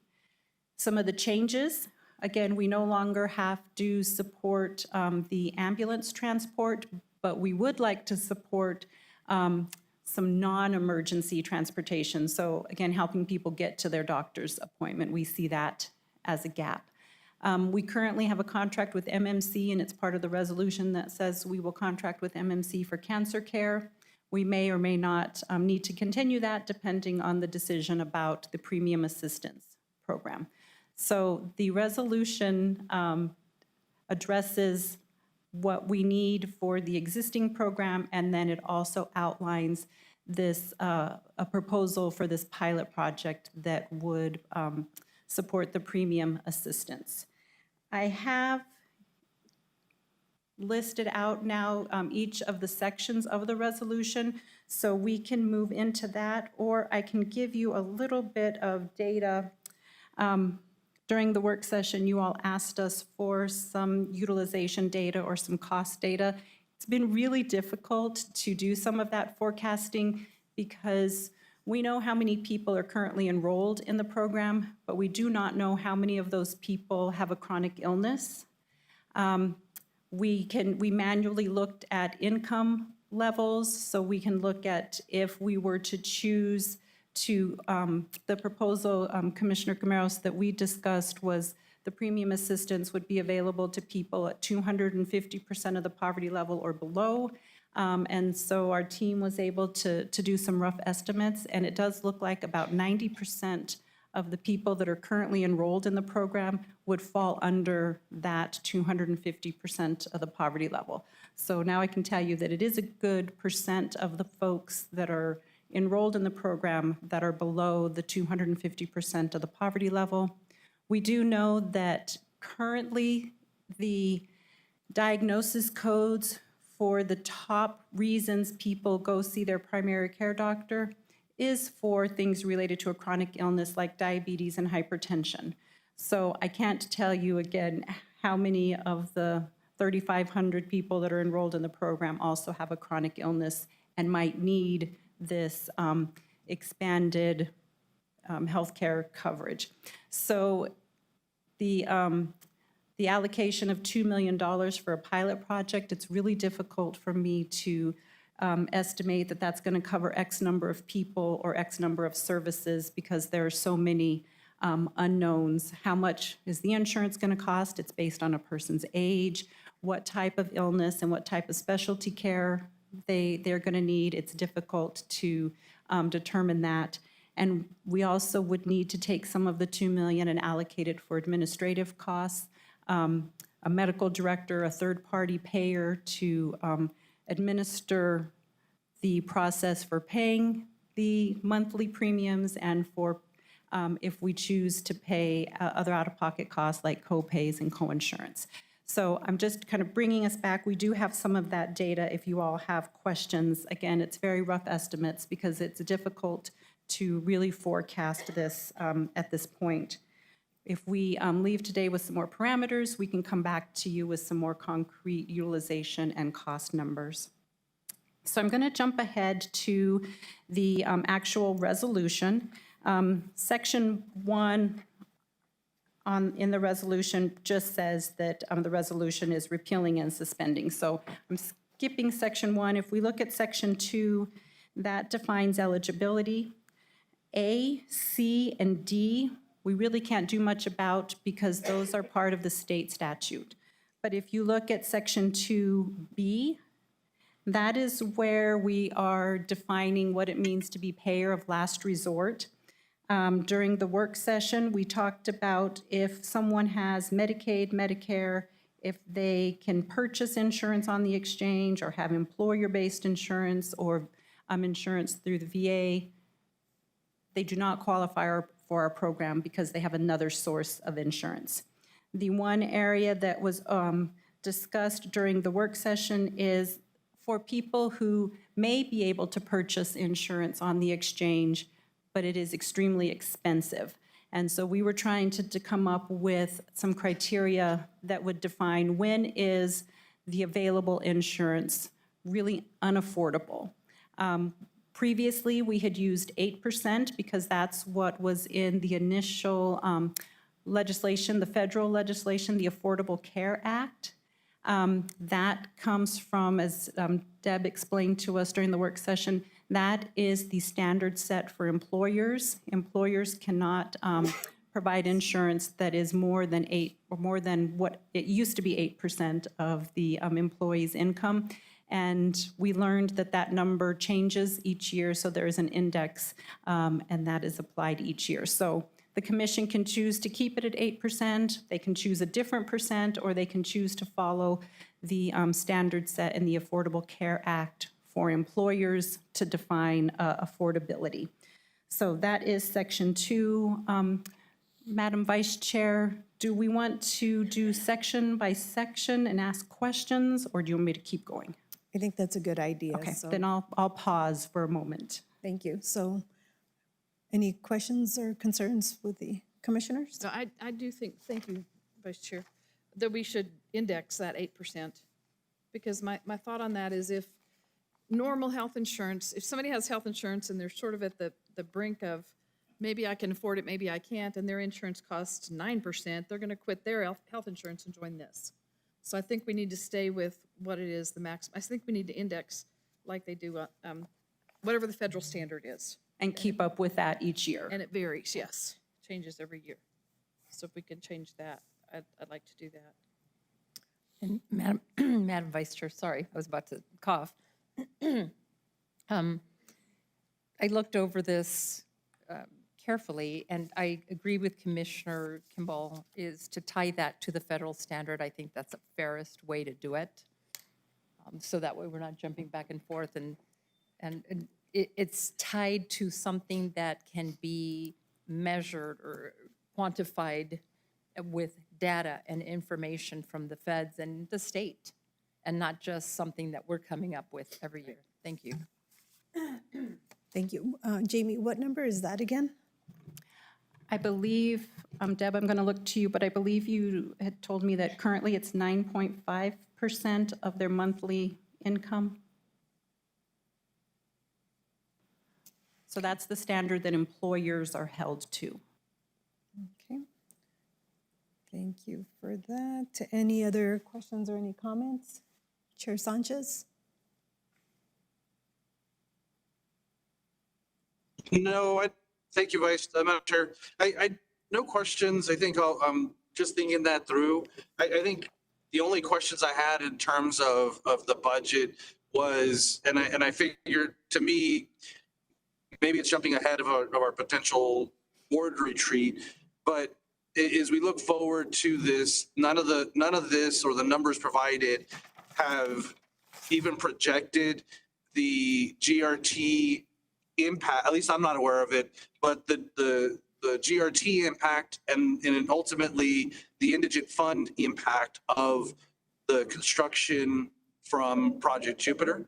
I know we've had 1 quarter of GRT that we've seen, which was in the 2nd quarter of the fiscal year. Here we are, I know we're waiting here in May, the 3rd quarter impact, which would be the payments made in March. So, while we have the budgeted amount, I think the impact that Project Jupiter and the construction will have on the monies we can use for this is a good point. But I just wanted to, I don't think we have projections right at this second, but it wasn't brought up in that slide. So I just want to bring that to everybody's attention. Thank you, Chair Sanchez. Okay, so with that said, no others? Okay, we can go to section 3. So, Madam Vice Chair, the second part of that sentence, in addition to the 8%, The second part of the sentence says, or their coverage is not for the same type of care provided through HCAP. We currently rely on that right now for people who have Medicare, and Medicare does not cover dental. So that's the primary example. They're also within hospice. Medicare does not cover residential, so we're able to do a reimbursement for residential care. So the kind of that additional language is language we rely on right now for people who may have coverage, but it's not for something that they're seeking that we cover through our contracts, primarily dental.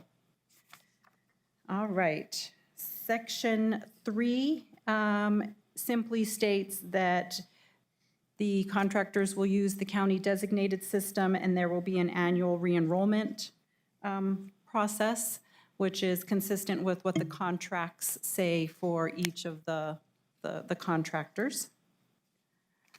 Section 4 is in-county hospital coverage. It just includes the state requirement for hospitals in New Mexico to comply with the New Mexico Patient Debt Collection Protection Act. Section 5 is the out-of-state hospital coverage. This language currently exists in the resolution, and we have traditionally covered claims for hospital bills that are outside of the state's safety net care pool hospitals. So for hospitals that are outside of the state, we have covered the hospital bill or required air ambulance for medically necessary care. And we pay that, we reimburse that at the 36.1% of the current New Mexico Medicaid rate, with a cap of $50,000 per person per fiscal year. After Medicaid expansion in New Mexico, this drastically decreased. It is just a few $1,000s each year, but there are times when people have to go to El Paso for care because the emergency dictates that that's the closest hospital.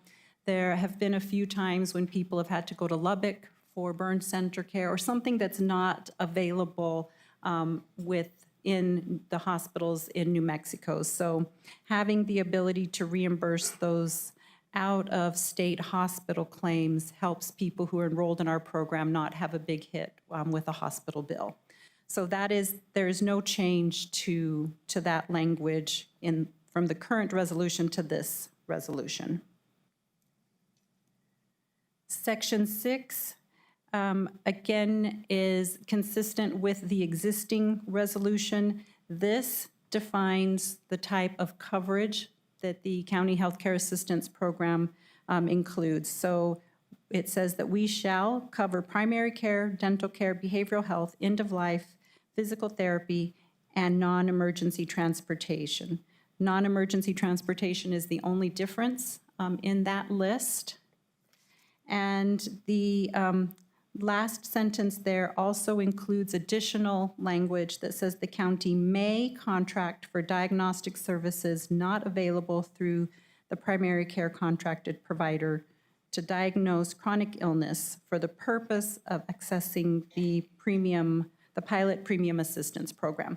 So that last sentence is new, and we would have to figure out how to contract with facilities that do some of the diagnostic testing to determine if someone has cancer or if someone has some type of chronic illness that cannot be diagnosed within the primary care setting. So that's the only language that is different than the existing resolution. I will keep moving through unless someone stops me, Madam Vice Chair. Any other questions for Section 6, Commissioners? No?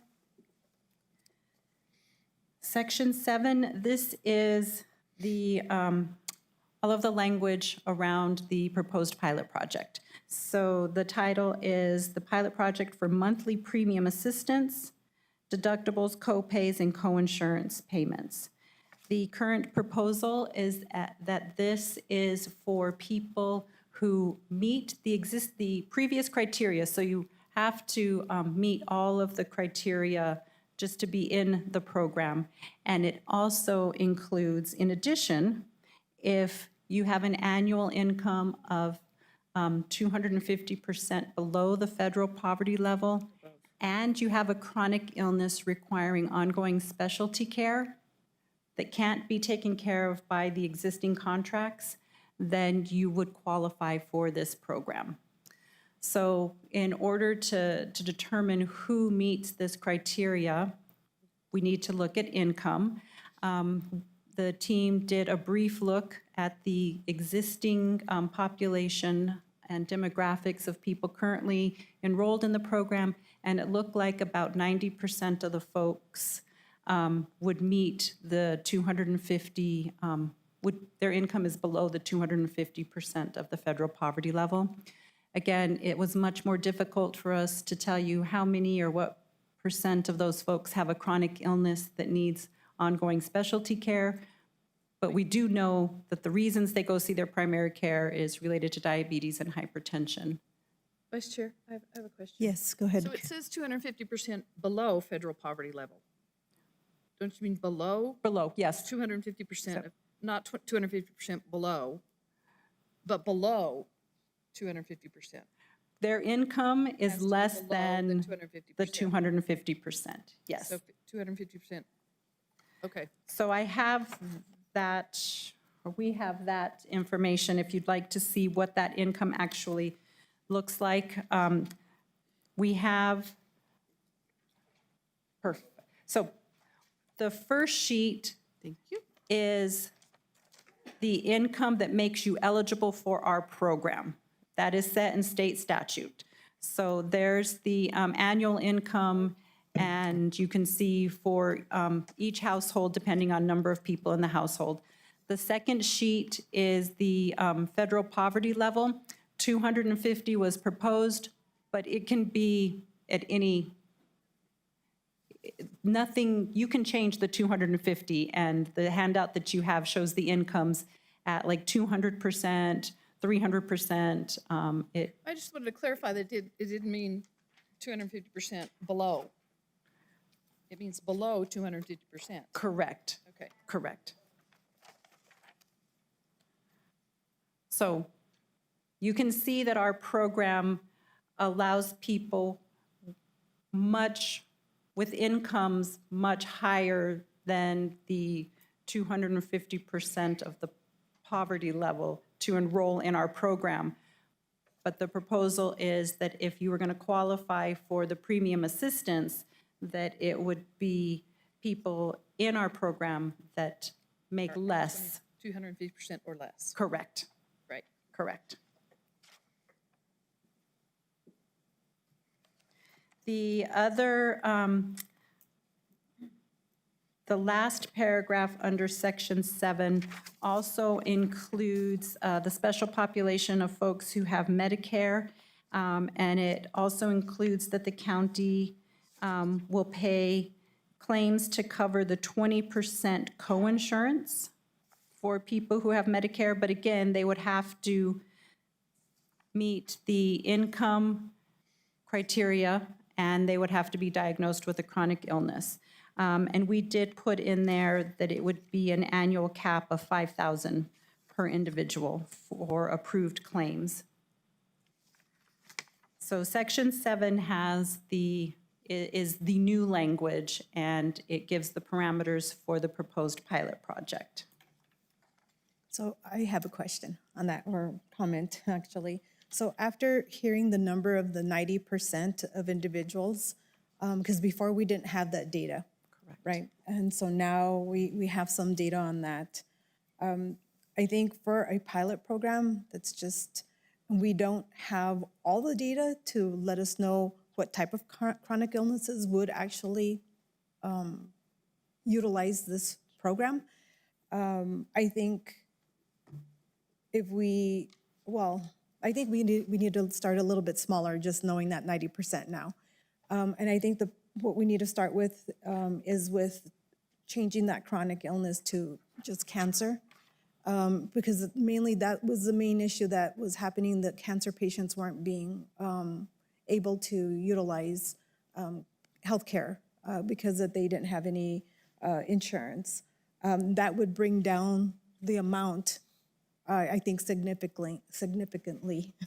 If we were to just start there and start gaining some information and more data on the way, as we are going to see how many people with cancer join the program, and start cataloging, I guess, or start getting some data on those other critical illnesses, so we can kind of see what other illnesses we could be covering. I think we need to do a little deeper dive into those, but for now, just starting out with the cancer, that's my recommendation. Madam Vice Chair, I appreciate that recommendation.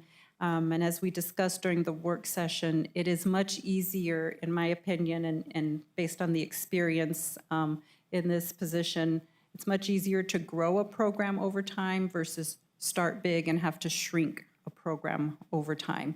So starting with just cancer care is a way that we can figure out if this is doable, how much it's going to cost, and then grow from there. My other question would be also, I know we had been discussing a third party to administer the program, right? Can you explain to the commissioners about that? And Yes, Madam Vice Chair, I'll do my best, because this is one of the areas where I don't know what I don't know, and we don't have a lot of capacity in our department because we've never done this type of function before. So I do know that the New Mexico Medical Insurance Pool is a good product for meeting this purpose because it has network adequacy standards. It does not exclude people who do not have citizenship, and they do have a sliding fee scale based on a person's income. If the county is going to pay for the premiums, we have to pay the highest premium.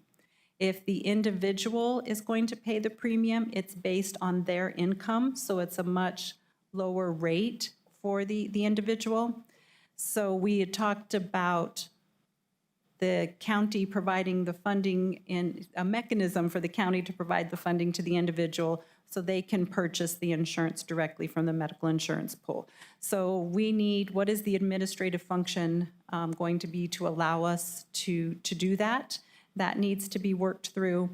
And then if we are also paying for the co-pays and co-insurance, we would have to figure out the administrative function for the paying, reviewing, approving, and paying those claims. Madam Vice Chair, if I may, I'd also like to ask if James Van Cleaves could come up and join us, because there are actually some legal issues with the Equal Protection Act and HIPAA that he could speak to in more detail about why there are some legalities that we might be wise to benefit from a third party. yes, please. Hello, Commissioners. Thank you so much for allowing me to talk. So I suppose the most pressing issue is the HIPAA concerns and the primary benefit of having a third-party administrator be the prime interaction with the public in the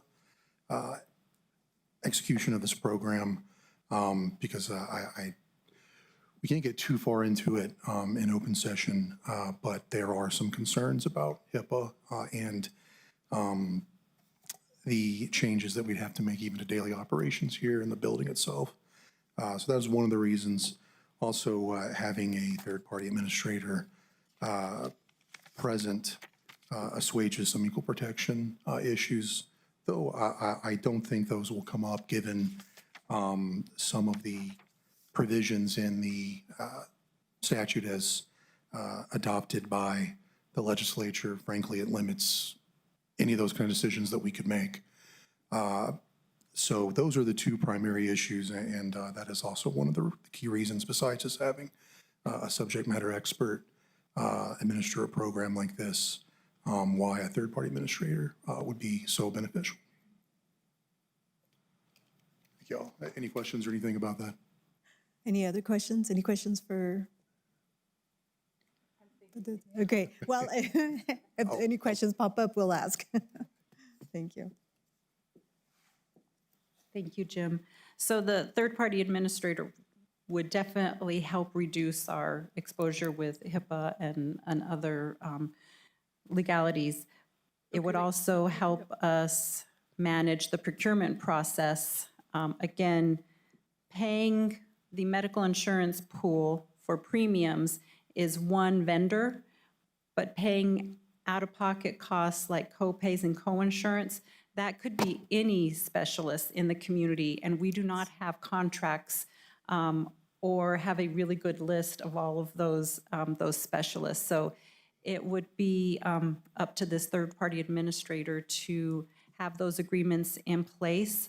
Commissioner Kimball, I would look at it kind of like what Falling Colors does, or an administrative service organization. And they take a chunk of change also, that there's going to be a cost to the service that they would provide to us, but I think it would be well worth it. Commissioner Kimball, yes. That was going to be my question. With the third-party administrator, there's going to be extra costs, whatever they are. And in the $2 million, then that's going to diminish what's available to spend on claims. Correct. But we can't have the staff in-house that does it. That would diminish all the money. Because we'd have to have a medical director to make sure that the claims are related to that condition, that they're appropriate, that they're, and you were saying earlier, dental, if we're going to cancer, I'm not sure dental's going to be relative to cancer unless somebody just needs to have some teeth pulled. They're not going to come and get fillings because they have cancer. So it needs to be somebody that's a subject matter expert, I'm sure, but you're talking a lot of money when you get into that. And when the county then becomes basically an insurance company, that's really not part of our charter. That's not what we're supposed to do. And so this all kind of concerns me that we're going to oversee or pay somebody at whatever cost to oversee these kind of claims. I just think that it's all kind of unknown. I don't know if we have all the information we need to make this plan yet. Have we checked into what a third-party administrator would cost? Madam Vice Chair, Commissioner Kimball, we have not, because we're still trying to figure out like the scope of work. What would we need this third-party administrator to do for us? So just a little while ago, we did speak with the representative from Gallagher to try to educate ourselves and learn more about what this might look like. And he is willing to, if we can look at his current contract, he may be a consultant that can help us create that scope of work. And then we'd have to go out and look to see if there are any entities that do something like this.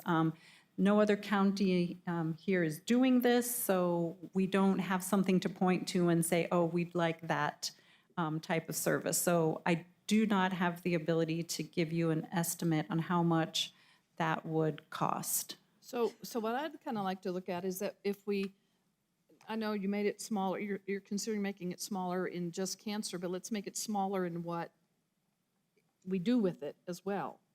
And not have quite so much variation. I'm confused about how we would make this all happen anyway. And we don't know what the procedures would be. We don't know what it looks like. It seems a little odd to start and just say, okay, this is what we're going to do. Let's see what happens. So I don't know how to make it better yet. What do you think? If I may, Madam Chair. Yes, go ahead, Commissioner. Thank you. I agree with Commissioner Kimball. Vice Chair Gametos, I'm sure you're familiar with insurance companies since your husband is an agent. But to me, this does look like the county is running an insurance company, and that's not the function of the county. It's not what we were created for. I understand that we want to help people. We don't want people selling enchiladas to pay for their health care or selling gorditas. I don't think anybody wants that. We see it too often in the county.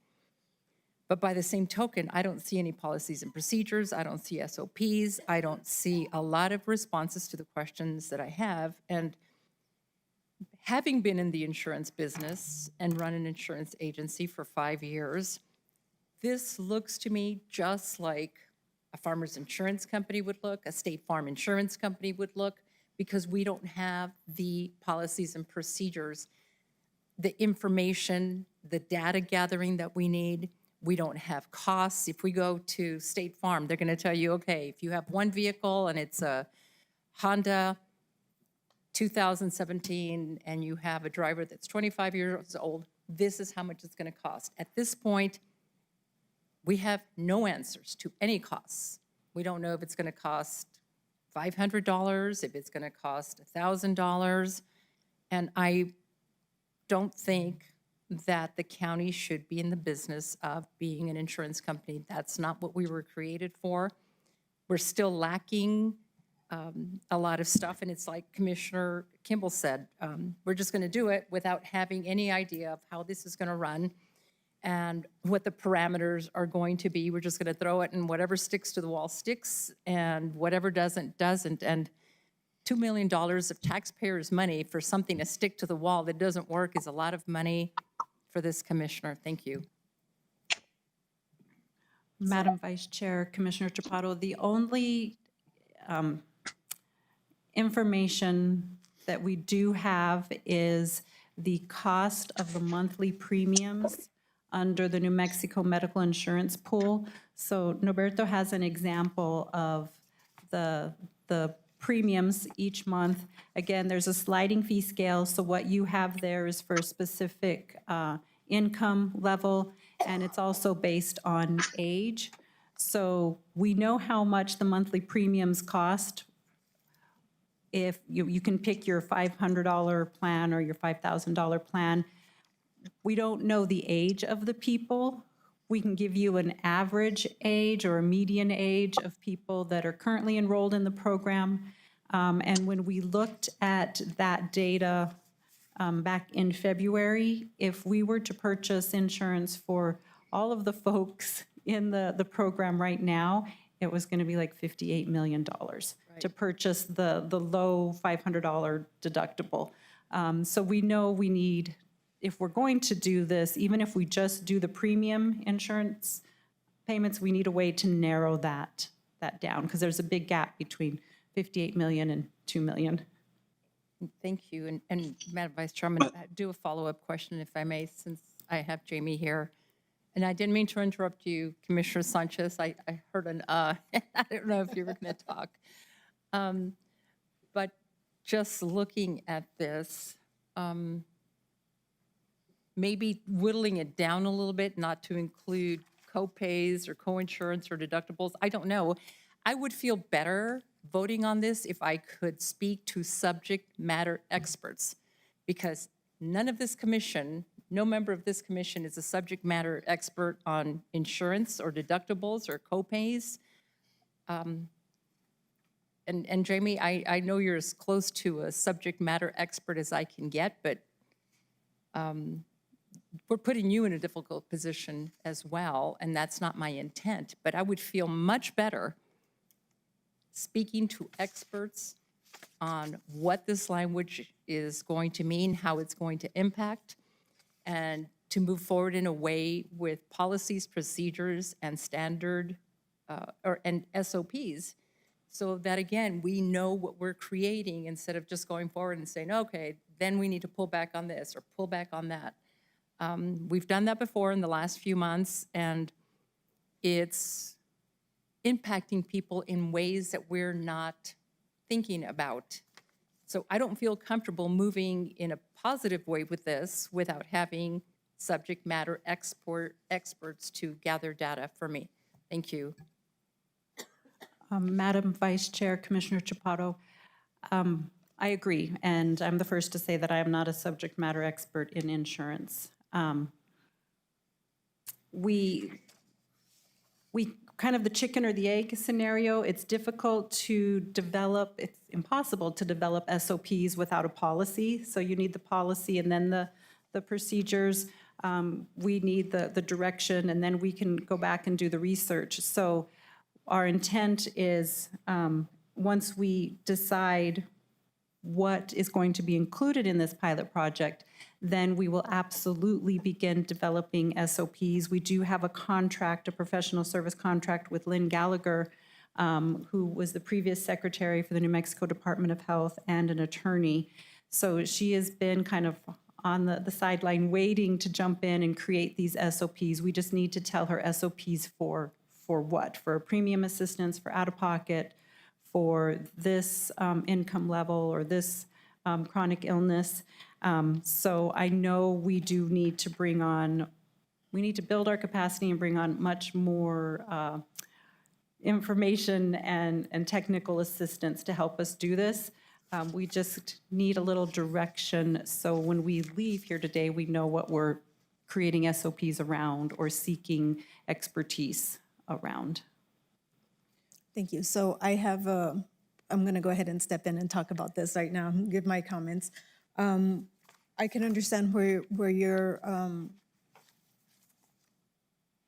worried about this. So let me see. I'm going to try to step back. At first, when I came to the commission and I suggested $1 million cap, and that's what I wanted to stick with, was that, right? Just for the premium assistance program. That was my request. And then the other $1 million was going to be for the contracted services. So we were just going to stick with the cap because it's a pilot program, and to see, how many people do we get under this program. The SOPs, yes, even Chair Sanchez stated that he wanted to see the SOPs to have an understanding how this program was going to work, what's the procedures. I have the same sentiment as well, but as Jamie stated, that they felt that they needed to do the resolution first in order for our contractor to do the SOPs. So obviously the SOPs would follow along with this. We wouldn't need, I would think that we really wouldn't need a medical director if we're just saying that the person has cancer. So if anybody that has cancer, obviously we know that they're going to have ongoing treatment. And so with that, I don't think we need a medical doctor to let us know that this person has cancer. Just from the diagnosis of their general practitioner or whoever diagnoses them, I think is enough, should be satisfactory to say that this person has cancer. This is a small population that we're going to be covering. Like I said, it's just a pilot. It's something that will start out small, and we'll look to see how we are going to work that out. If you go down to section 11, it does say that sections 1 through 6, which is a normal HCAP plan for the contracted services, that one we would, if we approve it today, it goes effective July 1st of this year. And then that's just for that. But we do have on section 7 that it would be effective October 1st of 2026. I would want to add language contingent on the county securing a third-party administrator to administer the pilot premium assistance program. Doing a resolution allows us to make corrections along the way, right? And I was just following the lead with what Jamie needed, saying that, hey, we need a resolution in order for us to develop the SOPs and to allow the contractor to decide on the SOPs. If the commission doesn't feel like that's what they want, if they don't feel like that to go along with that, I'm here to listen to any kind of other recommendations that you feel that we could do on section 7, because it seems like we're stuck on section 7, right, which is a premium assistance. Yes, the state did allow us to have, they passed SB 45 in order for the counties to be able to provide coverage to individuals that are indigent. So that's the reason why I was working on that, to provide these individuals. So far, yes, I've been meeting with individuals that have cancer, that are indigent, would fall into this. And, I feel that we need to have this type of coverage for them because right now, unfortunately, the hospital that would help us out with help these individuals, they don't have the capacity or the doctors for some of these cancers. For example, there's an individual for gynecological cancers. Those individuals, they don't have coverage for people here at the cancer Memorial Medical Cancer Treatment. These individuals have to go to other places for care if they're able to. So, there's obviously some cancers that they can't cover here that they would need to get some other care. So that's where I was going with this. So with that, I'll leave. Any other questions, concerns, comments? Commissioner Kimball? Madam Vice Chair? Go ahead. Oh, yes, go ahead, Chair Sanchez. No, thank you. Just a couple of things I wanted to note is, and you, and I know you mentioned it. I know talking with Jamie, that we did want SOPs, but it was understanding that they needed direction on what the BOCC, if they would approve something, and what it would be. And so that was part of why we don't have SOPs here, because they just needed that initial direction of where to go and how to develop the program. I think has been noted that no other county is doing this. And, we can look at it in a couple of different ways, right? Number one, not every county in New Mexico has a Health and Human Services department. So we're one of the few. And I think along with it, we see the need in our people, and Commissioner Chaparro, you hit the nail on the head, right? When you said we don't want to see people having enchilada sales, trying to make money for cancer treatment. I would love to expand it more, and I understand trying to pare it down, and I have no issues with that because I understand kind of where we want to go. But I think for us, this was definitely going to be the potential for a learning opportunity, because this is something that no other county in the state of New Mexico is doing. And I'm not aware of, any other, aside from the federal government, I don't know of anybody else doing this. And I think for me, when I voted for Project Jupiter with some of the intent of the monies that it would bring in, not just because, it would help us to weather any storms with upcoming, with any potential recession or such, but it was also the potential that we get to be innovative and do things that nobody else has ever done before, because of the fact that we can try things out. And that's why this is being, I think brought to the commission as a pilot project of let's try this out. Let's see where it is, because we already have a program where we'll pay up to $50,000 for cancer treatment, but nobody's using it. Why? I don't know. I'm guessing because nobody knows about it. And that's a learning right there that we need to figure out how we do this. Now, the assertion that we're looking like a insurance company, I don't agree with that, because we're not the ones processing claims. We're just trying to connect people with the marketplace so that they can buy insurance and then they can get the care that they need. So, being able to review whether they qualify for that is one thing, but we're not going to be the ones, unless I'm mistaken, we're not going to be the ones processing claims, giving payments. This is just simply trying to make this so that healthcare is affordable for the residents. It makes it so they can get the treatment they need earlier on, rather than deferring that care and letting a condition get worse to the point that it's no longer treatable. So I completely understand the concerns that have been brought up. I think we can address that with SOPs, and we can review that as we continue to learn more through the process. But I really would hope, like I said, to me, let's be innovative. Let's lead the state, if not the region, and do something completely different than any of our peers have done. Thank you, Madam Vice Chair. Thank you. Madam Vice Chair, Chair Sanchez, I just want to clarify, if we are paying the monthly premiums, that is, I agree, that would not have us functioning similar to an insurance company. But as soon as we start doing co-pays and co-insurance, then we are actually paying a medical claim to a provider, and that is where we move into the function of an insurance company, where we have the HIPAA issues. And so I just wanted to clarify that. And then second, we do have in the resolution, section 9 talks about the operating procedures, the standard operating procedures. So it does direct us to create these standard operating procedures.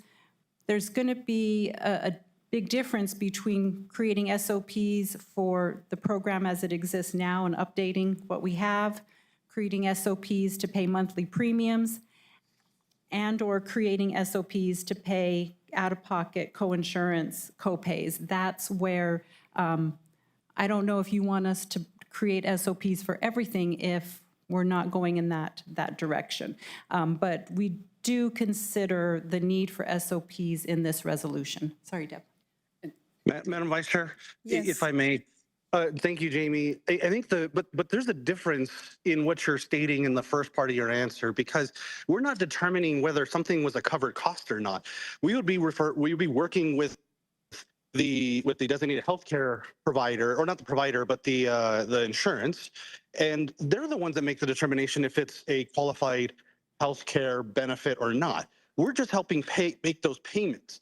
So that's the part I don't fully agree with. I understand the HIPAA concerns, and we can work on trying to figure out how to address that. But we're not the ones making the determination whether whether the insurance is going to pay out or not. Once the insurance is paid out, they're going to have a specific co-insurance, deductible, or et cetera, that they're responsible for. You can take the explanation of benefits and get that from the care or the insurance company, and then determine what's an approved payment or not, because it's already determined that by the insurance. They determine the premium, they determine the co-insurance or the out-of-pocket max, and so we just follow that.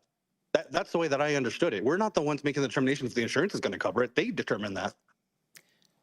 Madam Vice Chair, Mr. Chair, I think as the resolution is written, it says that we would pay those co-pays, co-insurance, and deductibles related to the chronic condition.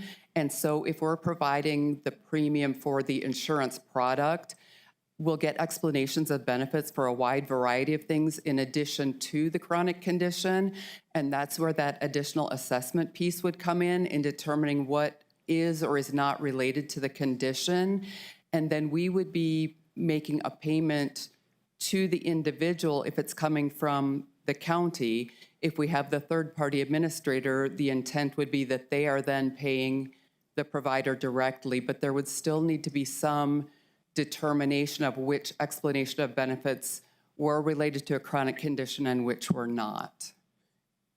Well, why don't we make it easy? And if they already have a chronic illness they're getting they're getting treatment for, then we'll on top of the premium, we'll pay the cost out of pocket. I mean, at that point, when you've already paid the premiums, the remaining out of pocket cost is peanuts compared to everything else. So I think, like I said, to me, let's make that simple. If they qualify and they have been diagnosed for a chronic condition, then we just cover that insurance, the premiums, the co-insurance, and out-of-pocket max for that person for that year. Just my thought. But thank you, Madam Vice Chair. You're welcome. Commissioner Kimball, you said you had. So if I could, even if somebody has cancer, that doesn't mean they don't also have a dermatological problem and they need to go have a skin lesion removed. We're not going to pay the copay for that if they're on this health plan. We're going to pay for the things that are related to the chronic condition. So people don't have just cancer. They have other things. So that's why somebody has to review the claim to say, okay, that's not related to the cancer. That's not one we're going to pay. So that is a function of somebody looking at the data to say, nope, that's not covered under this, the way it's written. And then the other part on here, it says the county may, under number 6, the county may contract for diagnostic services not available through the primary care contracted providers to diagnose chronic illness. That's, again, us engaging another provider saying, we need you to tell us about that. So that's another administrative thing that we have to do as part of the county, which is what an insurance company would do too if they ask for a second opinion. The whatever plan we're putting them on won't do that. So section 6, that sentence that you read, that actually has to do with the contracted services provider. like La Clinica or Ben Archer, but it would be a provider that would do diagnostic testing, the way we have the contracts already set up. So that's what Section 6 is We about. already have contracts with people that diagnose cancer? No, they wouldn't be diagnosing cancer. Let me get to that one here. The county. Diagnose chronic illness for purpose No, accessing. the county may contract for diagnostic services not available through the primary care contracted providers to diagnose chronic illness for purpose of accessing. You wouldn't go to La Clinica to be diagnosed with cancer necessarily. So we would have to contract with somebody else who diagnoses cancer. I see where, yes, and it's So that's not another supposed. place that maybe an insurance company type function. It's actually, that sentence, that should not be there. That should not. shouldn't be there? It should, how do I say this? It should not state that, actually, providers to diagnose. So, Understand. yeah, what it's supposed to be was, so I'll give you an example. An individual goes to the La Clinica, and they go in with a lump on their neck. And the doctor checks them out and says, you know what, I need to see if that is cancerous or not, so you need to go get some diagnostic workup. So then the doctor needs to send them. So they're under the indigent program, they qualify for that, but they don't have the health insurance because they don't have cancer yet, right? They're not diagnosed. So he needs that diagnosis, that screening, that test, in order to see.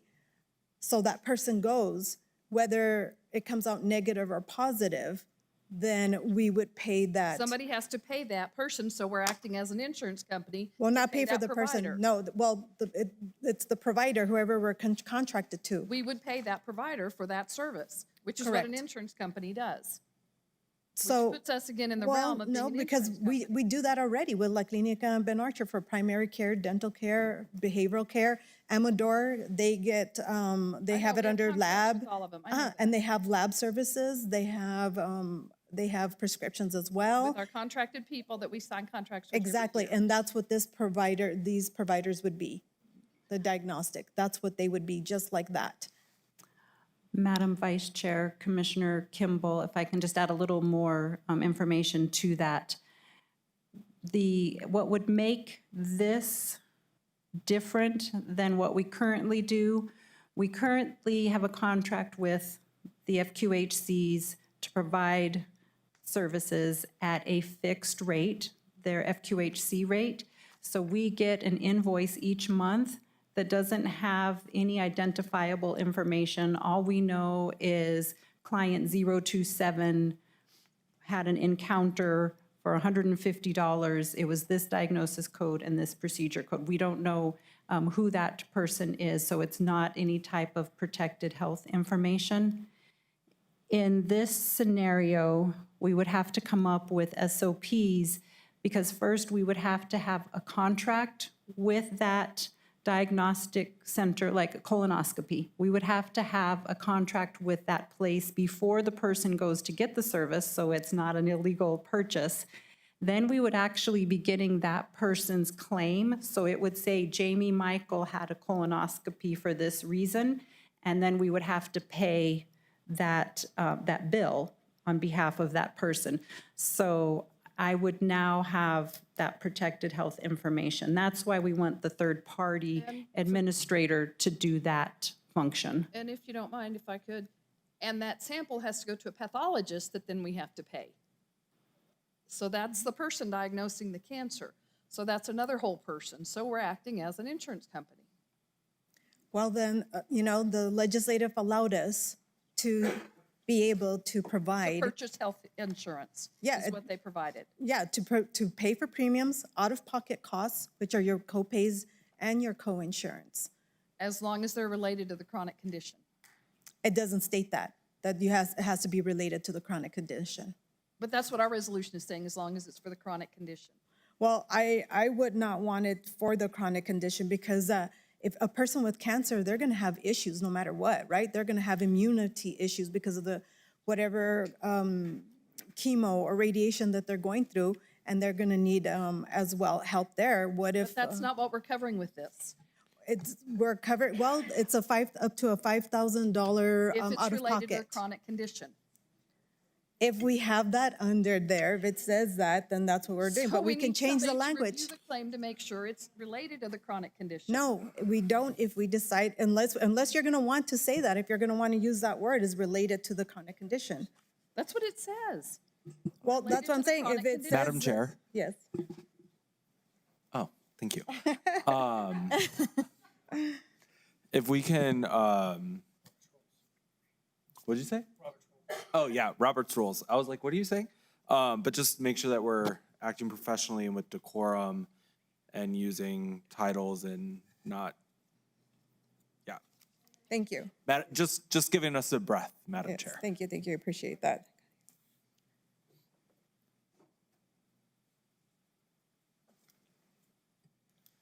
Do you want me to continue walking through the sections of the, or Deb, did you have something else to say? A possible option for the commission to consider would be simply removing that diagnostic language. That would take one big piece of procurement and contracting issues out of the equation, because in order to contract to pay those providers, there is a fairly lengthy process involved in getting those contracts in place that in theory could delay somebody's diagnosis and treatment, if we're talking about cancers.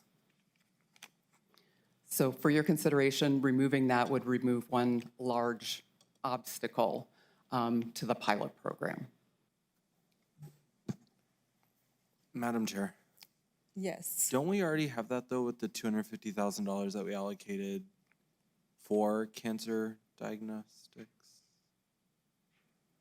Like we're already doing that, or we should be doing that. So Vice Chair Commissioner Sheljo Hernandez, the current contract is for diagnosis and treatment or just treatment? I think it's just treatment. So the Cancer Center at Memorial will not accept a patient until the diagnosis has already been made. That's the $250,000 we allocated And that the is last 2 years? correct. I thought That it is was for for treatment. diagnostic services. Currently, if it cannot be diagnosed by your primary care provider, there is a gap, except there are some state programs like the breast and cervical cancer program that does cover some diagnostics. So I'm mistaken. Thank you, Madam Chair. So, Commissioner Kimball, I just wanted to ask you, which section and what sentence are you seeing where it's related to the chronic illness?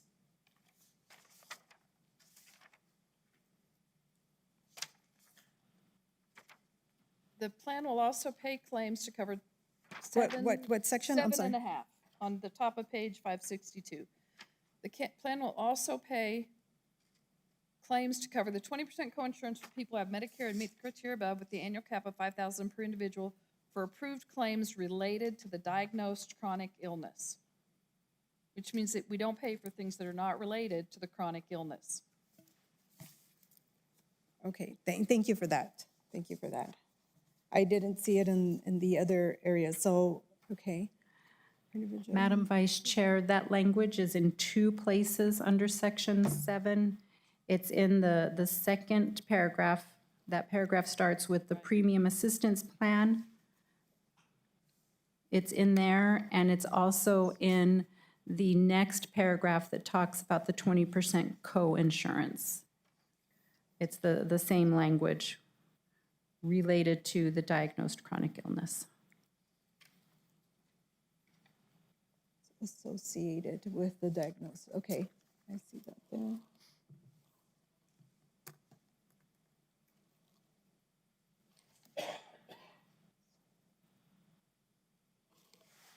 Okay.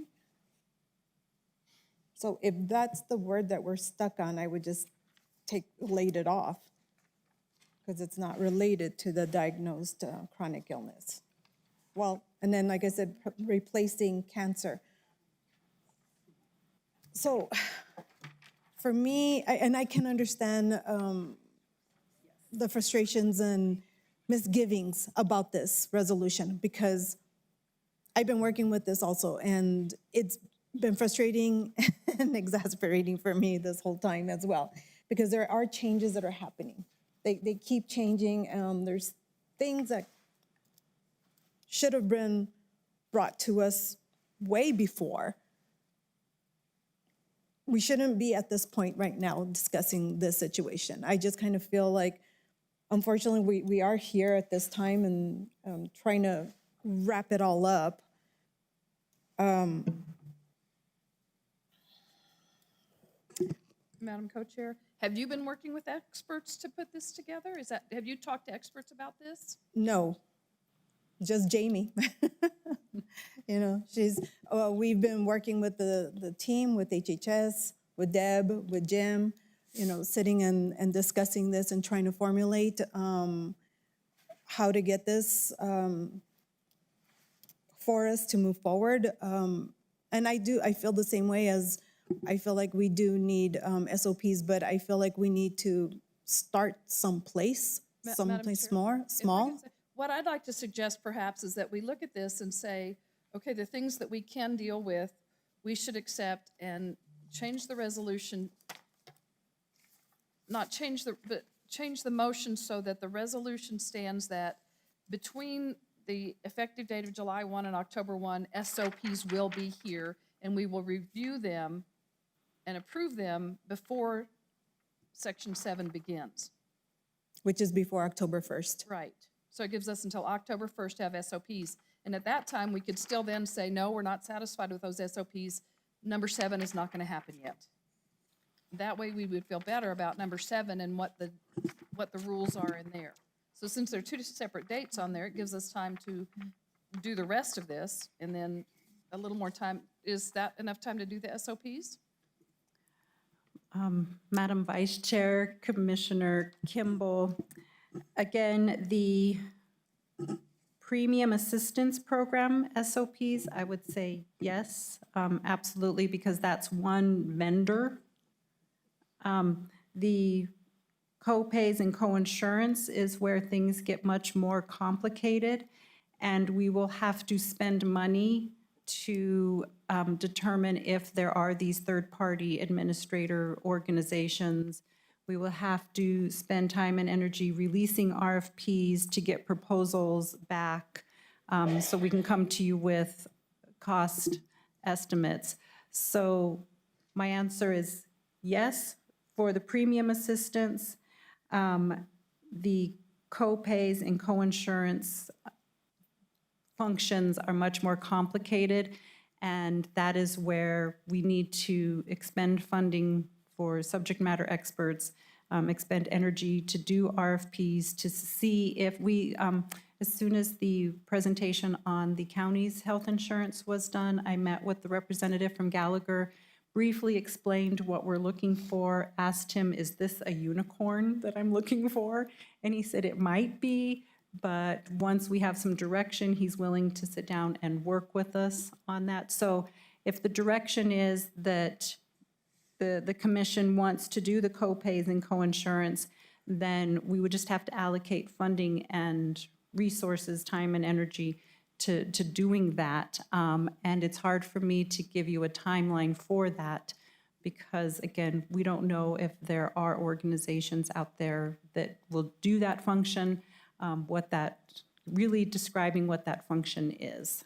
So, Madam Vice Chair, if I could say then, if we set it up like this, and this starts July 1, but we give you the opportunity we review this again by October 1st. If it doesn't happen, then we change the resolution and don't do it then. I mean, that gives us a chance to look at it and say, we've had May, June, July, August, September, October, September. We've had 5 months to look at it and we can't get it fixed yet. Let's delay it more. The way it stands now, if we accept this, then October 1, you're supposed to be ready to do it. Correct. And I don't believe the county will be ready to do it October 1.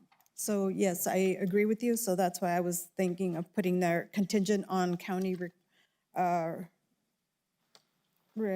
sorry, my eyesight is just horrible right now. Contingent on county securing a third-party administrator to administrate the pilot premium assistance program. But it was my understanding that I was told that third party that we would be receiving, they would be the ones that would be doing that premium assistance plus the out-of-pocket cost as well. So it's not like another third-party person that we were going to be looking at. It's going to be one third party doing all of that administrative work. Madam Vice Chair, if we can find somebody that is able and willing to do all of that administrative work, that would be fantastic, yes.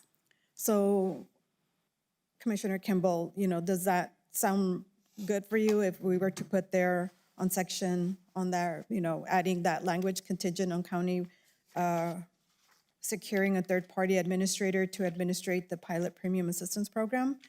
And we Plus should it put a date to it. providing SOPs? Right, and we should put a date to it so that it triggers us to look at it again. So instead of saying effective, I don't think you can say effective October 1st, because I don't think they can get it done by then. And that sets them up to say, oops, we didn't get it done.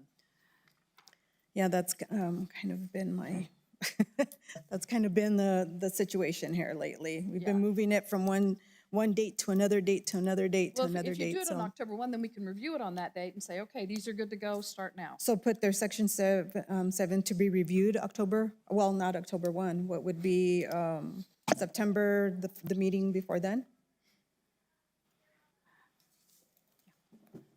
Madam Vice Chair, if I may suggest some language, if we could say for that October 1st date contingent upon approval of a third-party administrator contract by the Board of County Commissioners, and we will get the RFP out. We will let you know if we're getting responses.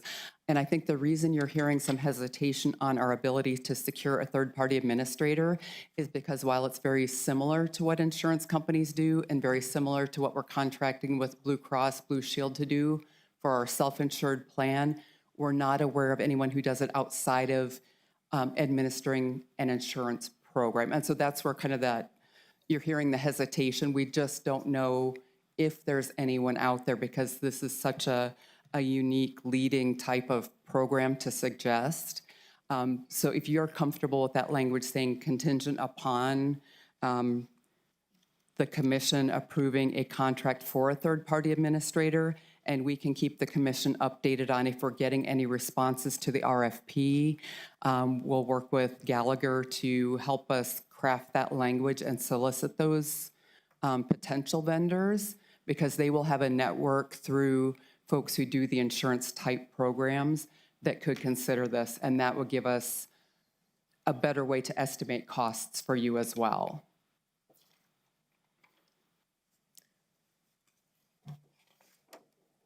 So then so should we add, instead of, under, it says section 11 effective date, right? And it says this resolution shall take effect as follows, section 1 through 6 are effective on July 1st, 2026. Section 7 is effective on October 1st, 2026. On that, section 7 is contingent upon, there we go, thank you. The commission approving a third-party administrator to administrate the pilot premium program, assistance program, okay. So Madam Vice Chair, Commission, my question would be, is Section 7 staying as is? So are we looking for SOPs and a third-party administrator to create a program for premium assistance, co-pays, co-insurance for people with an annual income at or below 250% of the poverty level and who are diagnosed with chronic illness? Will the co-pays and co-insurance only be reimbursed by the county if it is part of their or related to their diagnosed chronic illness? And then lastly, will we also create a program that includes the 20% co-insurance for Medicare? So if we approve the resolution as is, then it includes all of those things and we'll go seek a third-party administrator to administer all of those things with that criteria and use that criteria for the SOPs. Madam Vice Co-Chair, Chair. or did you want to just change it to cancer? Yeah, we Yes, need clarification You on just want that. to change it to cancer, Yes. not. Correct, so I do have amendments and I was Okay, gonna, thank you. Just,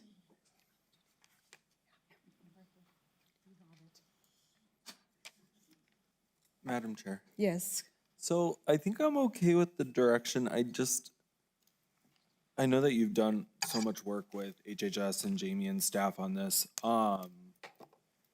So I know RFIs take work. When can we expect to see an RFP go out? We would have to talk with Michael about amending the existing contract with Gallagher to make sure that can be done through an amendment process with Gallagher to help us do that. So I would have to do this in steps for you and talk to Michael about how long is that going to take. If it's an amendment, it's So probably fairly Are quick we or a task looking order. at only using Gallagher, or are we looking for quotes for a third-party administrator? I'm sorry, I'm going to jump in again, Jamie. Commissioner Sheljo Hernandez, I think we could approach it on two fronts. I think we could go out on an RFI with a general outline of the types of services based on the resolution language that you give us today. And at the same time, we can look at putting together a more detailed scope of work for an RFP. Okay. Because I suspect we will definitely not be under the county manager's signature authority for the amount for somebody to administer this type of program. And so I think we can approach it on two fronts. And I was kind of looking to Norberto, because I've been working with him on some timelines. How long would it take realistically? I don't want you to box yourself into a corner that we can't realistically meet, but to do an RFI with the large picture view, and we can work with Michael. I don't think an amendment to the Gallagher contract would take very long. We have a pretty comprehensive agreement with them already. Okay.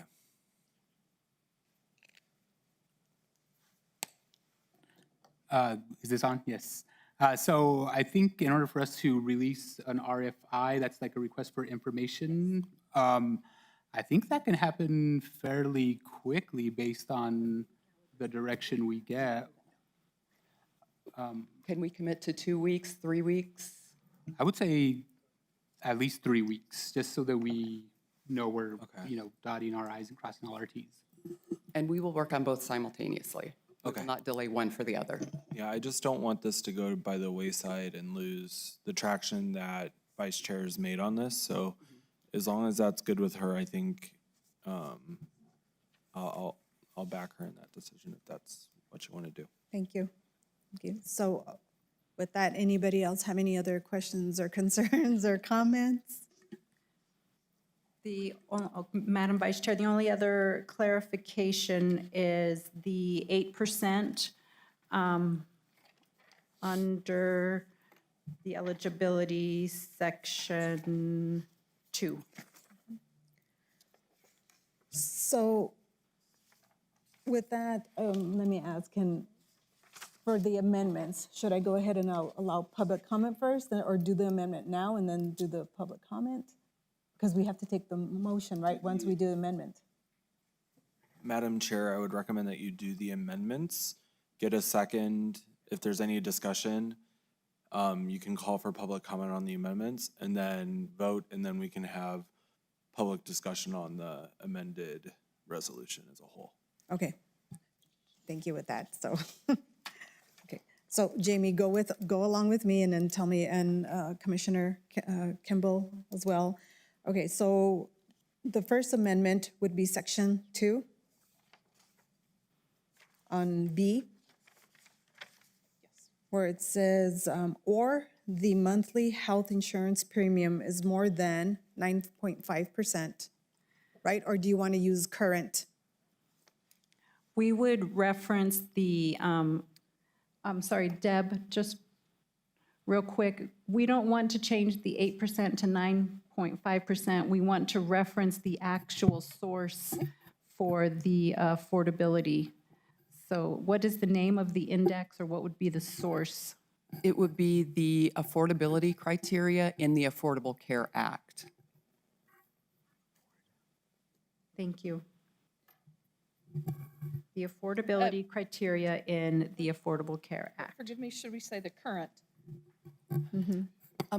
Madam Vice Chair, Commissioner Campbell, I would recommend that we include language so that it's indexed, so that as it moves each calendar year, we continue to have our resolution match that. Okay. So we will state is more than the affordability criteria and Affordable Act. In the Affordable Care Act. And then, Carrie, can we rely on you to help us with language to make sure it's indexed annually or however often it changes?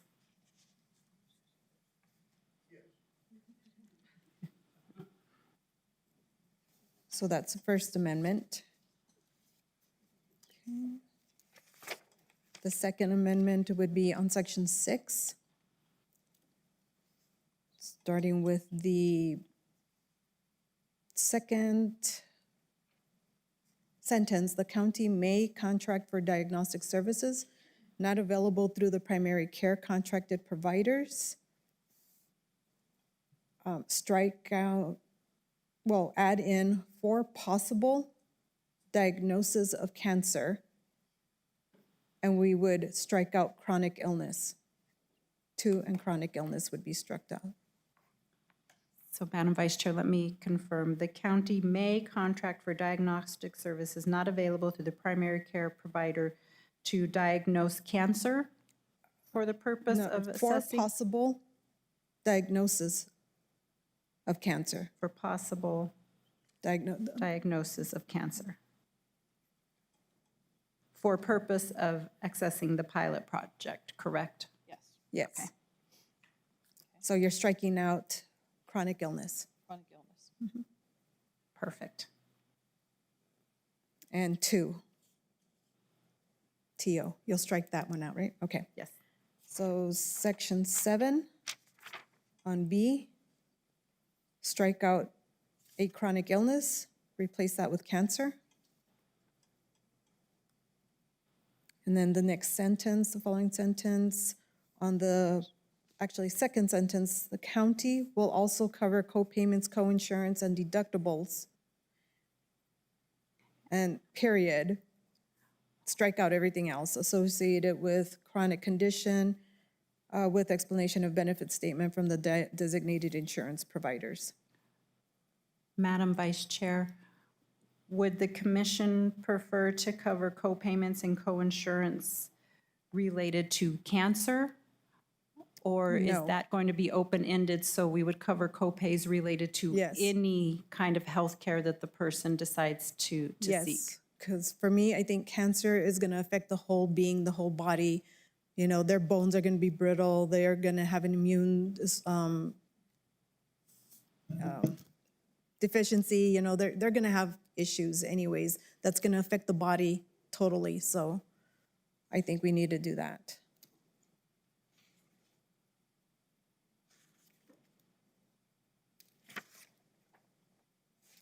And then on the next page, that sentence, that first sentence, same thing, we're fixing, it'll be, the plan will also pay claims to cover the 20% coinsurance for people who have Medicare and meet the criteria above with an annual cap of $5,000 per individual.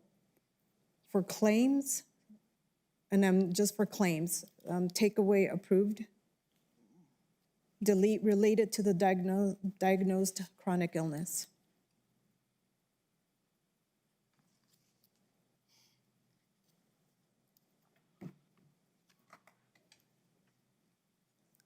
And then section 11, we'll go down to section 7. We'll strike out effective on October 1st, 2026.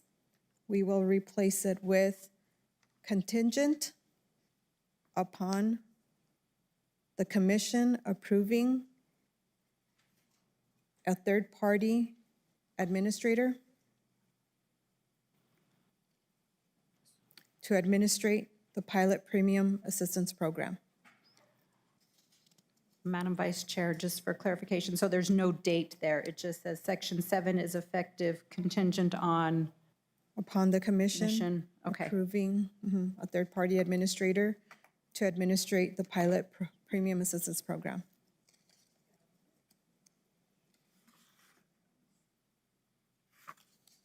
Thank you. So with that, I ask a motion for the amendment. Madam Chair, I would like to make a motion to include your amended suggestions to the resolution at hand.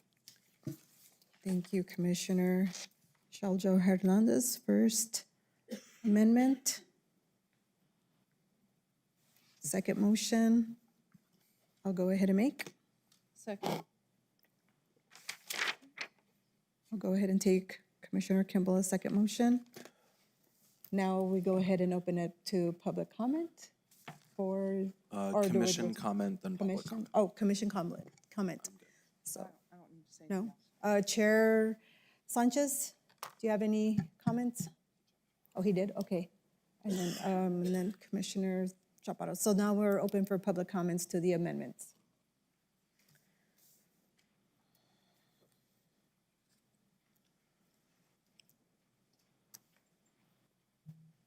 Good afternoon, Vice Chair, Commissioners, Manager, everyone. Thank you.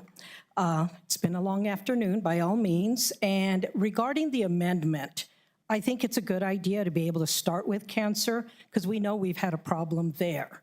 And then as you keep going with cancer, then you can start other healthcare issues.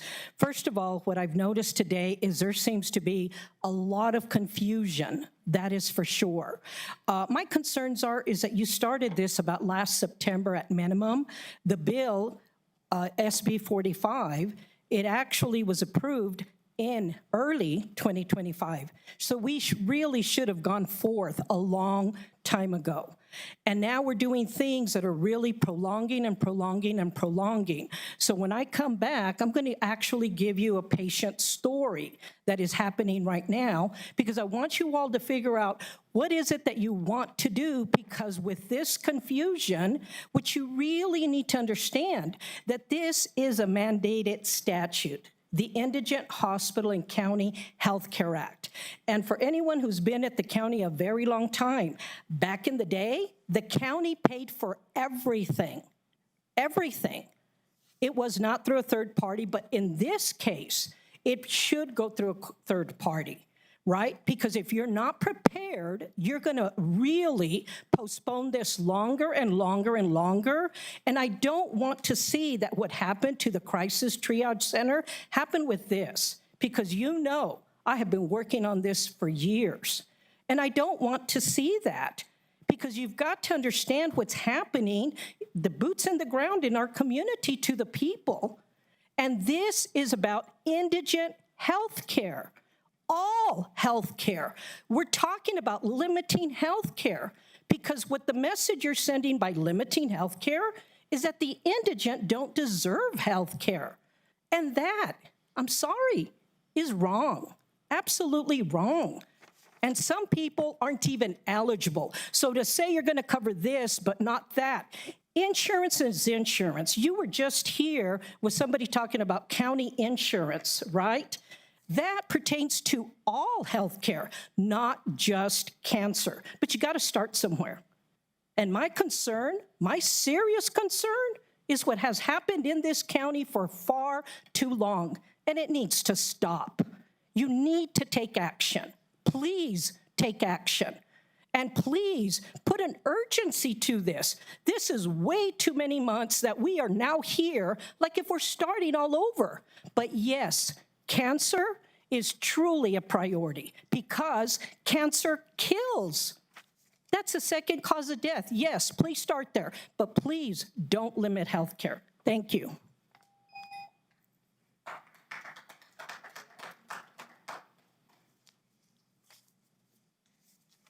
Okay, so if there's no other public comment, then I go ahead, request a roll call for a vote for the amendment. Commissioner Shaljo Hernandez, Yes. Commissioner Kimball, Yes. Commissioner Chaparro, Vice Chair Gameros, Yes. Chair Sanchez. All right, thank you for that. So then now we go ahead and go to the approval of the resolution as amended. Oh, I need a motion for that. No, you're right? good. No? Okay, so we just need a vote for that. Public comment and then a vote. Okay, public comment. Oh, I knew this was going to be a sticky one for me. Oh, can she cover this? Yeah, you're doing good.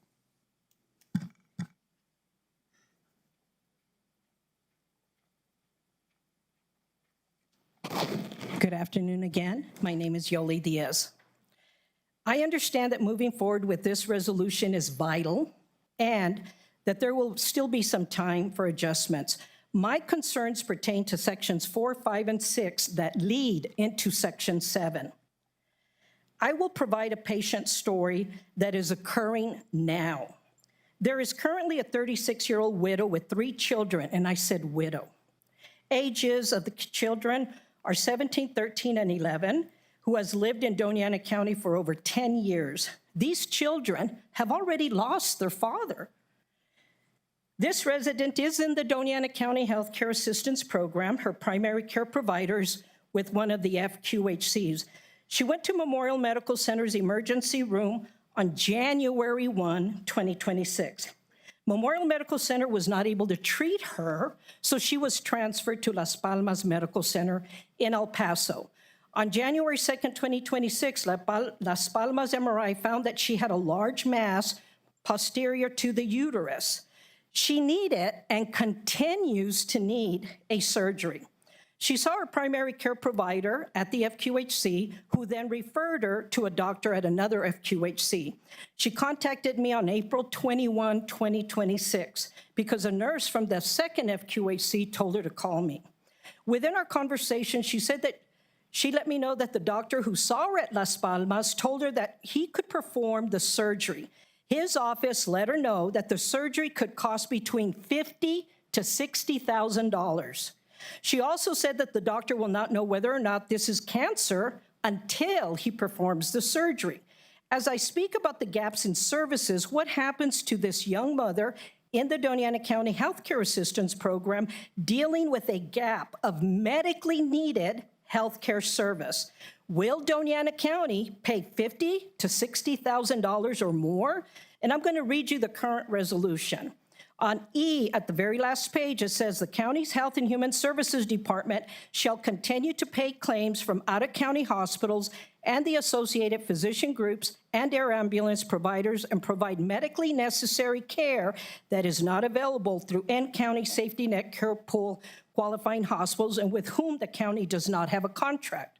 Those claims will comply with the indigent criteria shall be paid at a cumulative cap of $50,000 per person per fiscal year at 36.1% of the current New Mexico Medicaid rate.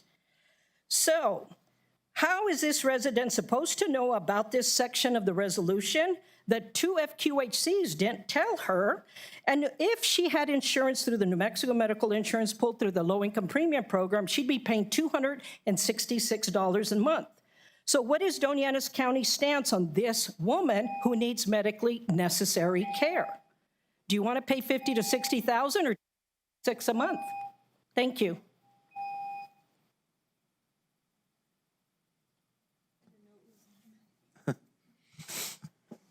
Thank you, Mrs. Diaz. So with no other public comment, ask for a roll call and a vote. Commissioner Shaljo Hernandez, Yes. Commissioner Kimball, Vice Chair Gameros. Yes. Thank you. The resolution does pass, and that resolution number is going to be 2026-53. Thank you. Thank you, Brandy. Commission. We will continue to give you all updates on the progress. Thank you. Thank you. So we have Resolution 24, resolution for the for the decommissioning of Station 33 in Garfield, New Mexico. Do I get a motion, please? So moved. I'll second it. No, thank you. Good afternoon, Chair, Vice Chair, Commissioners. I'm Sean Heck, Acting Chief of Doña County Fire and Rescue. Come forward today requesting a resolution for the decommission of Station 33 in Garfield, New Mexico. The basis behind this request comes from a recent State of New Mexico Fire Marshal ISO, well, pre-ISO survey. And ISO is very important for funding in the state of New Mexico. Our fire fund that we get as an organization is directly related to our ISO. And obviously the ISO impact to our community, to the businesses, to the residents and everything else like that too as well.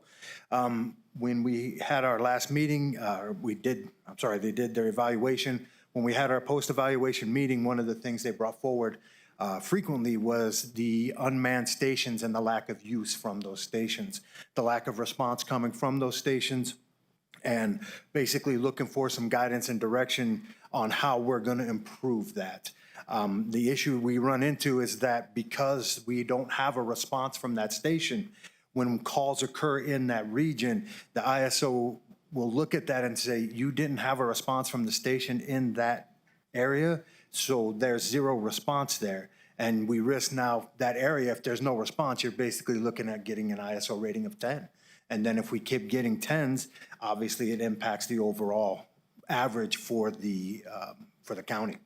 And so it was at their recommendation that we look at how we can improve our response from those stations, or we have to close them and no longer claim them as an active station. And they recommend doing that prior to our next ISO inspection, which is coming up in the fall. And then obviously also with state funding, trying to get this done before June. Did some looking in to see how much it was being used, how often it was being used. And it was it's kind of tough. It was very difficult to find information. Our current system that we use for reporting, they really don't have any reports coming from Station 33. Everything comes from the surrounding area that responds to that region. And the best I could find is about 2.5 years ago was about the last response we had out of any unit from that station.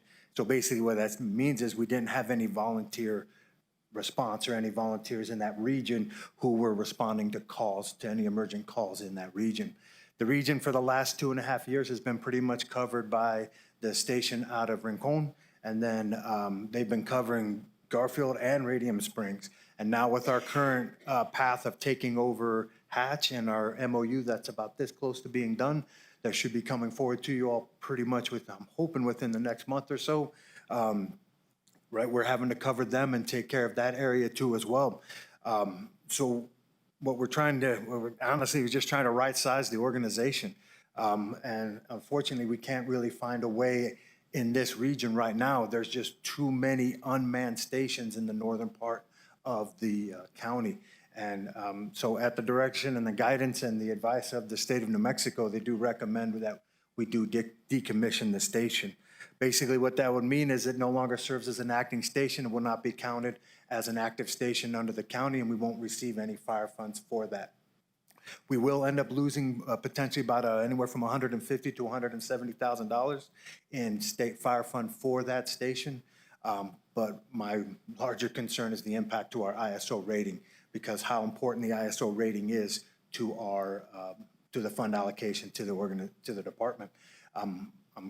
I couldn't answer that 100% what that number would be, but the state is alluding it could be kind of significant. If we go from a 5 to, we're at a 5 now, if we go to a 6 or a 7, that will have dramatic impact to the organization. That's it. I stand for any questions. Any questions from the commissioners? Yes, Commissioner Camille. No, not at all. Response times are going to continue to be the same because it's been the same for the last 2.5 years. And so they're going to continue to get the response from, I'm going to say it's kind of the Rincon Hatch kind of region because we're covering both.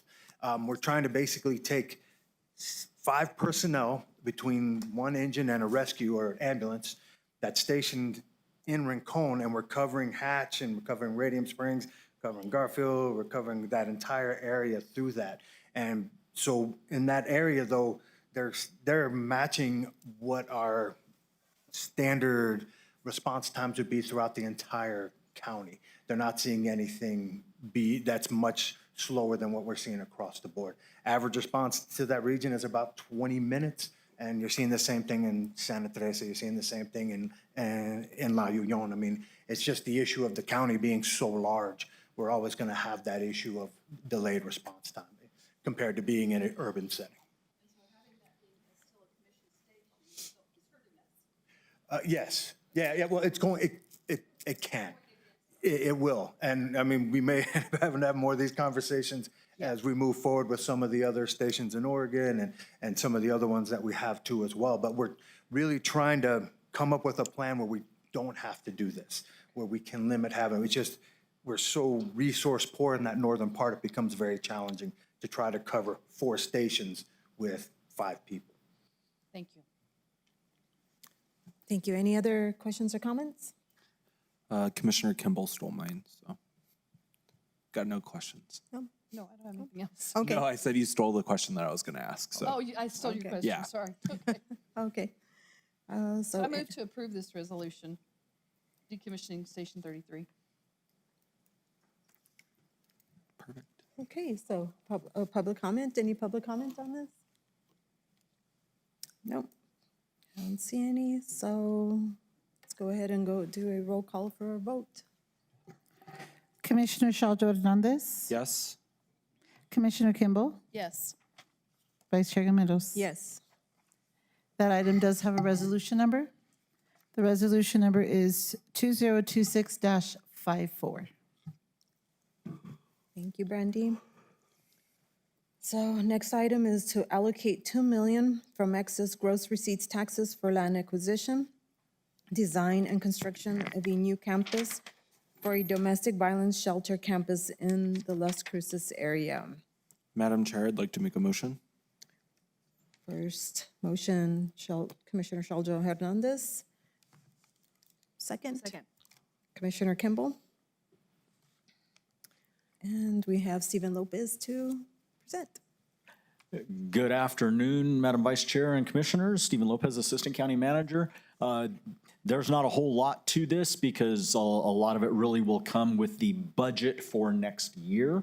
But this is your first opportunity to specifically allocate excess revenue, is the official term, but this is the revenue that we had not put into the budget that we are realizing from the increase in gross receipts taxes, primarily from Project Jupiter. And we've been able to confirm, the budget team's been able to confirm, we have received over $2 million. And we have received, in the past, commissioners' desire to make some of the early investments with that money in the areas of the county where we really have a need for service. And one of those, as you all put on our ICIP plan back in November, is creating a new domestic violence center campus that can serve both Las Cruces and the greater Doña Ana County. And so we are asking for $2 million to be allocated. Your vote here really will just tell the budget team to include that in the budget that they bring to you next month. But it will also allow us then to go ahead with our discussions on land acquisition with the property owners that we may be looking at. Pretty short and simple. Happy to answer any questions you all might have. So, Madam Chair, I do have one question. Yes. Mr. Lopez, so basically we need to make this step in order to start negotiating with the property owner, is that correct? Madam Vice Chair and Commissioner Shaljo Hernandez, it's very helpful to know that we have purchasing authority to actually negotiate a purchase. Yes, sir. I love that response, so thank you. He's an optimist. Any other questions or comments? No? Any public comments?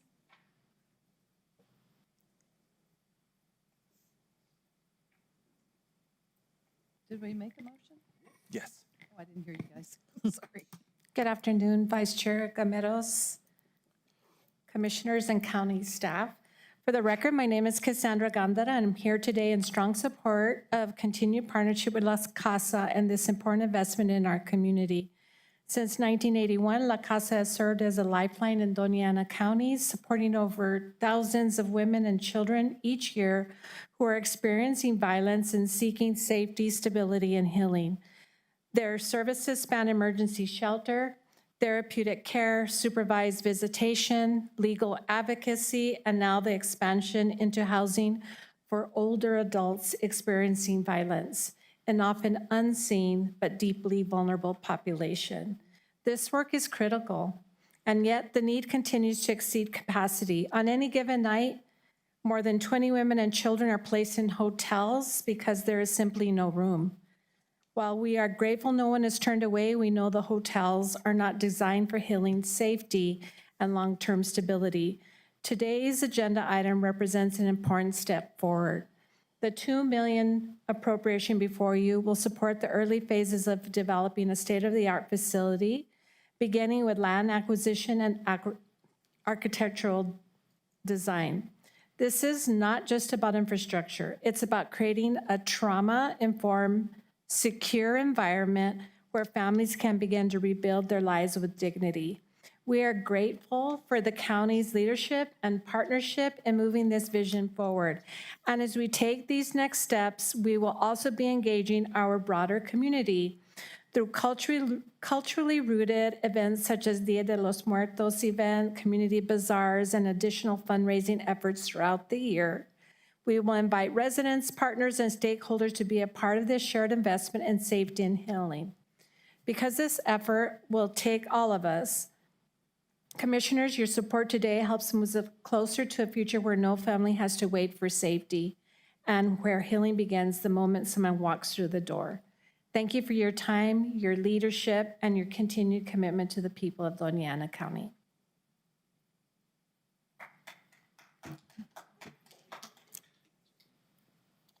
If you could, did you sign the book? Oh, Cassandra, if you can sign the book.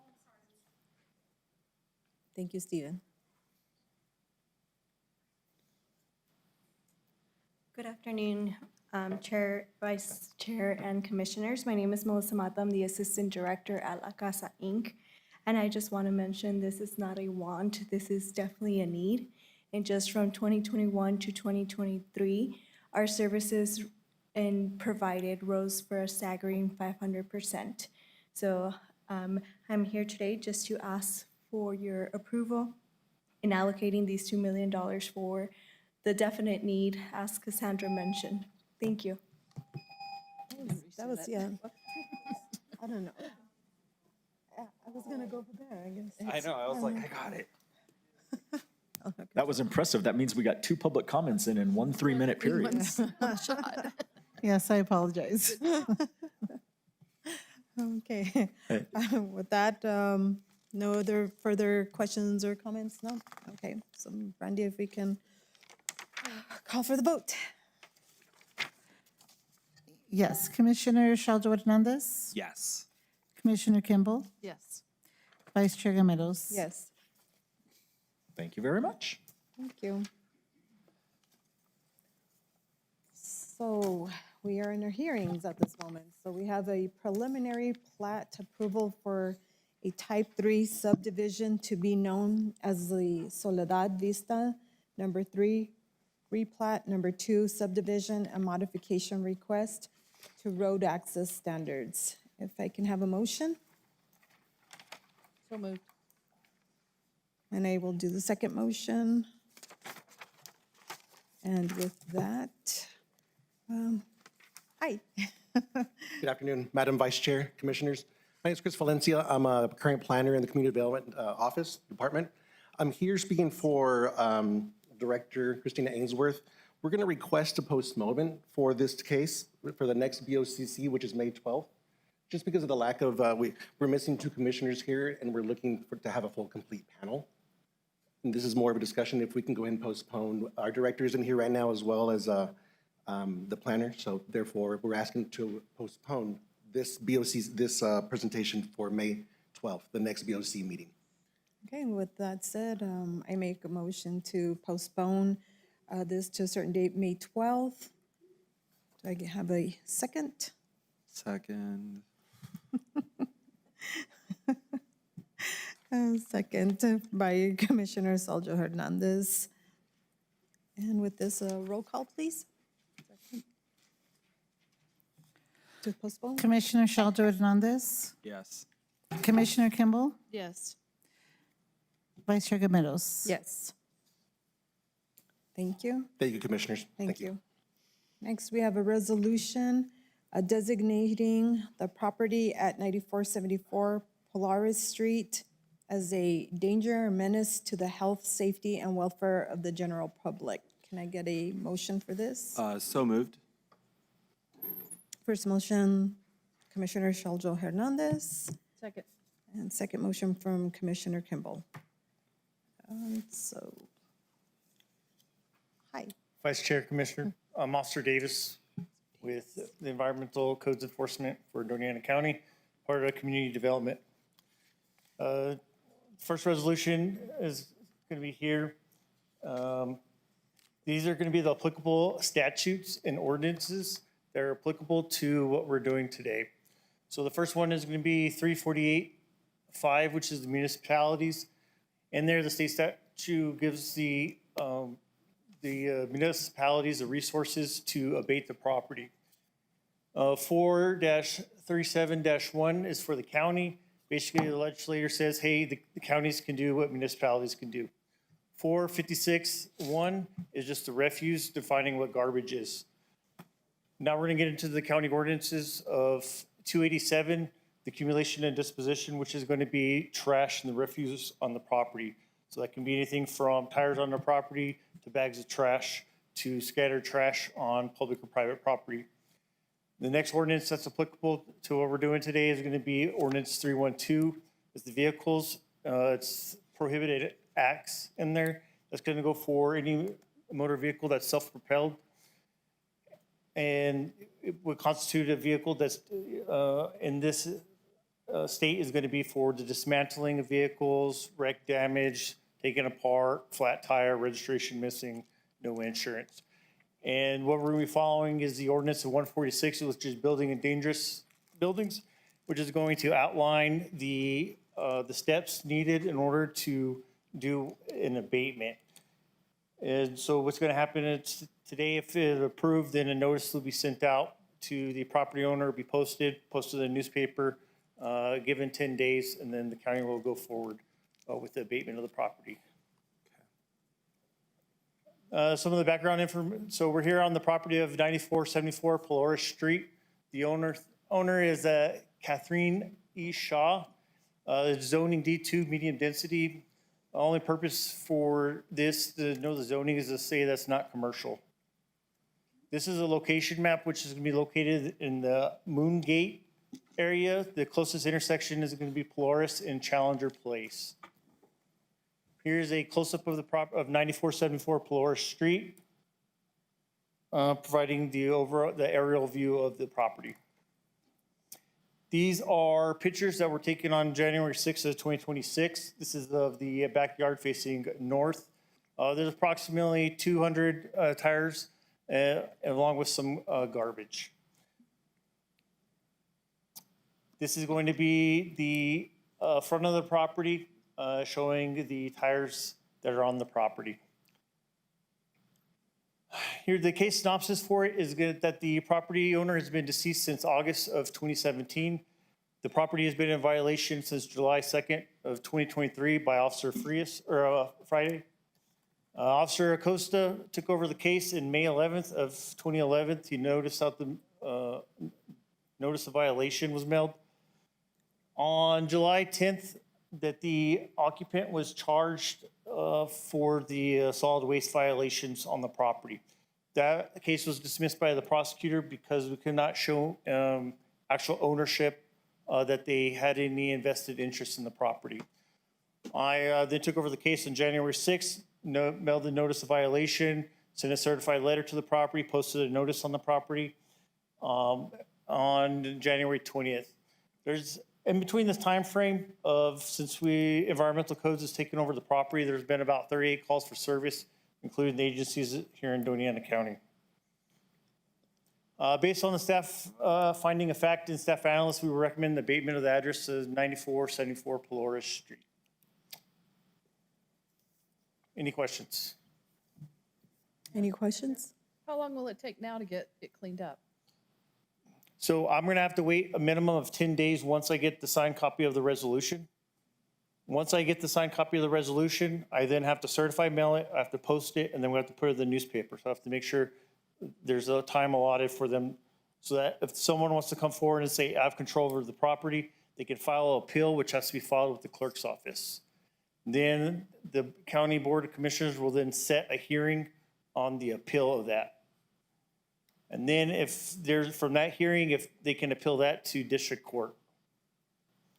So if everything goes smoothly, there's no appeal.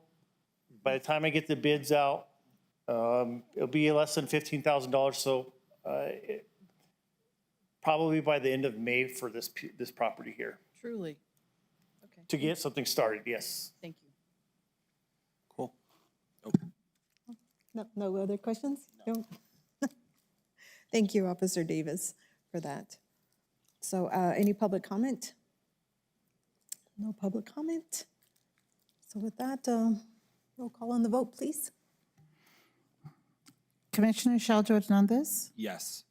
Commissioner Kimball, Yes. Vice Chair Gomez. Yes. That does have a resolution number. The number is 2026-55. Thank you, Brandy. Next item, a resolution designating the property at 201 Placitas Avenue as a danger and menace to the health and safety and welfare of the general public. So moved. Second. First motion, Commissioner Shaljo Hernandez, second, Commissioner Kimball. Any, oh, go ahead, present. Vice Chair Commissioner Jonathan Davis, Environmental Codes. Is it? It went away.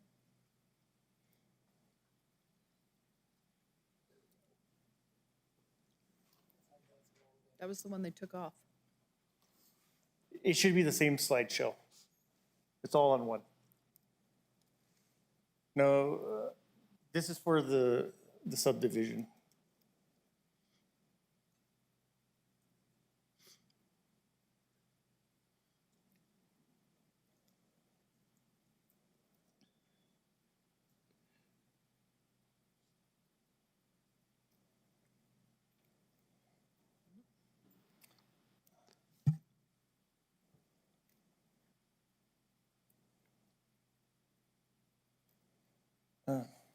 Vice Chair Commissioner Jonathan Davis, Environmental Codes Officer for Community Development. This is today's date. Once again, the applicable statutes and ordinances for time, since we've already went through them, already discussed it, I'll skip this part. So the address in question today is going to be 201 Placitas. The owner of the property is Margarito Perez. Once again, zoning is T2, showing that's a residential neighborhood. This is the area in Placitas, north of Hatch.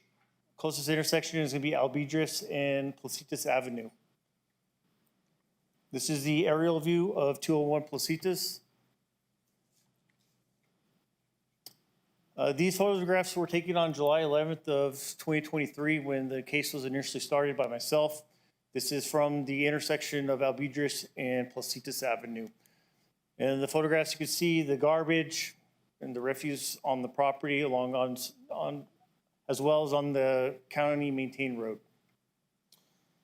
Same date, this is gonna be July 11th of 2023. This is gonna be on the north side of the property of the Placitas. This is gonna show the tires, the vehicles. So the Pontiac will be an example of 312 of prohibited acts of an inoperable vehicle. These are photographs taken December 9th of 2025, showing that once again that there's accumulation of solid waste on the county right-of-way. There's still the RV there, along with the other stuff. So this is December 19th, 2025. This is the day after there was a fire that was started here at 201 Placitas, which then moved on to the neighbors' properties. So the property's been in violation since July 11th of 2023. The notice of violation there was posted on July 11th of 2023. Criminal charges were filed against the defendant. They were ultimately deferred/dismissed. That's when we came to a plea agreement with the defendant. Another notice of violation was mailed and posted at the property on December 19th of 2025. December 18th, 2025 is where the fire destroyed 201 Placitas, 213 Placitas, and 547 Albedris. At this 201 Placitas, there's been approximately 48 calls for service for county agencies. Based on the finding of fact and staff analysts, that we recommend the abatement of the address at 201 Placitas. Any questions? Any questions, any comments? No. Any public comment? No. Roll call, please. Commissioner Shaljo Hernandez, Yes. Commissioner Kimball, Yes. Commissioner Vice Chair Gameros. Yes. Thank you, Brandy. That does have a resolution number. The number is 2026-56. Thank you. So a resolution designating the property at 1120 Bowling Lane as a danger and menace to health, safety, and welfare of the general public. So moved. I'll second it.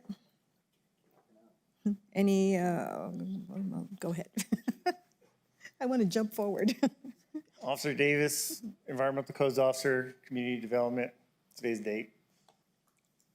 Once again, we're going to go over the applicable statutes and ordinances are the same as follows as the previous two. The background information for this is it's going to be 1120 Bowling Lane. The owner is Marvin Mathis and Judy Mathis. It is Zone D2L, showing once again it's in a residential area. This is the aerial view. This is going to be in the Picacho Hills area. This is the aerial view of 1120 Bowling Lane. These are the photographs from May 2nd, 2025 and April 2nd of 2025, showing the accumulation of solid waste outside of the residence. This is showing June 18th, 2025 and August 26th, 2025. The same vehicles are the same spot, which is in violation of 312, that the vehicle's been parked in the same location for more than 72 hours. The solid waste accumulation is still by the garage door. This is going to show January 23rd from approximately the same location from the roadway of Bowling Lane, showing the vehicles on the property along with the accumulation of solid waste by the garage. The case synopsis for the property is that this property came in violation by Officer Acosta in March of 2019. The notice of violation was mailed March 27th of 2019. The property owner was charged, Mr. Mathis, on December 11th of 2020. The case was dismissed because the officer failed to prosecute, which could mean he failed to show up to the hearing. May 26, 2021, the property owner was once again then charged and was dismissed by the prosecutor. That will go into the later charges of June 23rd of 2021, when the property owner was charged and the cases were merged. So this case was picked up by the county attorney and they dismissed the previous charge and they merged it with the previous, with the case now. An occupant was charged in August 9th of 2021. That was going to be Mr. Mathis' son, Thomas, and they came to a conviction and plea, and that was for the prohibited acts of the vehicles 312. See, I took over the case in April 2025. Notice of violation was mailed April 2nd of 2025. Notice of violation was mailed May 7th of 2025. Notice of violation was mailed on June 18th, 2025. As of August 2025, Mr. Mathis is bedridden and Mrs. Mathis is living out of state. The staff finds the findings of fact and staff analysts. The staff recommends the abatement of the address of 1120 Bowling Lane. Any questions? No. Any questions or comments? No. Any public comment? Oh, okay. Oh, You guys have bless some you. wherewithal. You guys have done an amazing job, though. You guys rock. Y'all have some wherewithal to stay the whole day, though. That's great.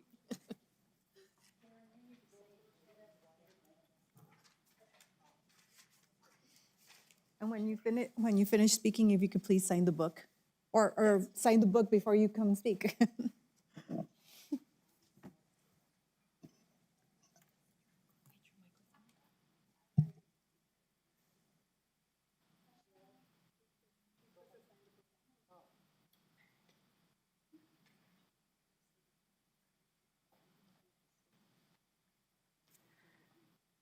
Hello, I'm Camille Walton. I live on Bowling Lane. And I see this house every time I walk my dog around the neighborhood. I didn't know there had so many visits to address this problem. And I'm glad to see that they do have ordinances, but it's already been dealt with, okay? The thing that I was thinking, I'm a retired nurse, so I'm thinking, well, I heard that the owner's not able to do it because he's ill or elderly or something. And I'm thinking, well, has anybody done a wellness check on this man? This house seems to be like a hoarding situation.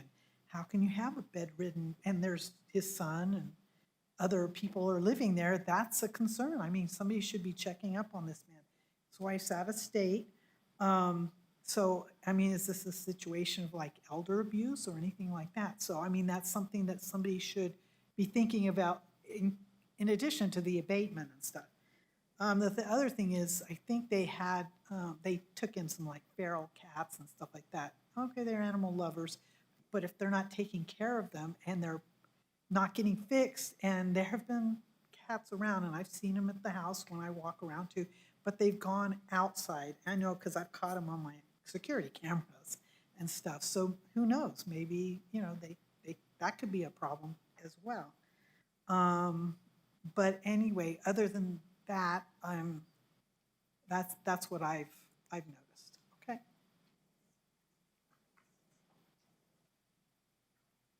Hi, I'm Susan Durham, and I live next door to this property. We've lived there for about 5 years, and I've just seen it get worse over the last 5 years. It's right next to my property. If I'm in the backyard, that's what I'm looking at. I'm looking at trash. And it's a nice area, so I'm concerned about property values. Today I went by and they were burning trash in the front yard. You know, it's really gotten kind of out of control there.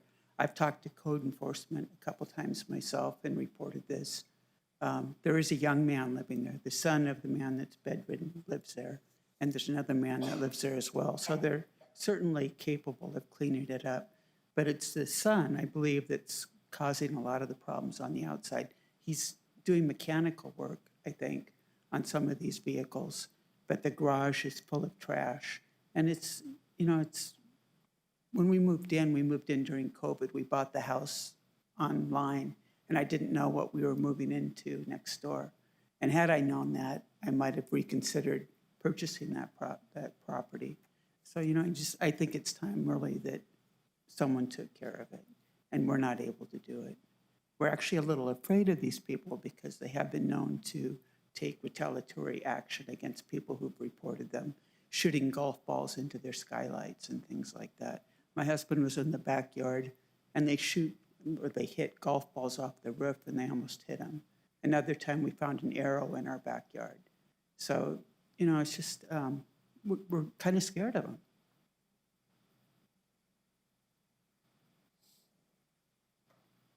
Hello, thank you for letting me be here. My name is Jan Wimsat. I built my home 31 years ago on Justin Lane, when Justin Lane and Bowling Lane were non-county maintained dirt roads. Then Barcelona Ridge was built, and A.K. Cara developed Linda Vista Estates, and that paved Justin and Bowling. Also allowed really nice houses to be built. And except this property here, there were times when I would walk my dog that the trash would be out to the street. I'm serious, and it's trash.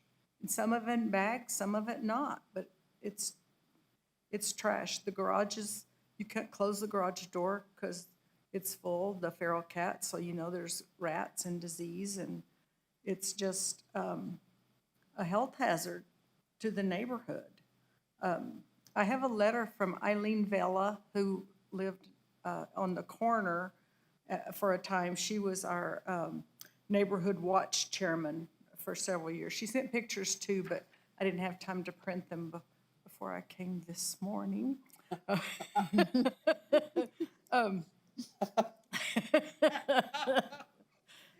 It says, from Eileen Vela, we lived down the street for over 15 years. We had to drive past that garbage dump to reach our home. He always had innumerable inoperative cars parked there and trash in front of his garage. I was the neighborhood watch chairman for over 10 years. Marvin or his son had cameras pointing out from the roof in all directions. They did. They put PVC pipe up and had cameras out all over the neighborhood. When his house was raided by the sheriff, DEA, ETF, FBI, etc., on June 28, 2018, we were told they weren't home, so his cameras were effective or they were tipped off. December 2018, the sheriff raided his home again. These episodes really frightened the neighbors. December 7, 2017, we had a car casing our neighborhood for several weeks. We were able to send the license plate info in and found out he was a known felon, Christopher Carter, from Alamogordo. I sent out an email to the neighbors to call the Sheriff's Central Dispatch when they saw this car. That same day, the car was parked in Marvin's driveway. These are pictures of his burning something on the side of his house, and it's white clouds of smoke. These, excuse me, this smoke had a distinctive plastic odor, and she's 2 houses away. We're thrilled to no longer live near this, although we do miss our home there. So, thank you.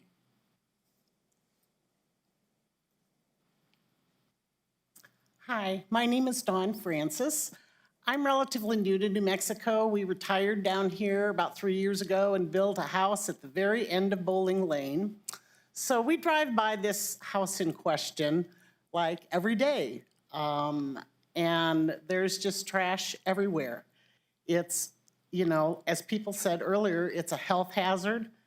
I just asked the officer, because I noted in his comments that he had said that the male owner of the home was bedridden. I said, well, did you actually see him? And he said, no, that's just what they told him. Well, we were told the officer that was there before him, the people had said that that man was dead.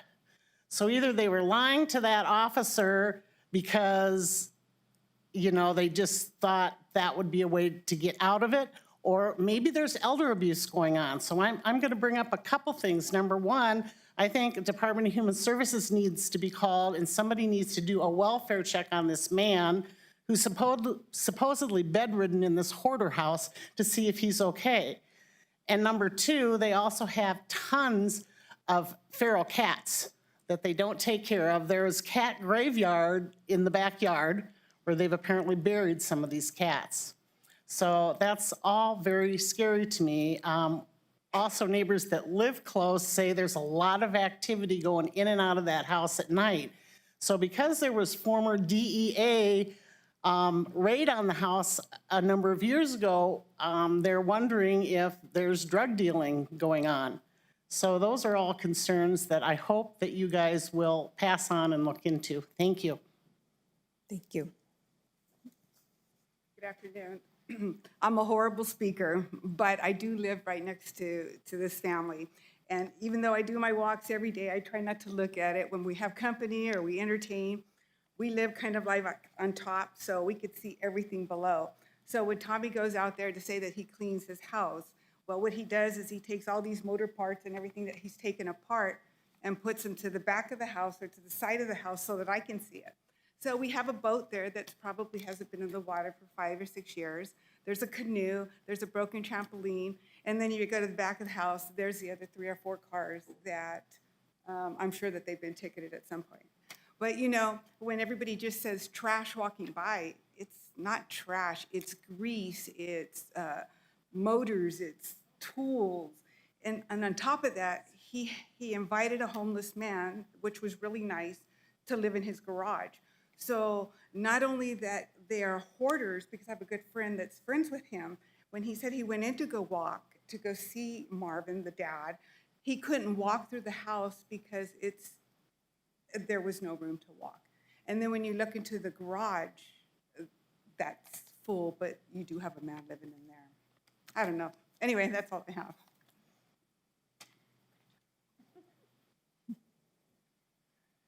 Good afternoon. I'm Sharon Bowling. I live at 1101 Bowling Lane. I'm going to read a brief statement. This is composed by one of our neighbors. She was unable to come today. And I had other neighbors who signed, and it's also 7 of our neighbors who either were unable to come or they did not want to come for fear of reprisal because they've been known to launch golf balls at neighbors' houses and other things. The son that lives there is kind of a loose cannon, and so they're a little bit apprehensive about that. So this neighbor had written that this is a petition to the county commissioners regarding the ongoing property neglect and public safety concerns at 1120 Bowling Lane. Says, we, the undersigned residents, are writing to formally express our concern regarding a property in our neighborhood that has accumulated excessive junk, including abandoned vehicles, trash, and other debris over a prolonged period of time. This situation has persisted for years without resolution and continues to pose clear risk to the surrounding community. The presence of such materials attract rodents, insects, and increases fire hazards due to flammable debris and allows standing water to collect, which creates conditions for mosquito breeding and potential health concerns such as West Nile virus.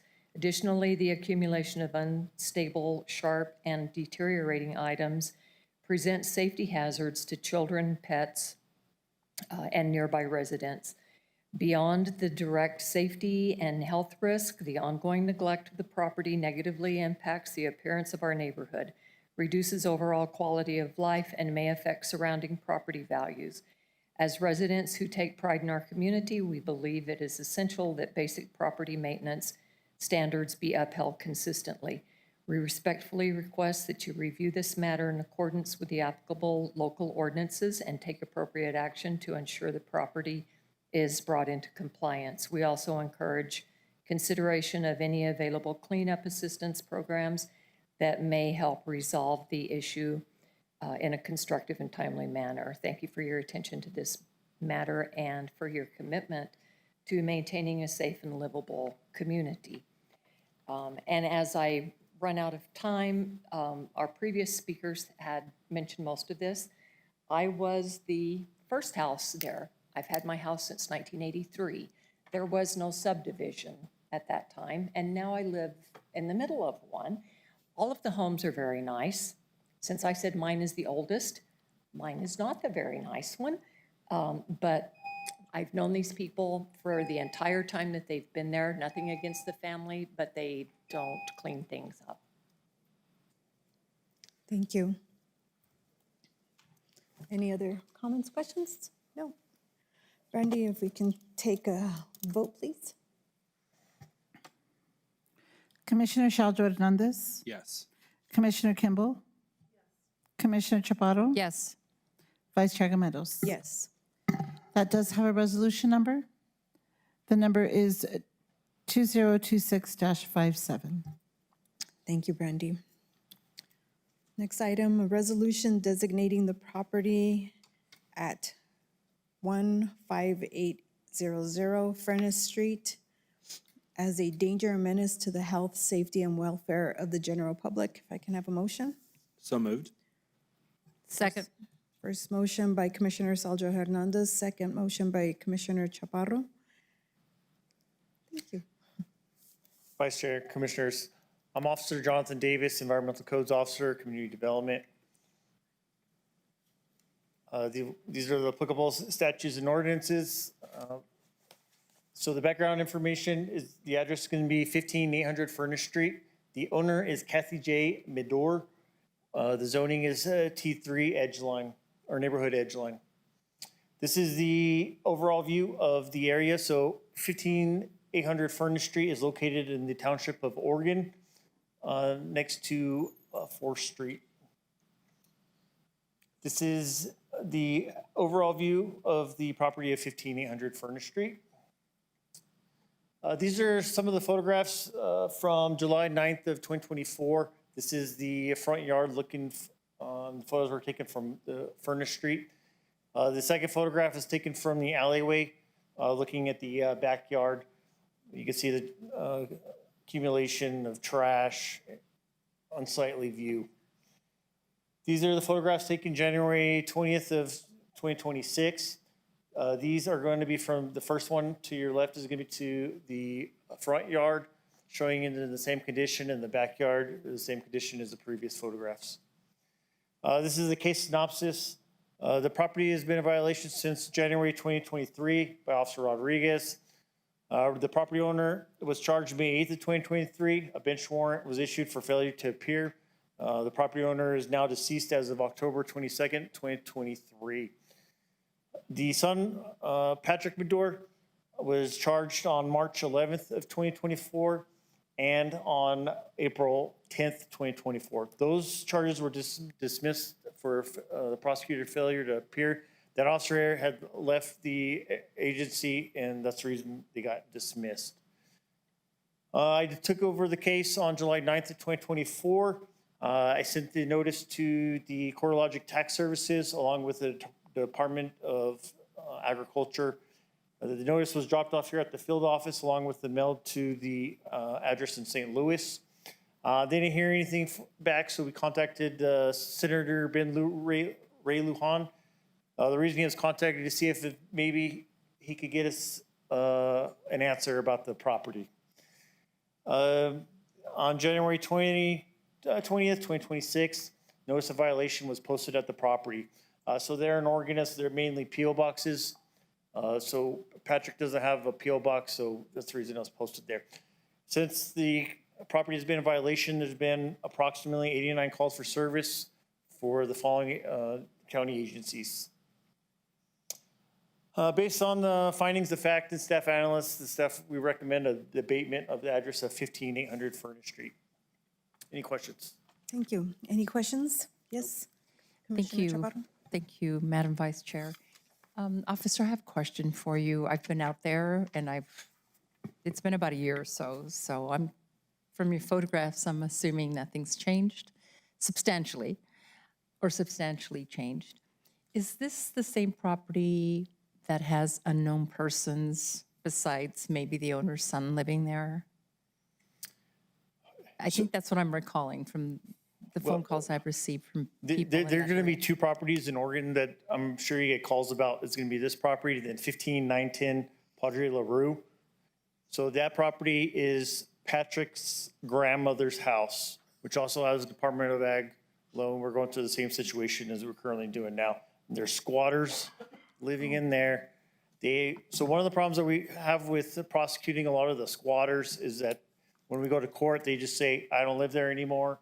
And it's kind of hard for us to continue proving that they had control of the property at the time of the sale.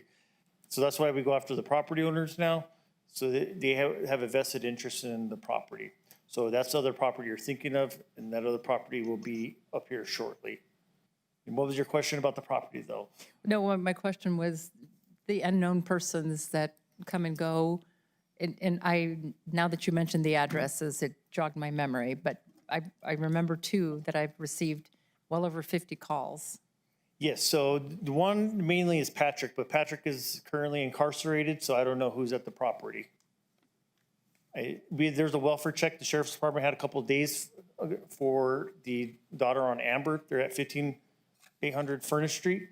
I'm unaware if they made contact with anyone there at the property. We also get the welfare checks there on the Padre LaRue is the same. And when do you think information will be gathered regarding the unknown persons that are living there? Just, I don't need an exact date. I just need maybe a week, 2 weeks, or 30 days.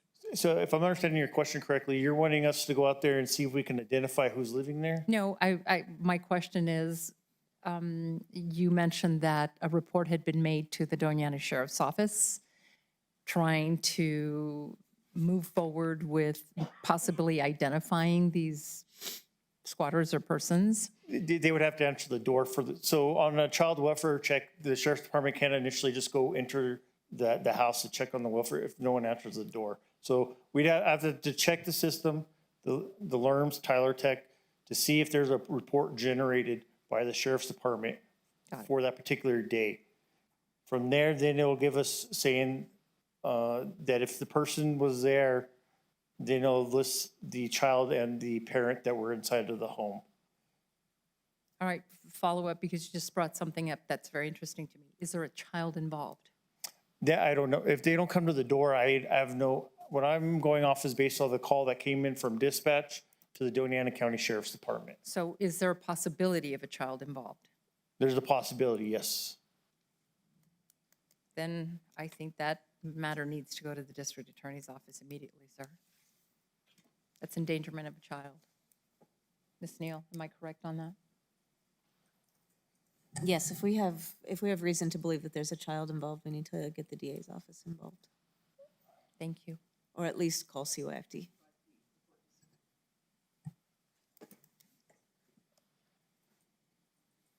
be clear, that's not the property in question today. That's the other property. Padre La Rue. Yeah. Thank you for it's not- clarifying yeah. that. Thank you. Nevertheless, someone has to be notified if there's a child that may be in danger. Thank you. Any other questions or comments? No. Any public comment?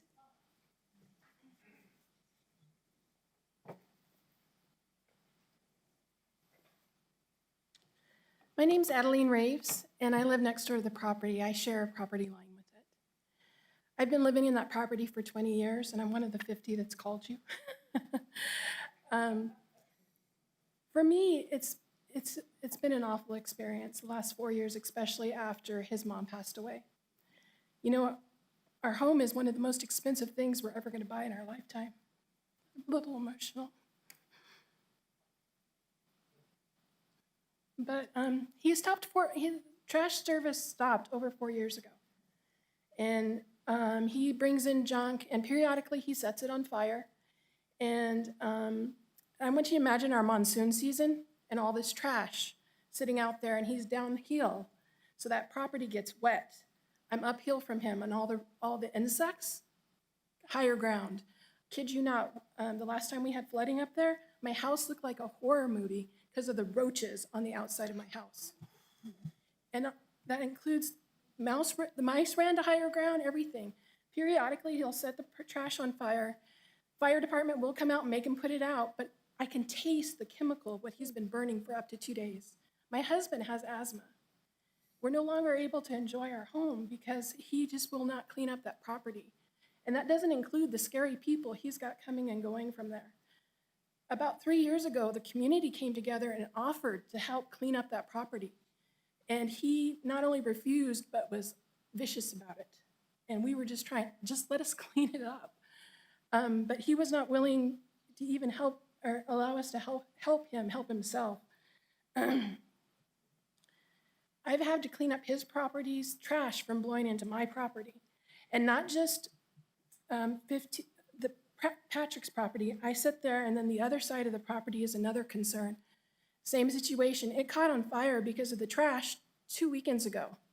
And I had to worry about my house burning down because there's 2 properties just full of trash. And whatever was going on the other property, there was explosions.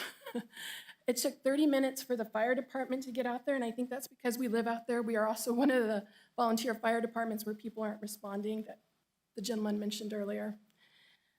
I'm not asking you guys for new laws. I'm just asking you guys to enforce codes that's already out there. My husband and I aren't able to enjoy our property anymore because we have to live, and I kid you, the smell, I really thought there was a dead body on the property. I actually called it in as like, something's dead over there, don't know if it's an animal or a person. But it was that pungent. So I'm asking you guys, do whatever steps it needs to be to get the property cleaned up so that we can start enjoying it again. Not only that, it's adversely impacting my property value. Nobody wants to move in next to this. Thank you. Thank you. If you could sign the book, please. Yes. Thank you.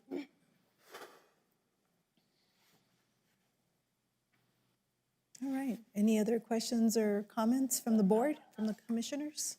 No? No? Right. Brenda, if we can take a vote, please. Commissioner Shaljo Hernandez, Yes. Commissioner Kimball, Yes. Commissioner Chaparro, Yes. Vice Chair Gameros. Yes. That item does have a resolution number. The number is 2026-58. Thank you, Officer Davis. Thank you. Thank you. Thank you, everybody, for sticking around with us this late. So next item is commission input. Any follow-up? Nope, nope, we're done. Any correspondence, Brandy? Yes. We have Roslyn Carrasco versus Doña Ana County, Kawan Ekstrom versus Doña Ana County, David Regan versus Board of Doña Ana Commissioners of the County of Doña Ana, Deputy Alex Reves and Deputy Freddie Garcia. Thank you, Brandy. So we are going into closed session. I move that the board convene in closed session to discuss collective bargaining strategy and negotiations and attorney-client privilege to information regarding threatened or pending litigation, including Treasurer Hazen versus former sheriffs Deputy Michael Martinez, ETAL 224-CV-00887, John Day versus Kim Stewart et al., D-307-CV-2025-00529, Johnston versus Kim Stewart et al., D-307-CV-2025-00188, and in the matter of Richard Guerra, D-307-CV-2024-01636, and the Sunland Park annexation case number ANX-26-0028, and the purchase, acquisition, or disposal of real property or water rights as authorized by the Open Meetings Act, Section 10-15-1H 5, 7, and 8 NMSA. I ask for a motion. So moved. Second. First motion by Commissioner Saldo Hernandez, second by Commissioner Chaparro. Roll call, please. Commissioner Shaldo Hernandez, Yes. Commissioner Kimball, Yes. Commissioner Chaparro, Yes. Vice Chair Gameros. Yes. We're going into closed session.